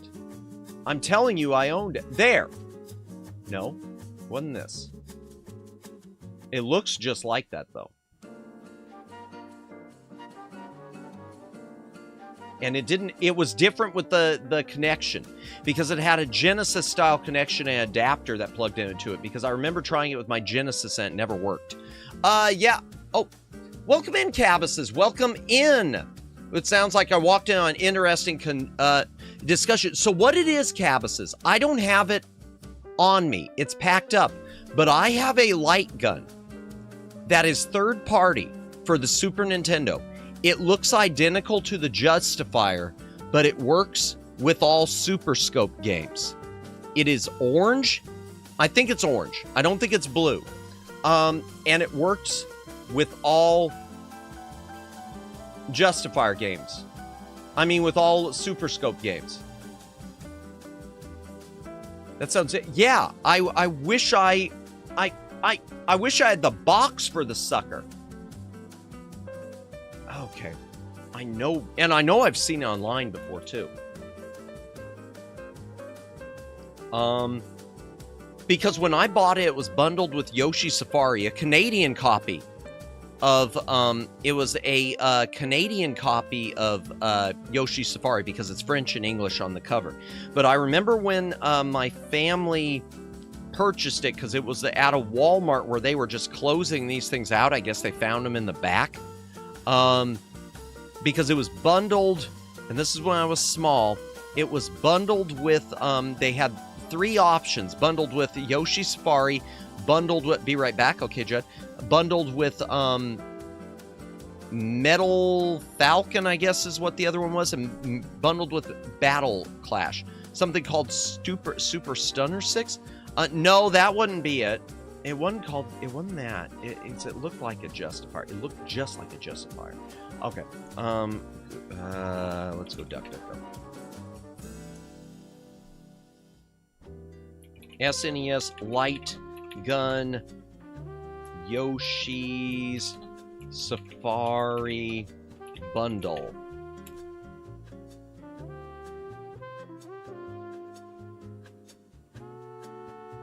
No.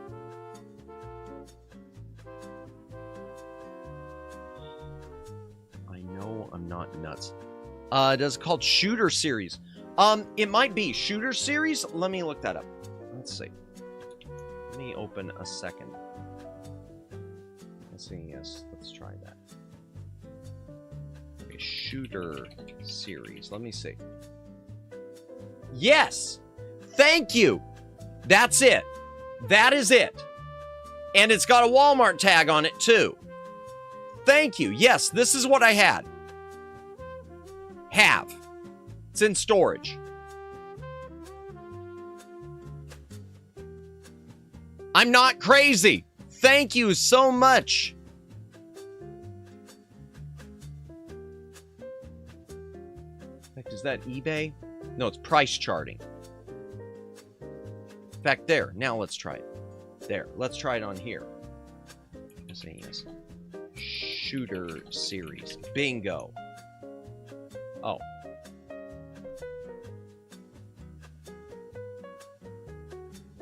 Personally, I would like to grab that gun and it didn't have a sensor or anything. It just, I mean, it didn't have the addition. Wow. That's a little overpriced.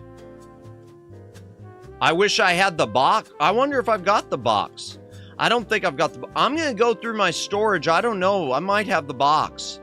If I've got the box, I don't think I do have the box. I wish I had the box. Oh man, do I wish I had the box for that. I don't know if my family kept the box. They probably threw out the box for that and just kept the box for the game, you know? Because I'm going to be honest, that thing looked like a typical bootleg. It does, but really when you look at it, it doesn't look much different than the Justifier. Because if I pull up the SNES Justifier,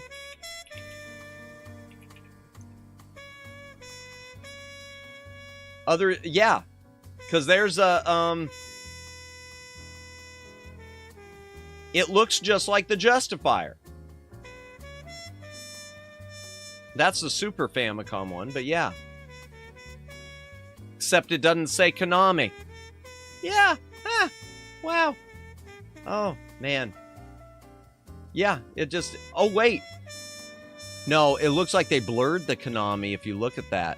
You can almost see the Konami there. I know it doesn't say Konami. Because if it said Konami on it, same plant in China, probably. So they're called the turbo gun. Yep. Yeah. Yeah. Oh, I love that. Okay. I'm glad yeah. Thank you so much for helping me remember the name of that. Oh my gosh, thank you for finding the name of that. Yo, yeah, but they were packaged with Battle Clash, Metal Combat, or Yoshi Safari. Yoshi Safari is an interesting Mario game thing. All right, let me go back to the Handcam. Was I on? Oh, Prince Persia. Turbo Gun sounds like it should be for the TurboGrafx 16. Yeah, it does.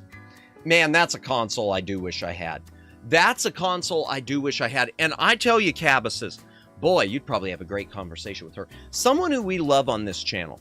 And I keep meaning to do a live chat with her on here. I keep meaning to have her on so that we could just talk games. Woman called Lawnmower Girl. She usually does video content. She doesn't do live streams. But apparently she was involved with one of the groups that was working to preserve all the TurboGrafx games at one point. I don't know what the whole deal with it is. She hasn't told me the whole story, but I know she said something about still having hard drives from when they were doing all this preservation work. I should post her link. She doesn't do live streams, but I'm going to post her link. Oh, by the way, a library bot did get you, right? Didn't it, Cabbases? Did it not? Let me make sure. No? Yes, good. Okay, it did get your channel. Let me go grab her channel. Sounds interesting. What kind of preservation work is this? I think it was ROMs mostly. I don't know the whole deal. I don't know the whole story. But let me go ahead and post her YouTube link. I know she's got a Twitter account too. I don't know what all she's involved with. Oops. Oh, that was not good. I don't know what all she's have every opportunity to name it the Super Revolver to go along with the Super Nintendo. Yeah, they should have, but instead they went, yep, but that would make sense. That makes sense. Why do that when we could just call it the Turbo Gun?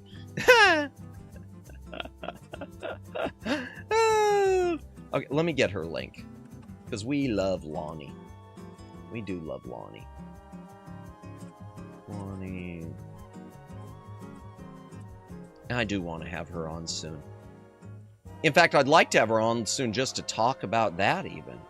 I'd like to know more about what she did. It might have been mostly ROMs. I want to say it was mostly ROM related. Yeah, turbo. As if it's turbo. It doesn't have a turbo button or anything. Whoops. That was wrong. Paste. I don't know what... Oh, that's not good. I don't want that up on there. Okay, there we go. There's her link. If you want to show her some love and give her subscribe, I know she'd appreciate it. She's trying to hit I know she'd really like to hit 1K by the end of the year, and she's really close to it, I think. In fact, what is she at? Oh, she hit 1K! Hey, yo! Okay. You know what? Okay. I'm going to send her a screenshot of this. That makes me happy. That makes me happy, chat. You're going to have to give me a second because I really love Lonnie. Wait, you said Yoshi in an NES game? SNES game. SNES. It was, that's a bad idea, or am I wrong? No, the game he was in, it was an SNES light game called Yoshi's Safari. You basically are riding on Yoshi's back with a Super Scope blaster, shooting Bowser's enemies instead of jumping on them or anything. Or whatever. They will advertise. Let me back this up. Want to play with more power? Do you want to play it with a turbo the power? Introducing the Turbo Gun. Yeah. Take it from someone else in the ROM dumping scene. It's pretty tough for ROM dumpers to break into the YouTube side of things. Yeah, well, most of her content, Cabbases, it's not ROM related. Her content is mostly just some gaming discussions, and actually most of it's like more affirmations. There's a lot of affirmations and animation, because I guess her background was or is in animation. But she's had it rough recently. She was traveling across states here in the U.S., and she was in a massive car wreck. Her car was just completely crushed. It's amazing. She was hit by a semi. It's amazing she survived, and but she's doing well. Recovering still, but doing well. Just okay. Image crop. I am going to save this real quick, chat. I know you can't see my screen. You're just gonna have to trust me that I'm doing this. Where should I save it? Let's save it under my memes. I don't know wherever to save things. VTuber meme, and we'll just save it as a PNG. We'll just save it as Lonnie. Okay, there we go. And I'm probably going to wait on sending that to her until after the show. I'll send it after the broadcast. Yikes. Yeah, she's doing well now, so that's good. Man, bring back those deep narrator to advertise those games, or any console since they core. That's one thing I do hope at some point I know Megs, my moderator, has mentioned it. I should start doing voice commissions at some point, because I do an okay trailer voice. Okay, I'm sorry. No, you're okay, Judd. Okay, let me move on with these. Oops, let me refocus this. All right.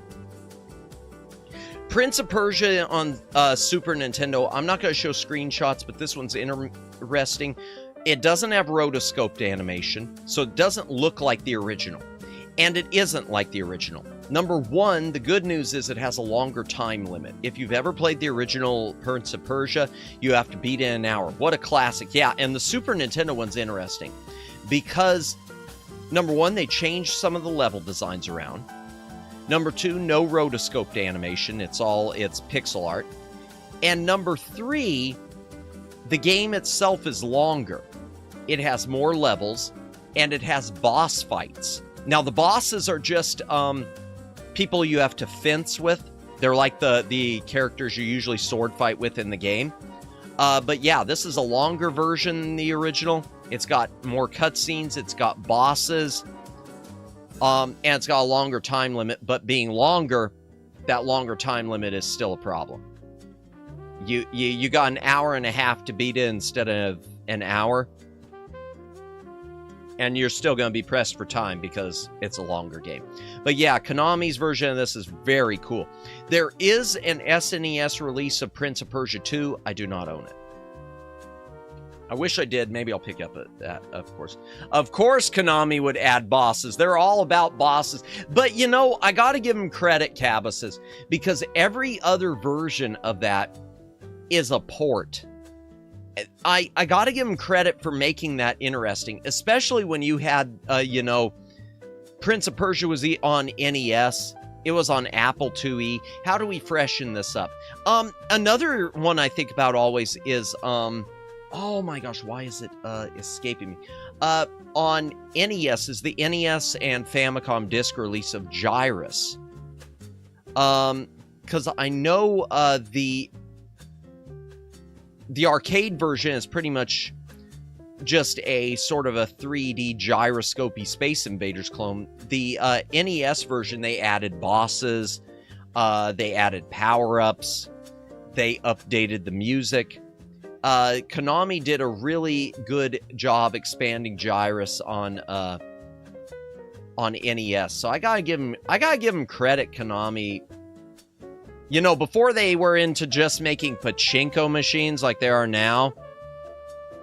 I mean, that's all Konami does now, right? Is they make pachinko. Yeah. Okay, we already showed last week Ninja Turtles 4. Here's Tournament Fighters. There's really nothing to say about this. This game is pretty easy to find. It's Street Fighter 2 reskinned for the Ninja Turtles. Konami basically expanded like that with Contra as well. Yeah. Expanded like that with Contra. Oh, do you mean the arcade version versus the NES version, or are you talking about the pachink? Oh, you mean are you talking about some of the modern games they put out? Because I know they put out recently some newer Contra stuff. I don't know how those are.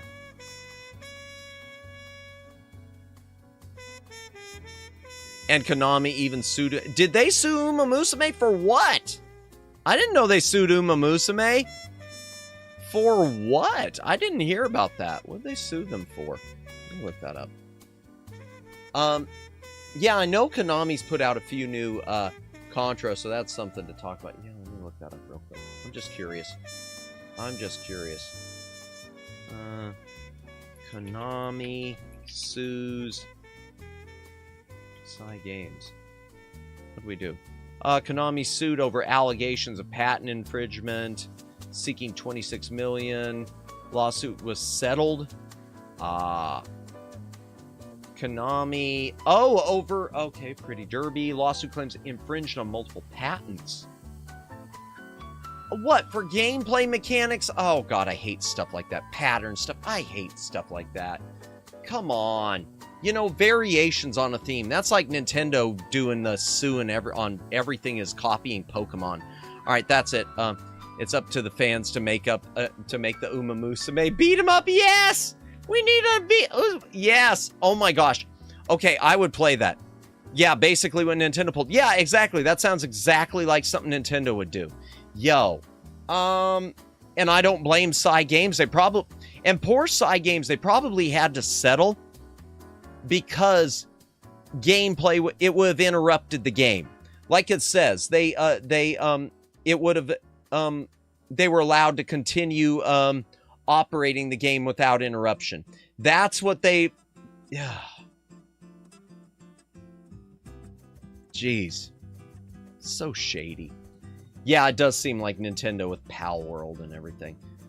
Had to fix my model, sorry about that. But yeah, Turtles Tournament Fighters, and there are 2 other versions of this, the NES version and the Genesis version. All 3 are different. The Genesis version, it's probably the weakest of the 3, I think, just because Genesis was a 16-bit system, and it was released after Street Fighter 2, but it plays like a 3-button fighter.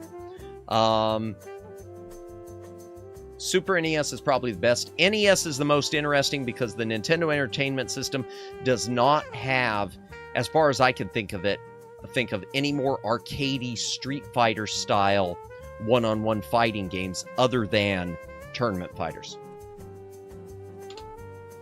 Okay, next.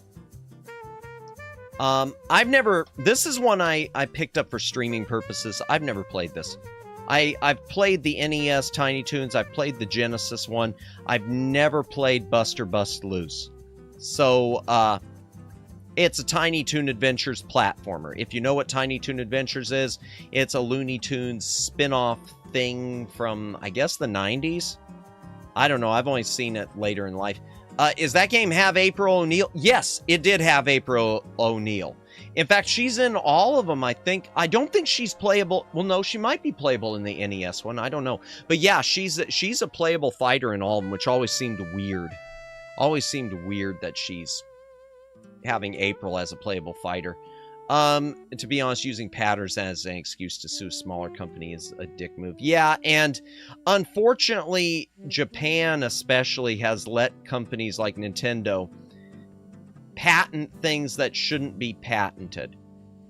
Like with claiming these gameplay mechanics in such a broad sense. So it all, yeah, April O'Neil is in, she is in, Tournament Fighters as a playable character. In fact, here, I'll pull up a screenshot. It's, yeah. Yeah, not the best, not the most faithful to canon, is it? Let me see. And I don't remember if they all had Casey Jones or just the NES. Nope. Yeah, definitely not. Now, Casey Jones is canon. We like having Casey Jones as a playable character. Okay. TMNT Tour.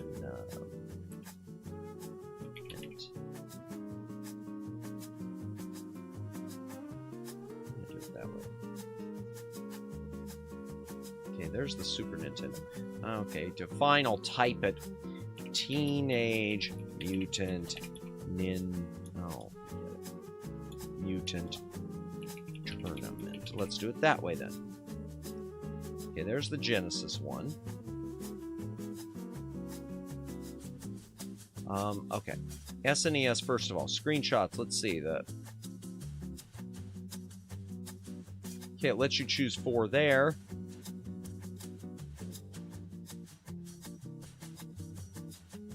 Let me see what this is. Bro, like, as if what Nintendo did was never done before. Yeah, when Ultra 7 from Ultraman franchise created that capsule containing monsters concept. Oh, gosh, I forgot about that in Ultra 7. Even people behind Pokemon admit to have inspiration from that show. See, and that's the thing. I feel like that honestly would be justice. I feel like if Nintendo, I wish one of these other companies like Subaraya Productions would look at Nintendo and the game they've played and just sort of give them a taste of their own medicine. You know, sue Nintendo just for the point of, just to make a point so that maybe Nintendo would finally back down. Okay, it doesn't look like April's a playable character in this. Okay. It doesn't say. Oh, yeah. No, to rescue. Okay.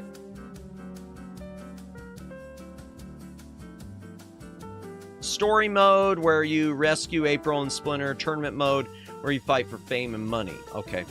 Maybe it's the Genesis one where you could play as her. Let me see. Michelangelo, Leonardo. Yeah. Okay, it's the Genesis one where you could play as April O'Neil. Not even wearing her traditional yellow jumpsuit. I have to go to bed. Thanks for a wonderful stream and chat. Hope everyone has a great Thanksgiving. Hey, same to you, Flood City. Thank you for stopping by. Have a wonderful, wonderful Thanksgiving. Really appreciate it. And yeah, thank you so much for being here. Thank you so much. Really appreciate it. Oh, and if I can get that. Yeah, and thank you again for the $10 super chat. Super appreciated on that too. I'm using the word appreciated too much. I'm reaching my appreciated limit. Many thanks. We'll say it that way. Thanksgiving. Yes. Thanks again for the super chat. I really appreciate it. Man, my brain isn't braining. Ah! All right, let me go back to the thingy.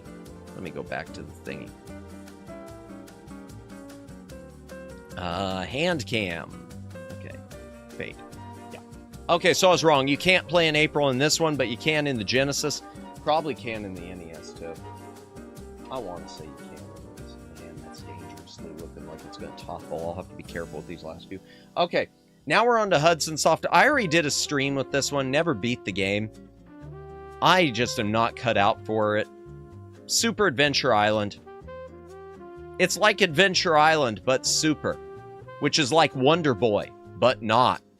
And you know why they call it Pokemon? Because the original name was Capsule Monster. Really? And Super I will beat their bombs if they name it that. Oh, darn, Capsule Monster. I wish Nintendo would have tried. Ooh. Yeah. Huh. I didn't know that. That's interesting. The only lore I know about Ultra 7 is about that episode that was banned and that they've tried to claim doesn't exist.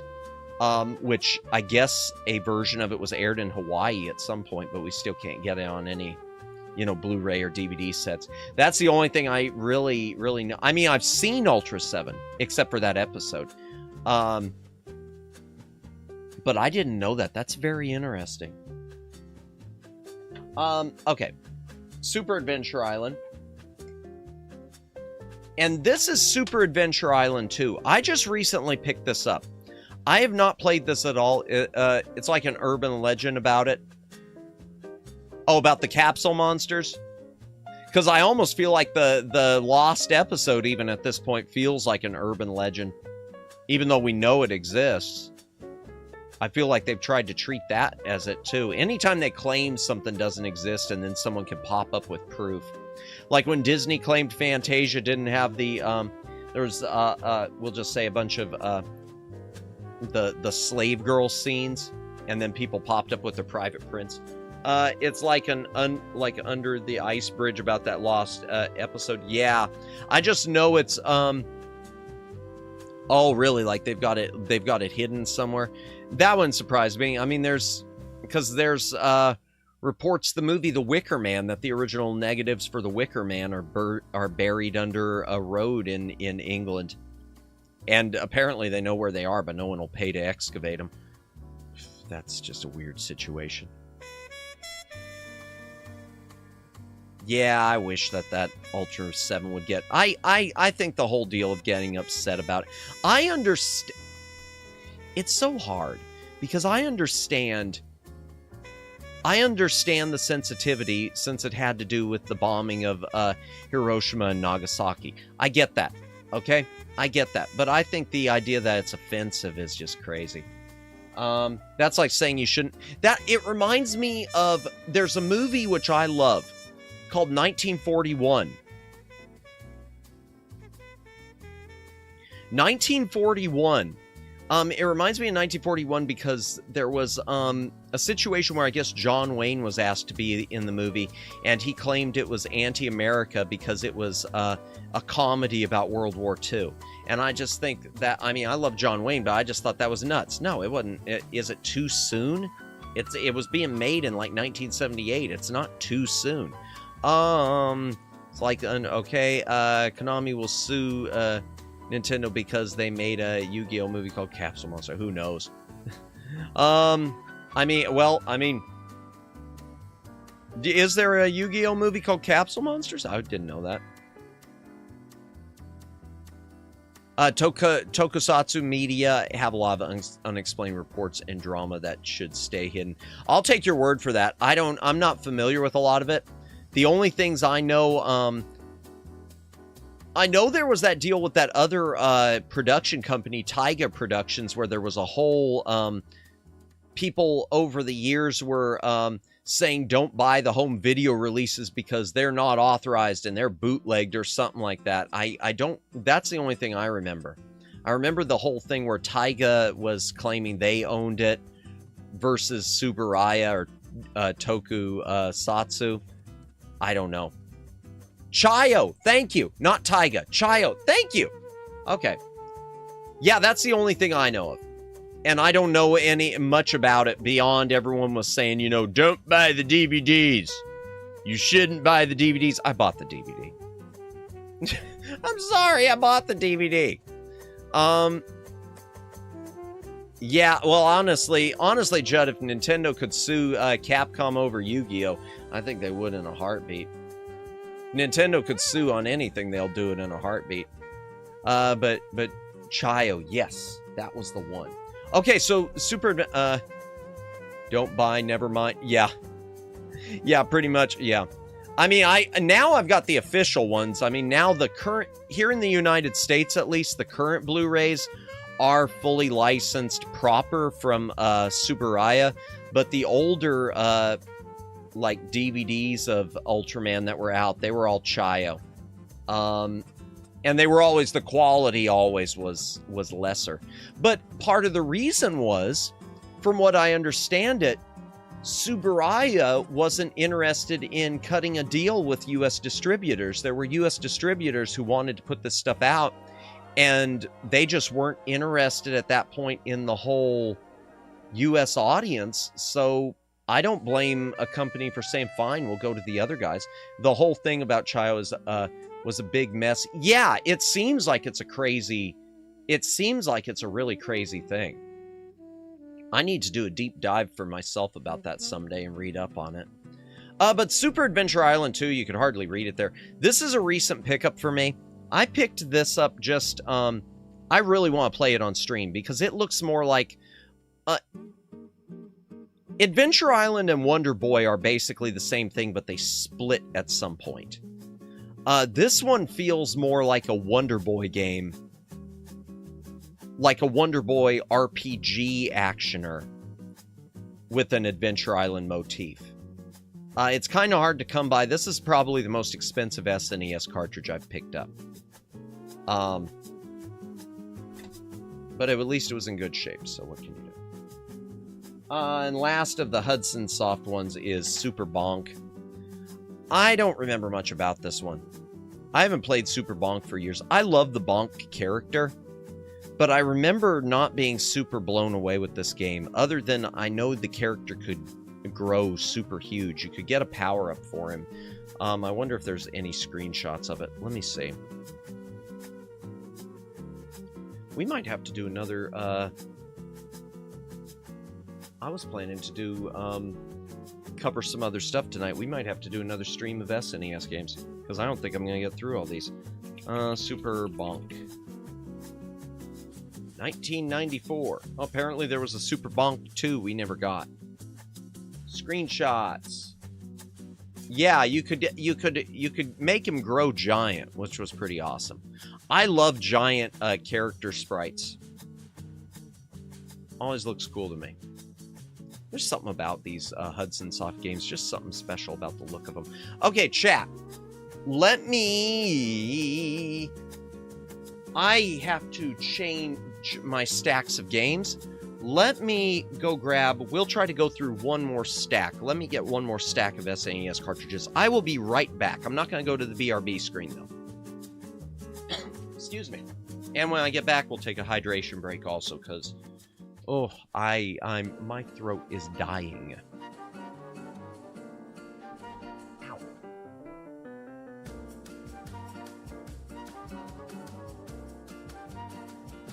Just a moment, chat. Just a moment.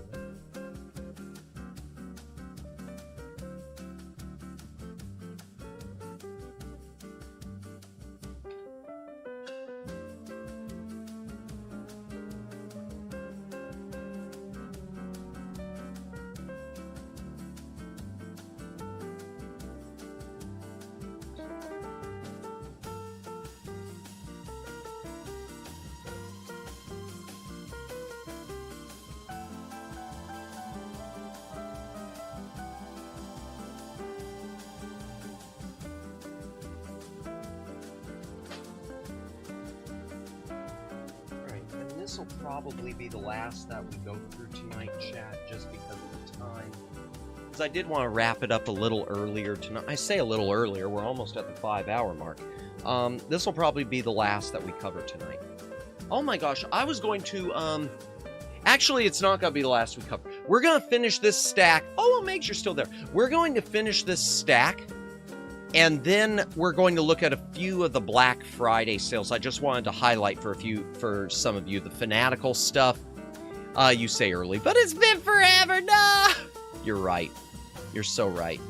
Taiga was a show that have V6 Big Boy, a band back then. Oh, to not only sing for the opening, and you have Hiroshi Nagano. Oh, one of the core member. To play the main character, Daigo. Okay, I am not familiar with that at all. That's interesting. Okay. You say early, but it's been forever. Yeah, I know, Omegs. I know!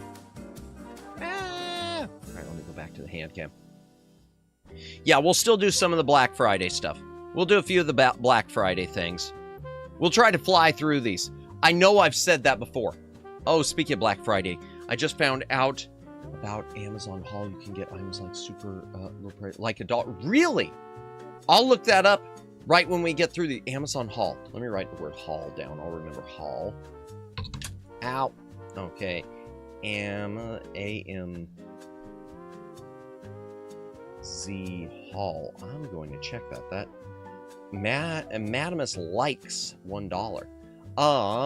And because of that, Ultraman Taiga was a mess to even make it Blu-ray or DVD back then due to copyrights. Gotcha.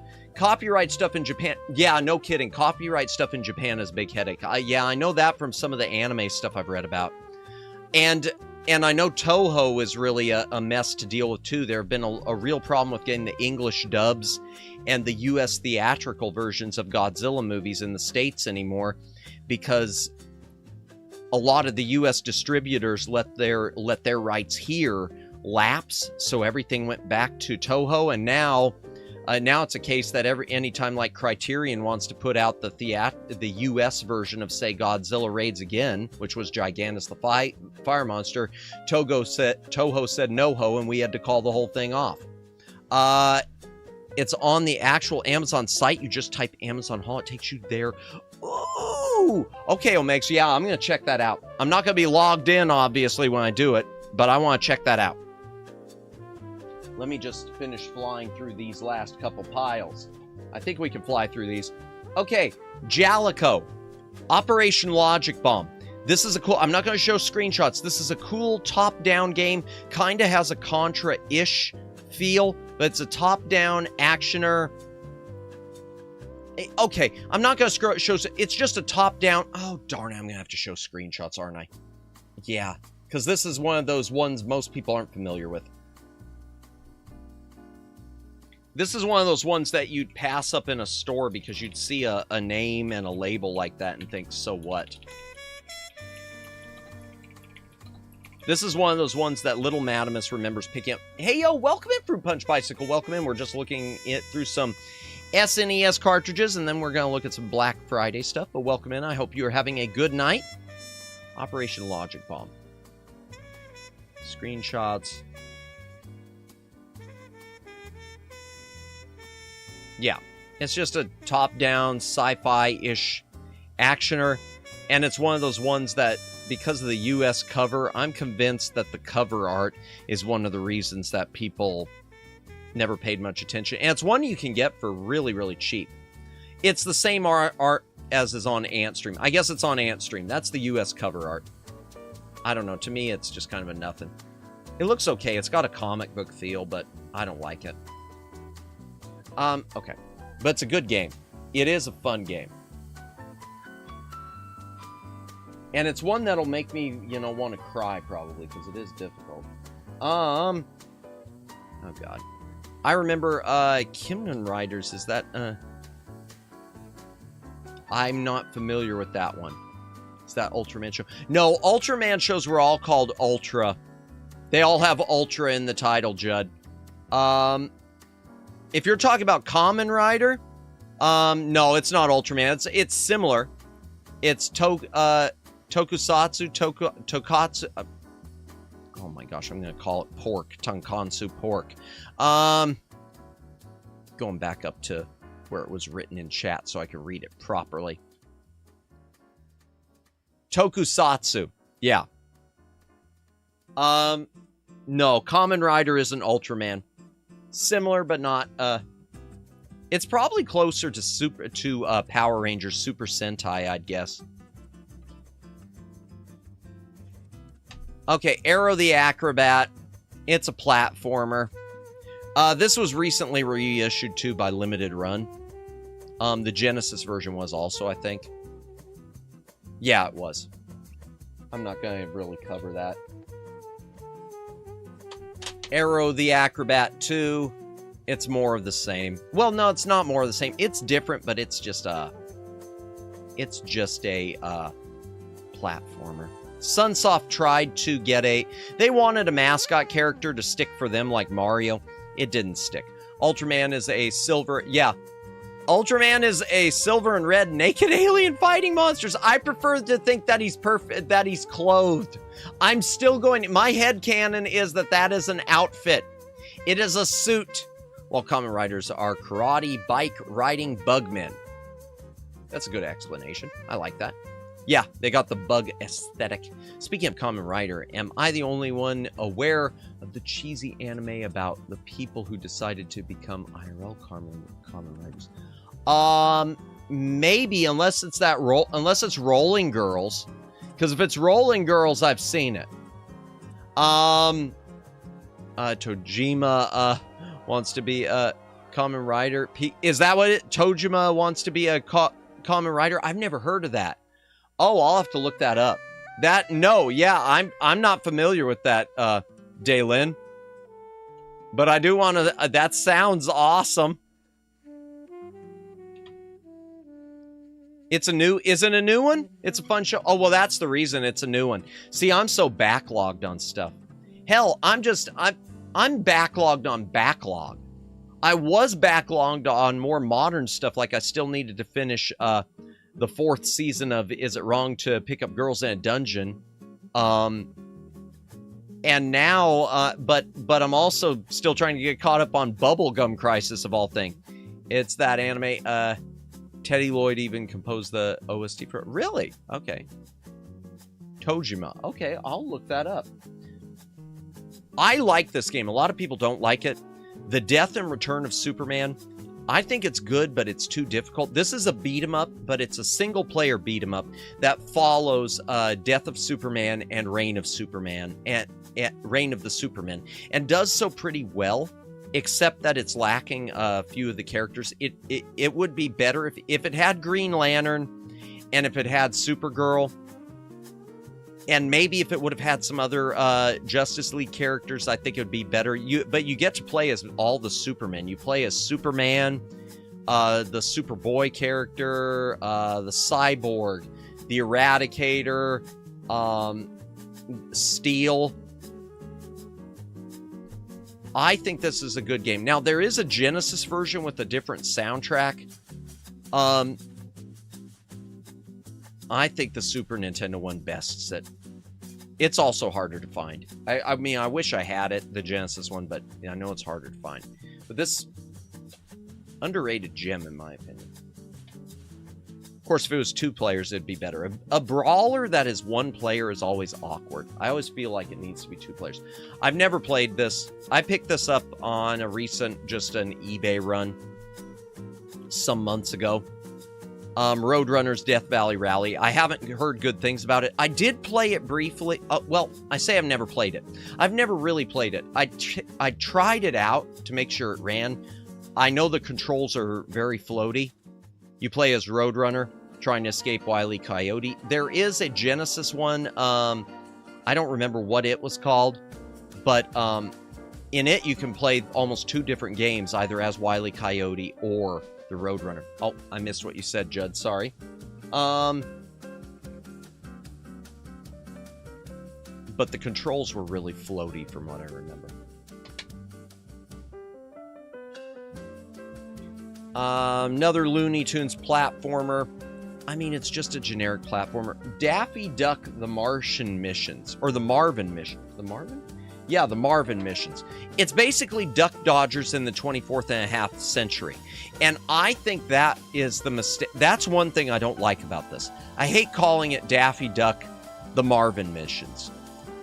I would have felt a lot better if it was Daffy Duck in Duck Dodgers in the 24th and a half century. To me, they really missed it with that. I was wrong. Judd, are you talking about Maximum Carnage? Oh, were you talking about that? If you're talking about those came up earlier too.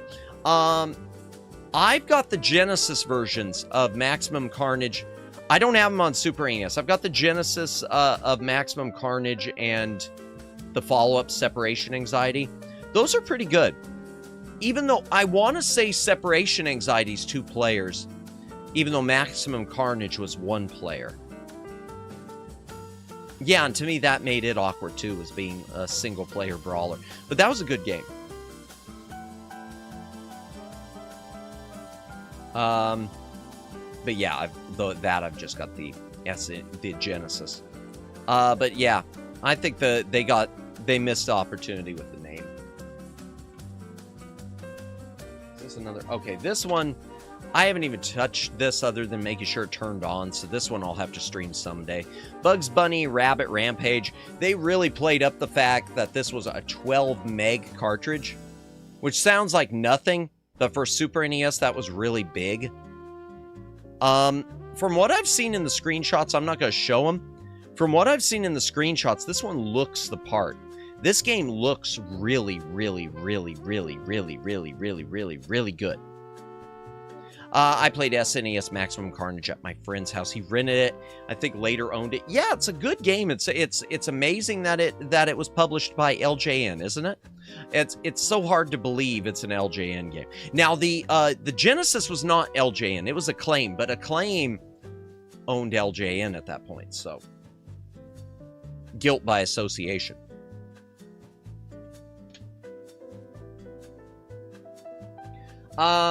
Speaking of Acclaim, this is a Sunsoft Acclaim combo. I have not played this at all. I don't know if I even popped it in to make sure it turns on. I always wanted to play Separation Anxiety.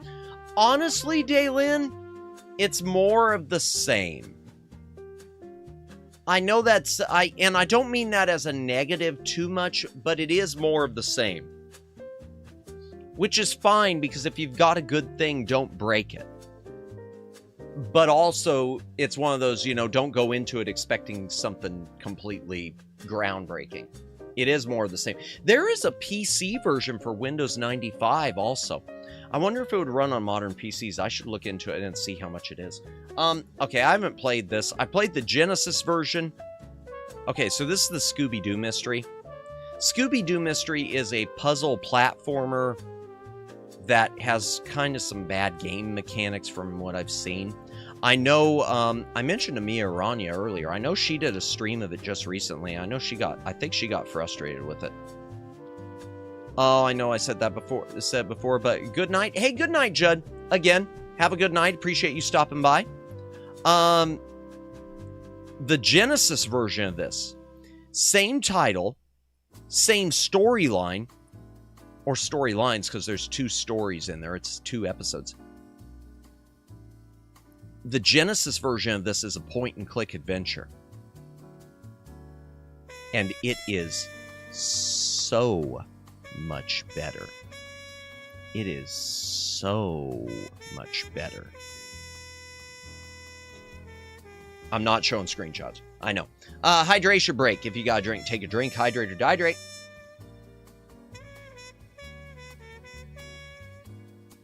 Topped off that can of seltzer. Yay! I'll open a new one when the time comes. We'll see if that's tonight. I don't know. Okay.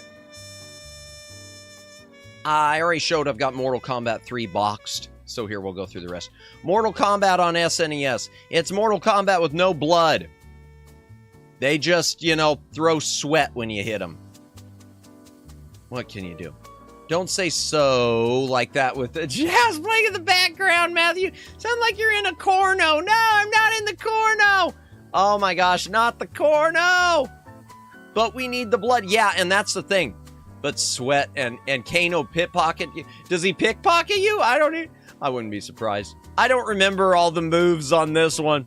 I just know the Genesis version, there was a cheat code to put in to turn the blood and fatalities back on. I mean, the real fatalities. But the Genesis one, they sort of cheaped out. They didn't put enough memory on the cartridge. So the Genesis one, they reuse animations for Scorpion and Sub-Zero. They used the same sprite and recolored them instead of having the different animations. Yeah. So it's you know, 6 1 half dozen of the other. But the another reason why Genesis is superior. The best one probably is the Sega CD, I want to say, from what I've seen. Because the Sega CD has the blood without a code. And I want to say it adds in those additional animations. I could be wrong. Yeah, but to me, honestly, even though these were million sellers on both cartridges, on both consoles, I feel like both Super Nintendo and Sega Genesis kind of drew short straws in different ways. We do need the blood, though. The Genesis is superior for that. For that alone. That alone made the Genesis the go-to. Kano has a blade, Manimus, hence the pickpocket. Oh, is that what that means? Okay, I didn't know that. I know he can throw the thing. I know he throws that like laser knife thing. It looked like a laser. It looked like a laser on screen, even if it wasn't meant to be. Okay. Mortal Kombat 2. Genesis Shiv. Oh, okay. Gotcha. Well, I know that Kano was just a crook. I do know he was a crook because I remember that in the movie. I remember that in the 1990s Mortal Kombat movie. You're just a petty thief or something like that. This is a great game. Yeah, Mortal Kombat 2 Genesis drew the short straw on this. Super Nintendo's better than the Genesis. Super Nintendo one is better, maybe even than the 32X. I don't know about the PlayStation one. I think PlayStation probably got better on that. But, because there is a PlayStation one, I'm pretty sure. Yeah, good game. The sequel, this is, yeah, it's great. But I love the original, too. And Ultimate Mortal Kombat 3. Super Nintendo drew the short straw. The Genesis version of Ultimate Mortal Kombat 3. Madamus inhaling the copium, how so? I don't know. I know the Super Nintendo one's better. I have no problem admitting it. It is hard to believe when the 32X, though, falls short. Because I would expect the 32X to come out ahead. And that's one thing, like with Doom 32X versus Super Nintendo. To me, it's always been a draw because the Genesis runs smooth. The Super NES has more content. MK2 SNES better? Lies. Oh, I wish I could say that wasn't the case, but I know better, Daylin. I know better on it. I don't want it to be. I want the Genesis to be better. But now in this case, joking. Now in this case though, I mean, there's no contest. The Genesis is better. The Genesis has more backgrounds. The Genesis, I don't know if it's got more characters. It's got more visual effects on the screen. It's got more attention to details with the life bars and everything else. Genesis have 6 buttons. There was the 6-button controller, so yeah. There was the 6-button controller. And that's one thing for sure. I like the Genesis controller better than the Super Nintendo controller. I've always preferred having 6 buttons on the face instead of the triggers. I don't like having the 2 triggers. I like having the 6 buttons on the face. That's something, yeah. Genesis to me, Genesis has always had better controls. Even the 3-button Genesis. I think the 3-button Genesis is so comfortable. It is a comfortable controller. But yeah, Ultimate Mortal Kombat 3 on SNES is kind of a botched job. Missing a lot of vocal effects, too. I mean, this one is what it is. Williams Arcade Greatest Hits. Can't even read it here from here. Okay. Robotron 2064, Defender, Joust, Sinistar, Defender 2, Stargate. They're old arcade versions, ports of old arcade games. Nintendo 64 MK Trilogy beats out Genesis Ultimate MK3, but only because standard. No, yeah, I really, yeah, Mortal Kombat Trilogy is great. I've got the PC one. I wish I need the updated PC one, but that's in that new Mortal Kombat collection. I really want to pick that up, but Mortal Kombat Trilogy is just a good game. Oops. So yeah, there you go. Old arcade games. Quarter munchers without the quarters. The only ones of these I'm a big fan of. I'll tell you right now. I like Robotron. I've always liked Robotron. And I do like Birdass. I think Joust is a good game. Joust is fun. Birdass is fun. Yeah, I called it Birdass. Okay, and then we got the follow-up. I don't remember what's on this. We've got Midway Arcade Greatest Hits, the Atari Collection 1. There is no Atari Collection 2 on SNES, sadly. Atari Collection 1. Let me see what all was on it. It doesn't have much on it. To be honest, even if the N64 library is so better than PlayStation and Saturn, but I hate the console because of the control. Yeah, I do. I gotta agree with you on that. I think I don't have an N64, but to me, the N64, the controller is just. Yeah, I'm not a fan. And really, the N64 library, I'm going to be honest, I don't really don't think it's better, because one of my problems with N64, unless I'm wrong, just about everything is 3D. You look at Saturn and you look at PlayStation and you had a combination. You had your 2D stuff like, like Castlevania Symphony of the Night. And, but Super NES, it was almost all 3D. I didn't see a lot of 2D stuff on it, and even RPGs. I don't remember the N64 having a lot of like turn-based role-playing games, like similar in style to Final Fantasy. I know it had the first Paper Mario, and you had your Zeldas. That's great. I never had a problem with the N64 control for whatever reason, but I respect those who do. Yeah, I just couldn't get used to it. I feel like Nintendo's peak controller design to me, even though I have the system and it's not my favorite system, but I really like the GameCube controller. I just think the GameCube controller is comfortable. There are things I'd like differently about it. I do wish it had 6 buttons on the face. I could say that about just every controller because I like 6 buttons on the face. But I do like the GameCube controller. Wavebird is my favorite. That's on GameCube, isn't it? Okay, but yeah, this game right here, it has Asteroids, Battle Zone, Centipede, Missile Command, Super Breakout, and Tempest. Really, I think all of those are pretty good. As far as old art. Old boy. I hate saying things that way. But as far as old arcade games, I think that's a good collection on that. Better than the Midway one. GameCube, Wavebird, wireless control. Good. Okay, I was right on that. And that's the end of... Now, that's not the end of my the SNES... Do I have enough time to go through the rest? We're going to save the rest for one more week. Nintendo messed up with cartridges on the N64, which I hate to admit and agree, Vice, even though I like cartridges better. I like cartridges better than CDs, and I always will, from a collector's point of view.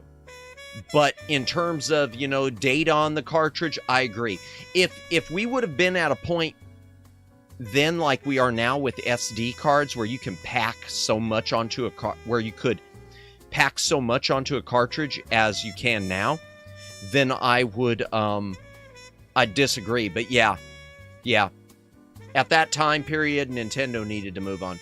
Nintendo first party controller 2. Yeah, I knew it was wireless, and I knew it was a Nintendo branded. I didn't know it was I wasn't sure if it was GameCube or not.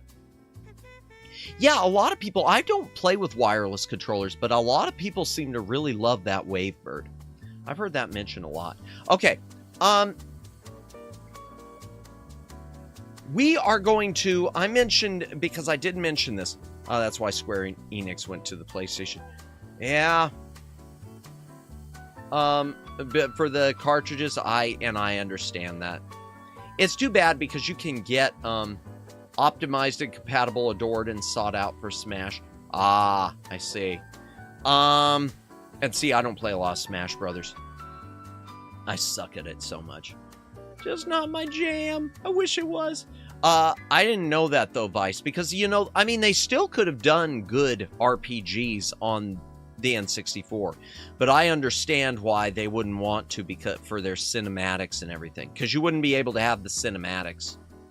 At least not as many or anything. Okay, let me go back to the gaming PC real quick, chat, and let's look at I want to see that Amazon haul thing.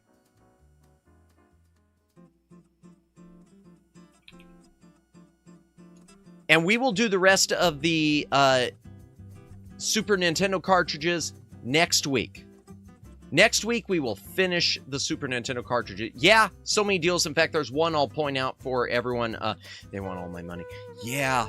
In fact, I'm gonna show you something that I'm thinking about getting to build on stream.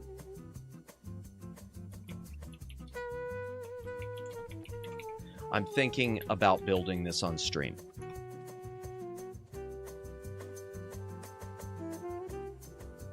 Y'all know what it is, right? I'm thinking about building this on stream. Fanatical Capcom has some sweet deals. Yeah, don't they?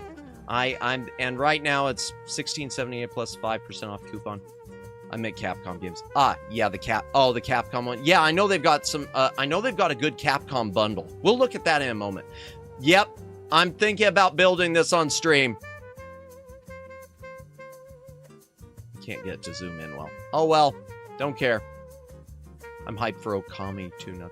I am not familiar with Okami. Okay, I gotta look that up. Let me pull it up real quick. Let me see what it is. I have never played it.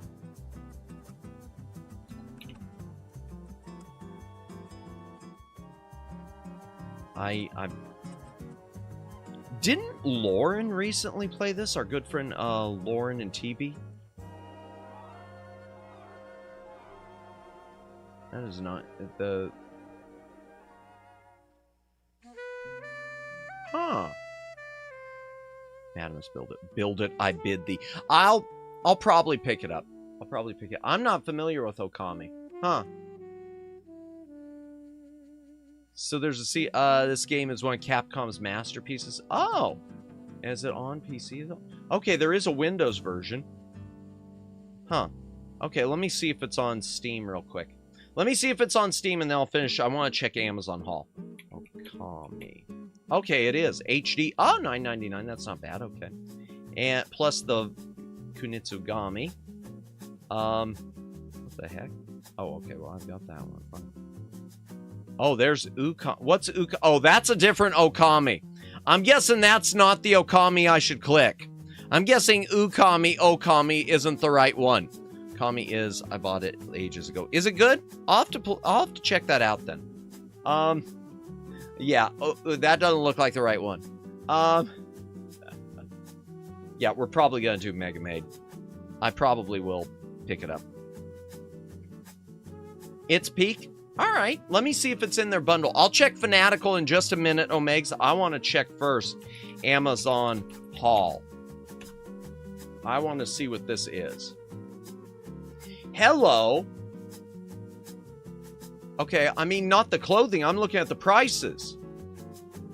Vinyl record coasters. Okay. Crazy low, 40% off must go. Office, free ad 25. Crazy low, beauty, home improvements, office, accessories, home improvements.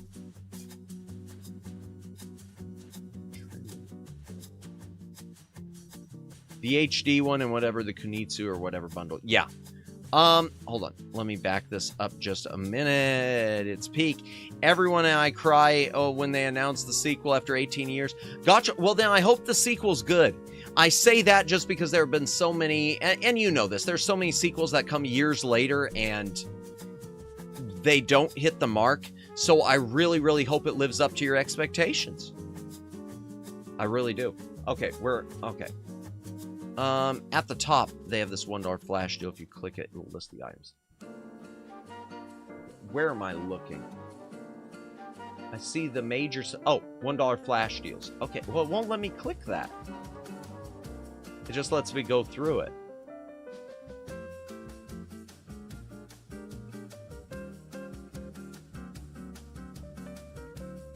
Okay, I don't need bras. I don't need... That bottom one, I wouldn't risk on stream. No, no. Wait a second.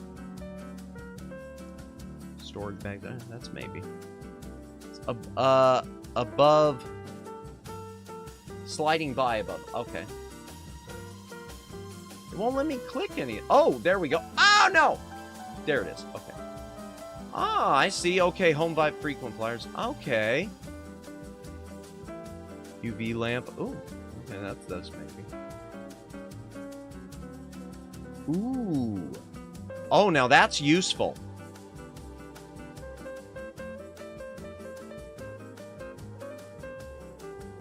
That's useful. Oh, man. Oh, Megs, thank you. Thank you so much. That's useful. Storage. Madamus loves storage. Oh. I'm gonna have to look through this later. Yeah, I'll have to look through this later for sure. Thank you very much, Omegs. Mini monocular, okay. And an herb saver. I don't need drills. Yeah, I'm gonna have to check that later. Man, I might buy a bunch of those. The list of $1 stuff is small, though, but I recommend the 115 small toolkit. Ah, I see that. Okay. I'll have to do this on my regular account because I'm not logged in here. Nor am I going to be because we know that bad things happen that way. Okay. That's not... Yeah, at that price, I don't think I can resist it. Thank you, Omegs. Yeah, I'll take a look through all this later. I will definitely take a look through all this later. Muhahaha. Indeed. Yeah, I'm gonna spend all the money. Another monocular so I can spy on my neighbors. More bags. Lingerie. Not that I need that. Although I do wish it had the underwear here. I'm going to say that's my complaint. I was looking for the underwear. Y'all don't know what the underwear is, do you? Okay, well, Moo knew what the underwear was. That's cool, though. Thank you, Omegs. Oh, wow. Wait a second. They've got an electronics section? Oh, my gosh. Hey, yo! Yo! Yo, what if I built a radio on stream? It's not bad. The way this works for this deal is it's 3 items for $1, but you can only get 3 per day, and the shipping basis is 3. Ah, I see. Okay. Good to know, Omegs. Thank you. I'm looking at even this stuff that's like $7 and stuff. Some of that looks useful. I need a new USB hub. Oh my gosh. PCB boards, man. Ooh, that's...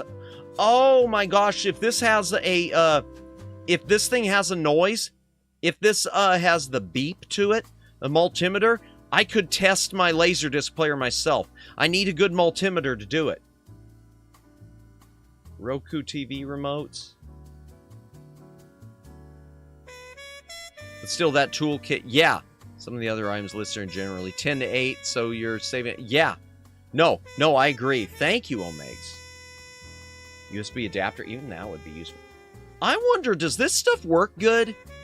This cleaning gel? Because I know some people have, like... I've heard about this cleaning jelly for keyboards. Does anyone know if this stuff actually works well?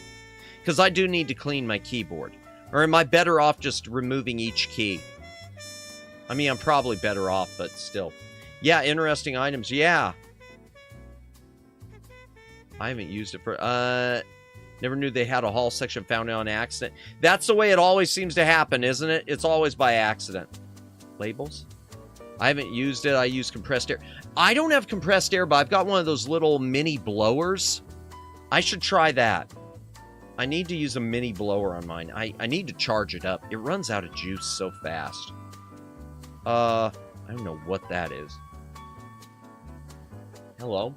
Raspberry Pi... Well, that's a little more expensive than I'd like. Okay. Let me also, real quick, let's look at the Fanatical stuff. I'm going to keep this in mind, though. Thank you, Omegs. Oh, Amazon haul. Yeah. I'll check this stuff. Final sale, no returns. Okay. That's fine. As long as it's complete, I don't care. Man, I'm looking at that. The USB cables. I could have used that recently.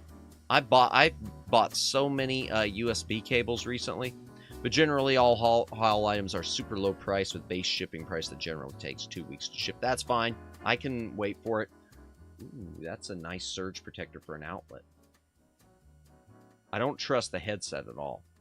Okay. Oh, Fanatical. So for those of you, and I'm glad you brought up Fanatical, Omegs. For those of you unfamiliar with the website Fanatical, for Steam games, this is Fanatical. Now, they've got deals, Capcom deals, but they've all, right there, along with other stuff, but they've also got bundles, as you can see. Build your own Equinox bundle, build your own Bento bundle. We're going to go to bundles and game bundles. And we're just going to go latest deals. Let's open up the Equinox one. Now, I've already shopped at this one, I think. So the way it works is right there. You can get any one game for $1 each.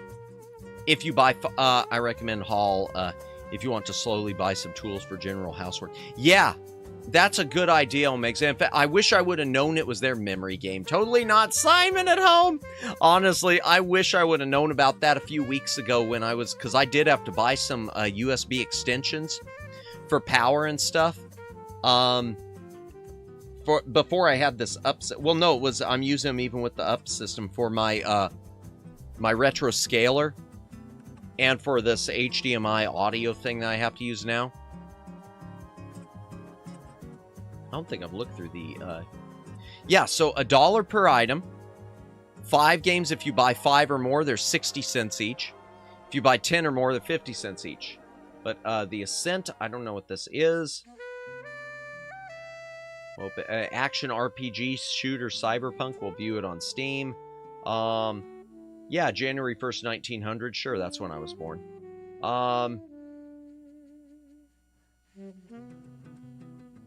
Mostly positive. Okay, so it's a run and gun. It's not a first-person shooter. It's just a, okay, action RPG. I don't know that that would be up my alley, but Matt was born before that. No, I was not! Yeah, I mean, yeah. Well, with that, yes. Deckline? I don't know what this is. Your command has abandoned you with all research. Ooh. Last game with Dura closing. Oh, wow. This is almost like a,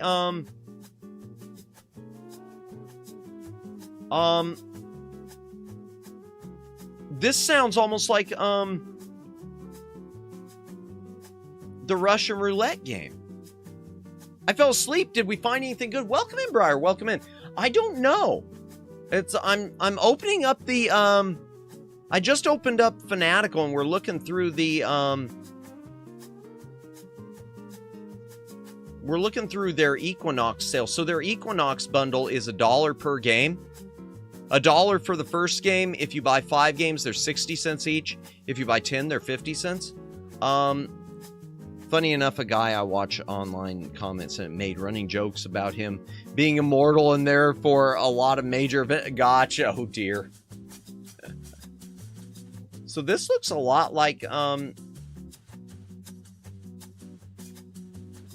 except it's a card version.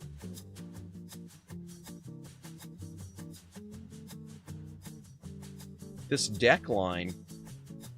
Yeah, it looks a lot like Buckshot Roulette. Oh, literally just a card game. Okay, not good. Download and play Heroes of Might and Magic Olden demo and play it. HOMM Olden. I'll look that up. Let me write that down. Oh, well, here, I'll just go ahead and add the demo. Am I logged in? I'm not logged in on this. All right, but I am on this. Heroes, here, I'll look it up.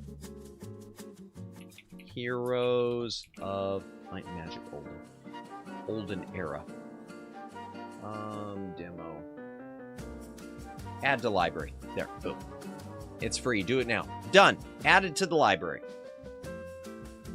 Okay, so deck line, I'm gonna go no. Deep Under. Visual novel about how an ordinary camping trip with friends. Okay, so that's a visual novel. This one so far, I'm trying to remember what I ordered from it because I already did this. I already did this one. Oh yeah, I did Beyond a Steel Sky, Gamma Zero, and this Ember. So I usually don't do multiplayer games, but I picked this up thinking maybe this would be decent for a collab game at some point. If I could get enough people hooked, or if I could buy some extra keys and hand it out. Apparently, it's a group multiplayer putting out fires.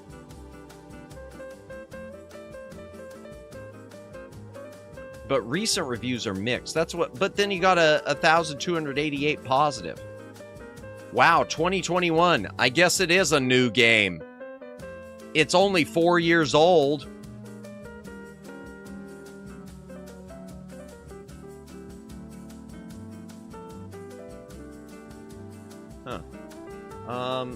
Yeah, what are the negatives about?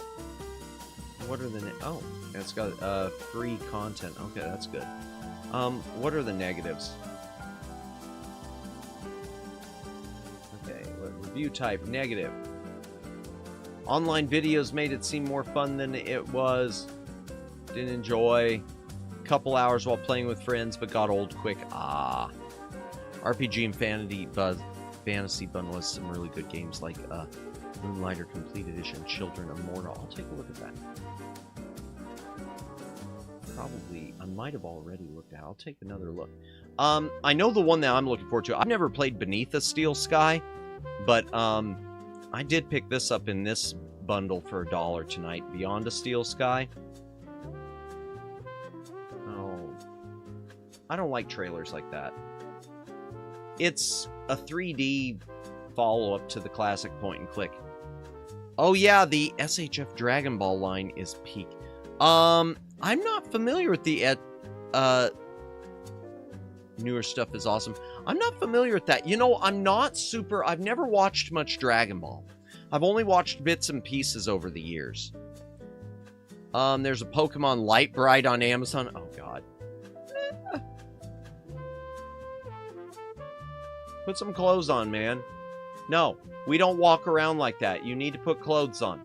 No, you're going to get me banned. Let me check that other bundle. But the Equinox bundle looks pretty good. Oops. Fanatical. There it is. Capcom bundle. Let me open the Bento. Let me open the RPG one, wherever it is. Pixel Power, I know wasn't a good... It was okay. Let me open the Build Your Own Shooter. It's only got 4 days left. 1 hour left for the Frightmare bundle. What's in that? Well, the Light Bright itself might not be Pokemon, but the overlays included are. Gotcha. Okay. Frightmare. Blood West. Okay, I don't think... I don't do horror. I don't do horror. There's the RPG thing. Same for Hello Kitty. Nice. Okay, Children of Morta Complete Edition. And what was the other one you mentioned? Okay, $1.65 if I buy 3. Yeah, I'm not familiar with the SHF. What does the SHF stand for? Because I'm not familiar with them. Moonlighter and Children of Morta. Moonlighter. Yeah, I don't know what SHF is. Storm Edge is low stock. Children of Morta. Story-driven RPG. Extraordinary family of heroes lead the Bergsons with all their flaws and virtues against the forthcoming corruption. Will you be able to sacrifice everything to save the ones you care for? Also, Storm Edge just looks like a generically good game, too. Okay, I might pick these up.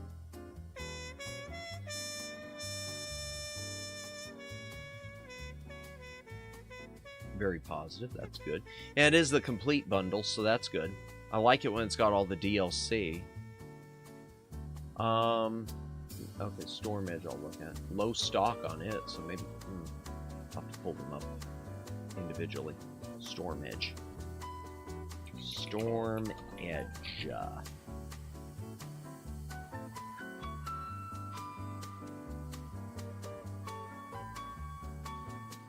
Mixed. That bothers me. Dodge enemies' attacks, activate lethal traps, and customize your hero in Storm Edge.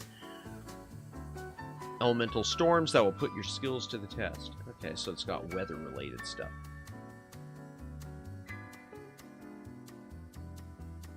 Moonlighter. Moonlighter 2 is out now. 11 bits! That's even better. 10. Better than 10. I had a lot of fun in Moonlighter. Okay. Action RPG with roguelite elements. 2 sides of the coin revealing everyday routines of Will. Adventurous shopkeeper. Secretly dreams of becoming a hero. Back in my day, we could spend days selling items before going back to the dungeon. Okay, I'll keep this one in mind too. What else is in this? For the King. I hear about that one a lot. I don't know anything about For the King, but I hear about that one a lot. They sold out of Schism, whatever that was. No, Vigilantes doesn't look good. It's tactical. That might be okay, though. And the Bento bundle's got the Harvest Moons, but they're always... The Harvest Moons have so much DLC. So much DLC. Galgun returns. I mean, that'd be good for, I guess, the full moon stream. But there's probably so much DLC with it. The infamous Ecchi Rail Shooter is back.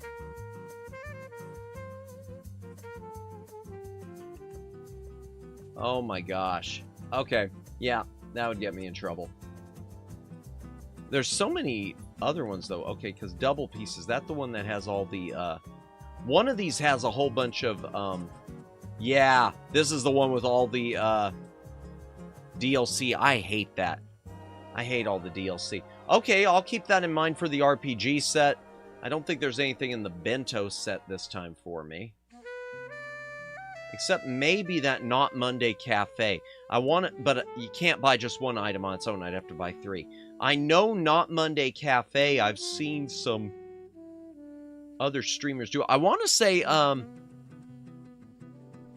who was playing it? Who was it who I'm thinking of who I think was playing it? Gosh, let me see. Because there's someone I know what went in there and she was playing it. I would swear it was Autica. I would swear it was Autica 7s. Oh, I have Not Monday Cafe test key. It was kind of cute. Was it cute? Okay. Okay. I might check that one out then. If there was more stuff in here that I wanted. Because I don't really want to do the Gal Gun. I don't want to do the Harvest Moon because I'm just not good with those. Cats and Cups. Play as a barista. The Sucker for Love, I heard. Oh, I've got Sucker for Love. I've got that second Sucker for Love, Omegs. I need to play it. We do have the second one. I just haven't gotten around to it because Lynetta was best girl. I don't want to move on from Lynetta. Sucker for Love, the first one was good. I really did enjoy that. That was a fun time. That was a fun time. I've heard the second one's much more horror. Because, yeah, Neko Lolita, when she was in here, she had played it. She said it got her with some jump scares more so. Barista in a cat-inspired coffee shop. Customers are cats.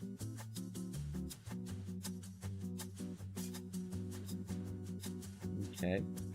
Well, that's 2 that... what's Forest Heroes? No, I don't think so. And this one I was looking at, but I think it would mess me up.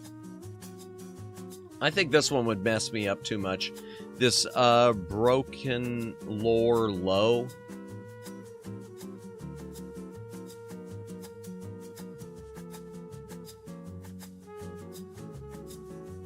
Oh, yeah, this would mess me up.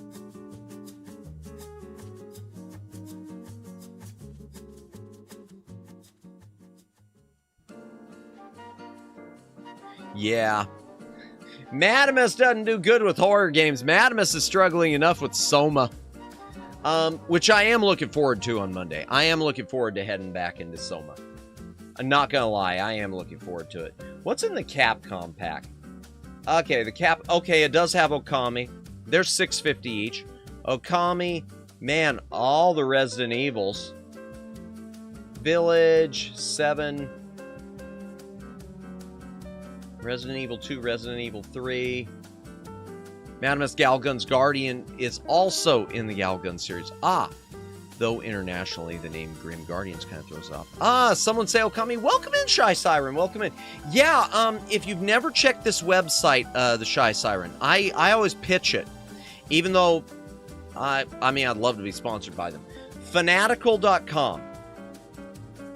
They have Steam keys at a low price. In fact, this is where I got my, that Little Friends. I got it in a bundle for, I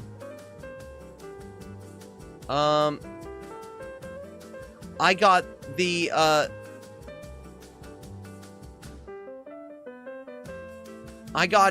the bundle for Little Friends for like $1 in one of these packs a while back. Great price, yeah. Village, Resident Evil 7, Resident 2, 3, all fan. And I think it had the others, didn't it? I wanted to say it had more. Yeah, there's 6. There's 4 and 5. There's 0 and 1. Man. Oh, wow. Darth Scourge, welcome in. What about The Last of Us? I'm not familiar with The Last of Us. Oh.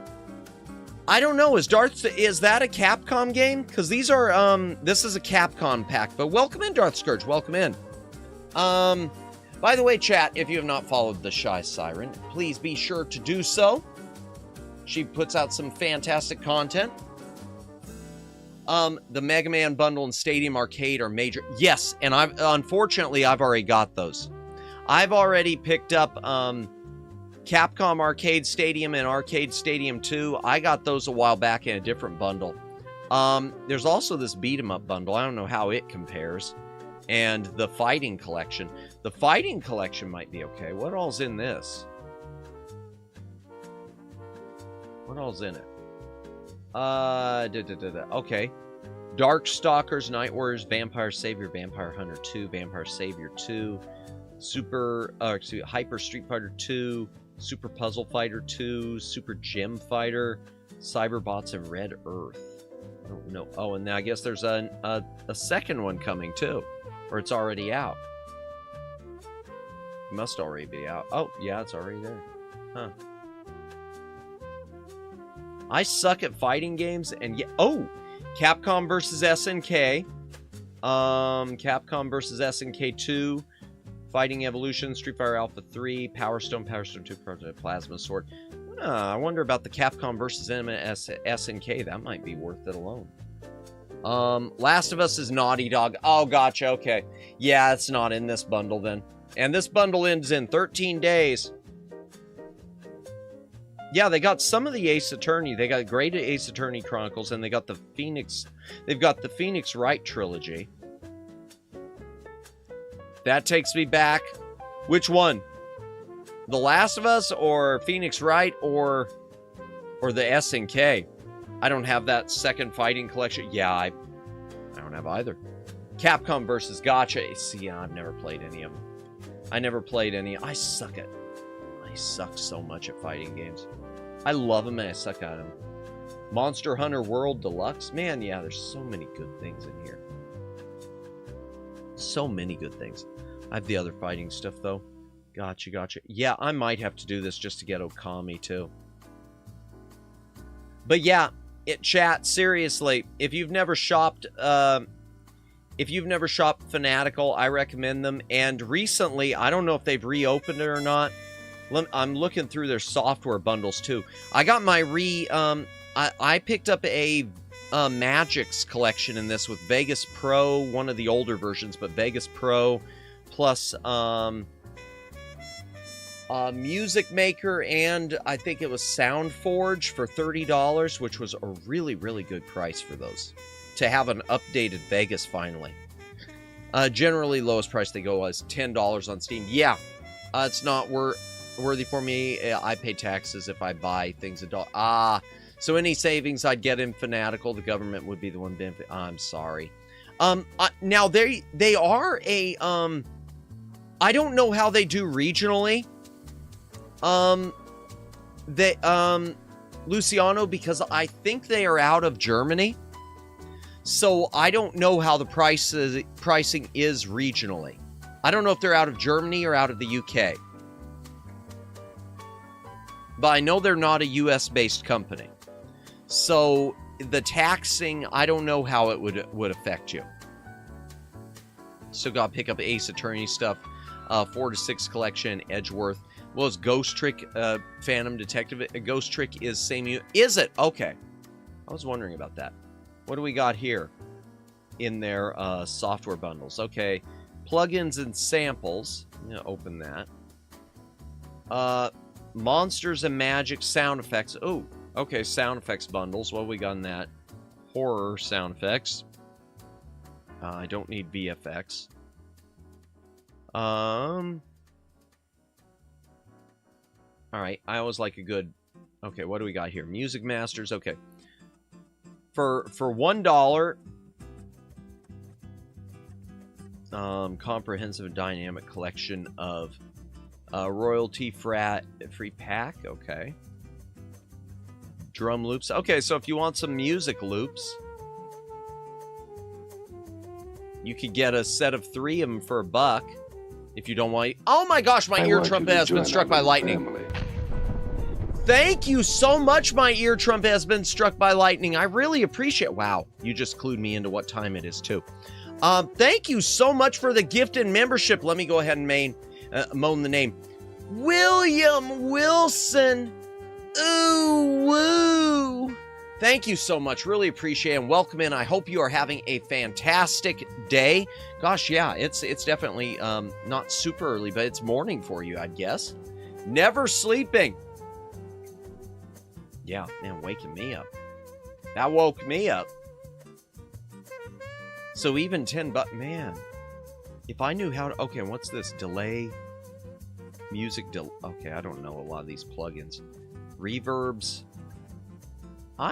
Man, this is always tempting. I wonder, okay, DGFX. Digital audio. Okay, I don't know if I could use those. Let me back this up, back this up, back this back. Yeah, never said. Workday's over. Congratulations. I'm glad you survived another workday. Deal's so good. It's going to keep you up. Yeah, that's true. So good now. Yeah, you would be wasting money sleeping on. That's true. What is this sleep thing I'm hearing about? Yeah, ain't that the truth, Daylin? I know I probably won't be sleeping. I usually don't. I mean, I do, but my sleep schedule is so messed up, y'all. Okay, so there's that. 3 products. Okay, you could just add them to it. Oh. Super effects. What's in this one? The Fight Fury. Prepare for combat.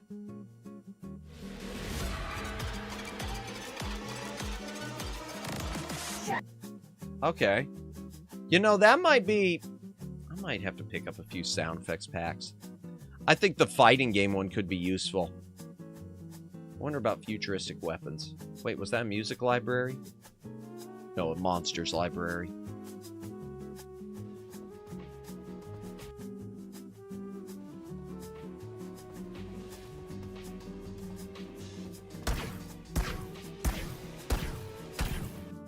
Huh. I don't know, maybe I could use some laser. I don't know if I could use a horror pack, though. I don't know if I need any more screams beyond the Ain't No Party Like a Diddy Party, which we've already got. Do you really need anything more than that? But yeah, I might do this. This has 13 days left. I might do the do some stuff in the Capcom pack and that RPG pack. Oh, and I was going to point out, for those of you who are able to order from Amazon, I will point out that right now the Star Trek movies... the motion picture collection isn't in the 4K of the motion pictures isn't a great price, but if you want the 4K, it doesn't include the Blu-ray copy, but the 4K director's cut of Star Trek the motion picture, I try to push this on everyone because it's my favorite movie ever. The 4K director's cut of the motion picture is down to $12.50 right now, and it does include the digital copy also, if you're into that. That's for the regular edition. There is also the big overpriced edition, which is $60. If you're insane like me. But yeah, Amazon's got great prices on those right now. This price is kind of average. $80 for the box set of the original 6. That's kind of average, unfortunately. But the individuals are priced okay.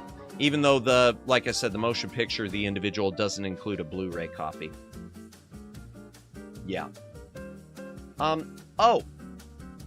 Okay, before we wrap things up. Oh, well, no, I'm going to go ahead and do it right now. And by the way, I'm not going to get bonked for it, so I don't care. Let this serve, since it is Black Friday and it is on sale in lots of places, hopefully in your country or territory as well, with Star Trek. Let today serve as my monthly reminder that if you have not seen the director's cut of Star Trek the Motion Picture, you need to see the director's cut of Star Trek the Motion Picture. Someday we will do a watch-along of the director's cut of Star Trek the Motion Picture. I feel really, really strongly about this. Seems they do operate in Brazil. I'll try later. Nice! Let this be my monthly, I'm running the trailer again night. Because it makes me get goosebumps every single time.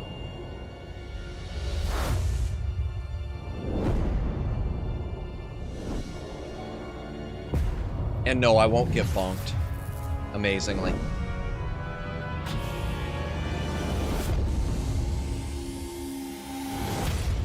Thrusters ahead, Mr. Sulu. Chills. Take us out. It's worth the $12.50, y'all. Mr. Spock. Every minute brings that object closer to Earth. I need you. I am convinced we are inside a living machine.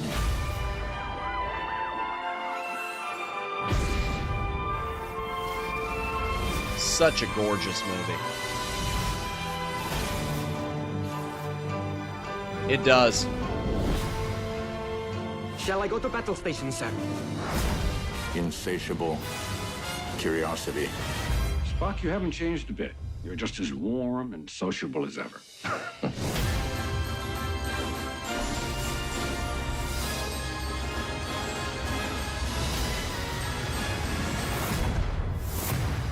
I hope we got this one off to a good start. I hope so, too. And here I thought R.L. Stein gives Madamus goosebumps. Well, that different goosebumps. Yeah, so, okay. I have to do it. I always have to do it, because that's real Trek. That's not like that's not fake Trek. See, that's Chris Pine. That's fake Trek. That's fake Trek. We don't do fake Trek here. We do real Trek. Okay, one last thing I want to do on the Handcam before we go, chat. We're going to wrap up in just a minute because, oh man, my Twitter time for stream is about to run out. So I do want to do one last thing on the Handcam, chat. Very quickly. Just going to show two of the things we're going to be starting to do on stream. I'd like to start one. I don't know if we're going to start it next week since we need to go through the rest of the SNES cartridges. But one thing that we're going to be starting very soon, and the box on this is really crushed in, and unfortunately Amazon, they're out of stock, so I can't get a replacement. But just ignore the box. It is a not Lego ship in a bottle. So we're going to build that on stream, on whatever. Hopefully within the next, like, week or so. Yeah. This thing was cheap, too. I really hope it has all the parts because, A, it's past my time to return it. I sat on it too long. And B, they don't have them anymore. So, yeah. There's that, and the other thing which we will be building on stream pretty soon is the cabin from The Evil Dead. Complete with the car. Join us. Groovy. Yeah, groovy. Oh, I love it. Yes, I love Army of Darkness. I love Evil Dead 2. I love Army of Darkness. The Evil Dead kind of scarred me for life. The original Evil Dead kind of messed me up. The pencil scene scarred me for life.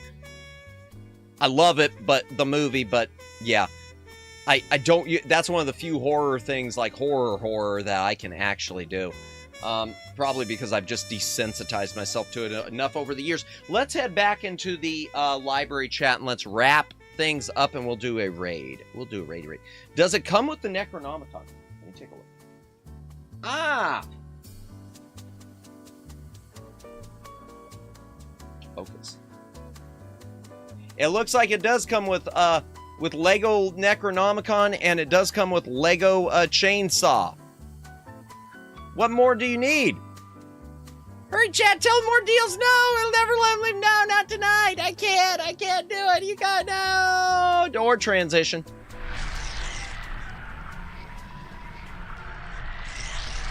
I know, Omegs. I know. We will be streaming tomorrow, though, on Thanksgiving. Keep him up at night, 24/7, searching the web for the best deals. Yeah, but I love Fanatical. Yeah, I probably will be. There's a ton of stuff that's in my own Amazon cart I'm thinking about pulling the trigger on, including I might be pulling the trigger for myself. I wish I could do it on stream, but I can't. The 4K box set of the Christopher Reeve Superman movies, because they've got a decent price on it right now. I don't know if it's a Black Friday sale, but it's a good price. And it's the reissue version where they've made the corrections. There's a bunch of things. Thanks for the stream. Hey, thank you for hanging out. And thank you, Flash Viewer, as well. Thank you, Mahese. Luciano, Matt should watch season 1. Okay, Luciano, I have seen season 1. I've seen season 2. I never saw season 3. So I need to go back and watch the rest of those. I did enjoy the first season, and I remember enjoying the second one. I don't know about the third one.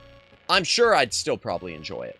I'd enjoy it enough. I need to watch Ash versus the Evil Dead. As for the 2000 whatever remake thing of the Evil Dead, nope, not happening. As for Evil Dead Rise, nope. We're not going there. Thank you everyone for watching tonight. Let me pick out a raid victim. That sounded badly. No, not a victim. Definitely not a victim. There are definitely no victims. Let me find a victim.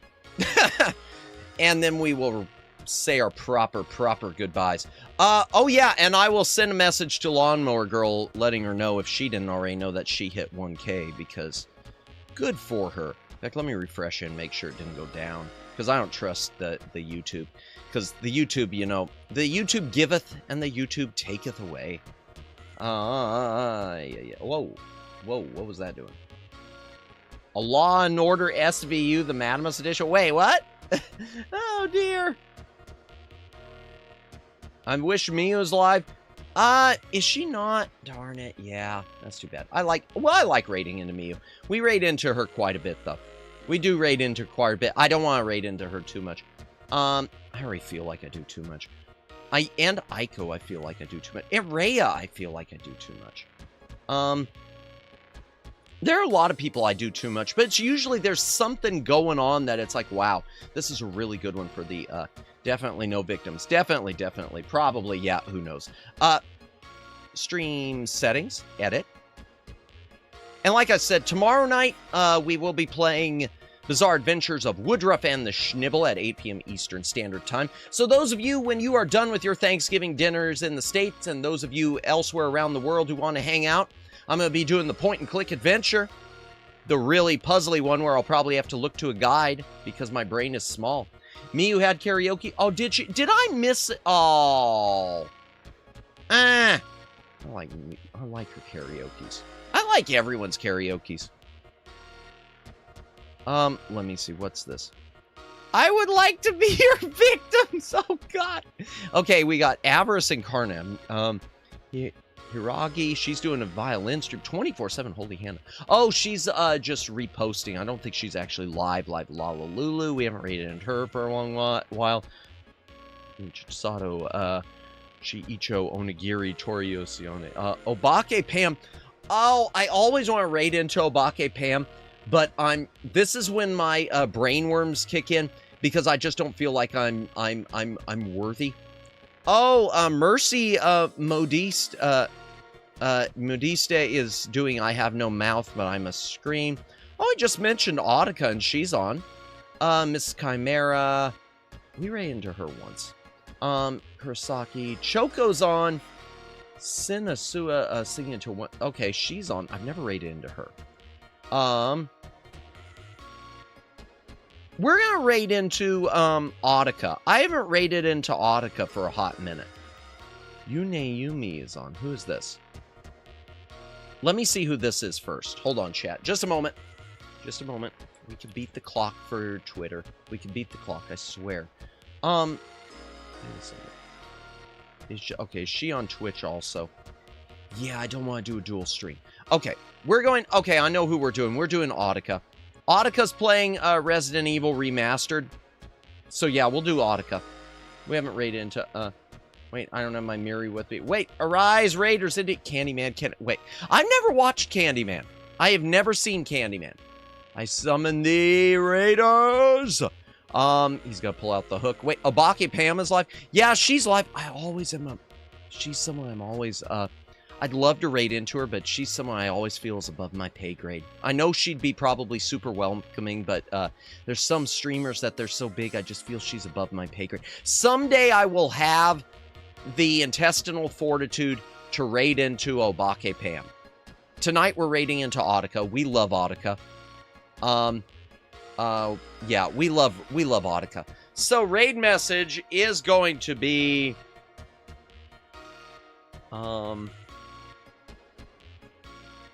a very inexpensive, because we're doing sales, I don't know, inexpensive back library raid. There we go. A very inexpensive back library raid. That makes no sense. That's one of the dumbest ones I've ever done. That really is. That's really one of the dumbest ones. I'm disappointing myself, chat. But it'll work. Okay. So that being said, thank you, Mahese. Thank you, Daylin. Thank you, Flash Viewer. Thank you, Luciano. Thank you, Omegs. Thank you, Jennifer. If you're still awake, Jennifer, thank you. If you're not still awake, pleasant dreams. Of course, that should be even if you are still awake. Regardless, something, awake, sleep. Wait, what do we got?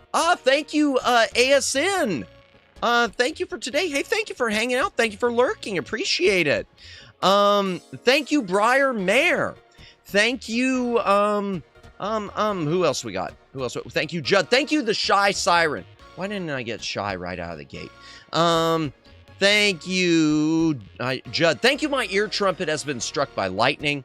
I know, Flood City already left, but thank you to him and for the dono tip. Thank you, Darth Scourge. Thank you, anyone else who I am missing.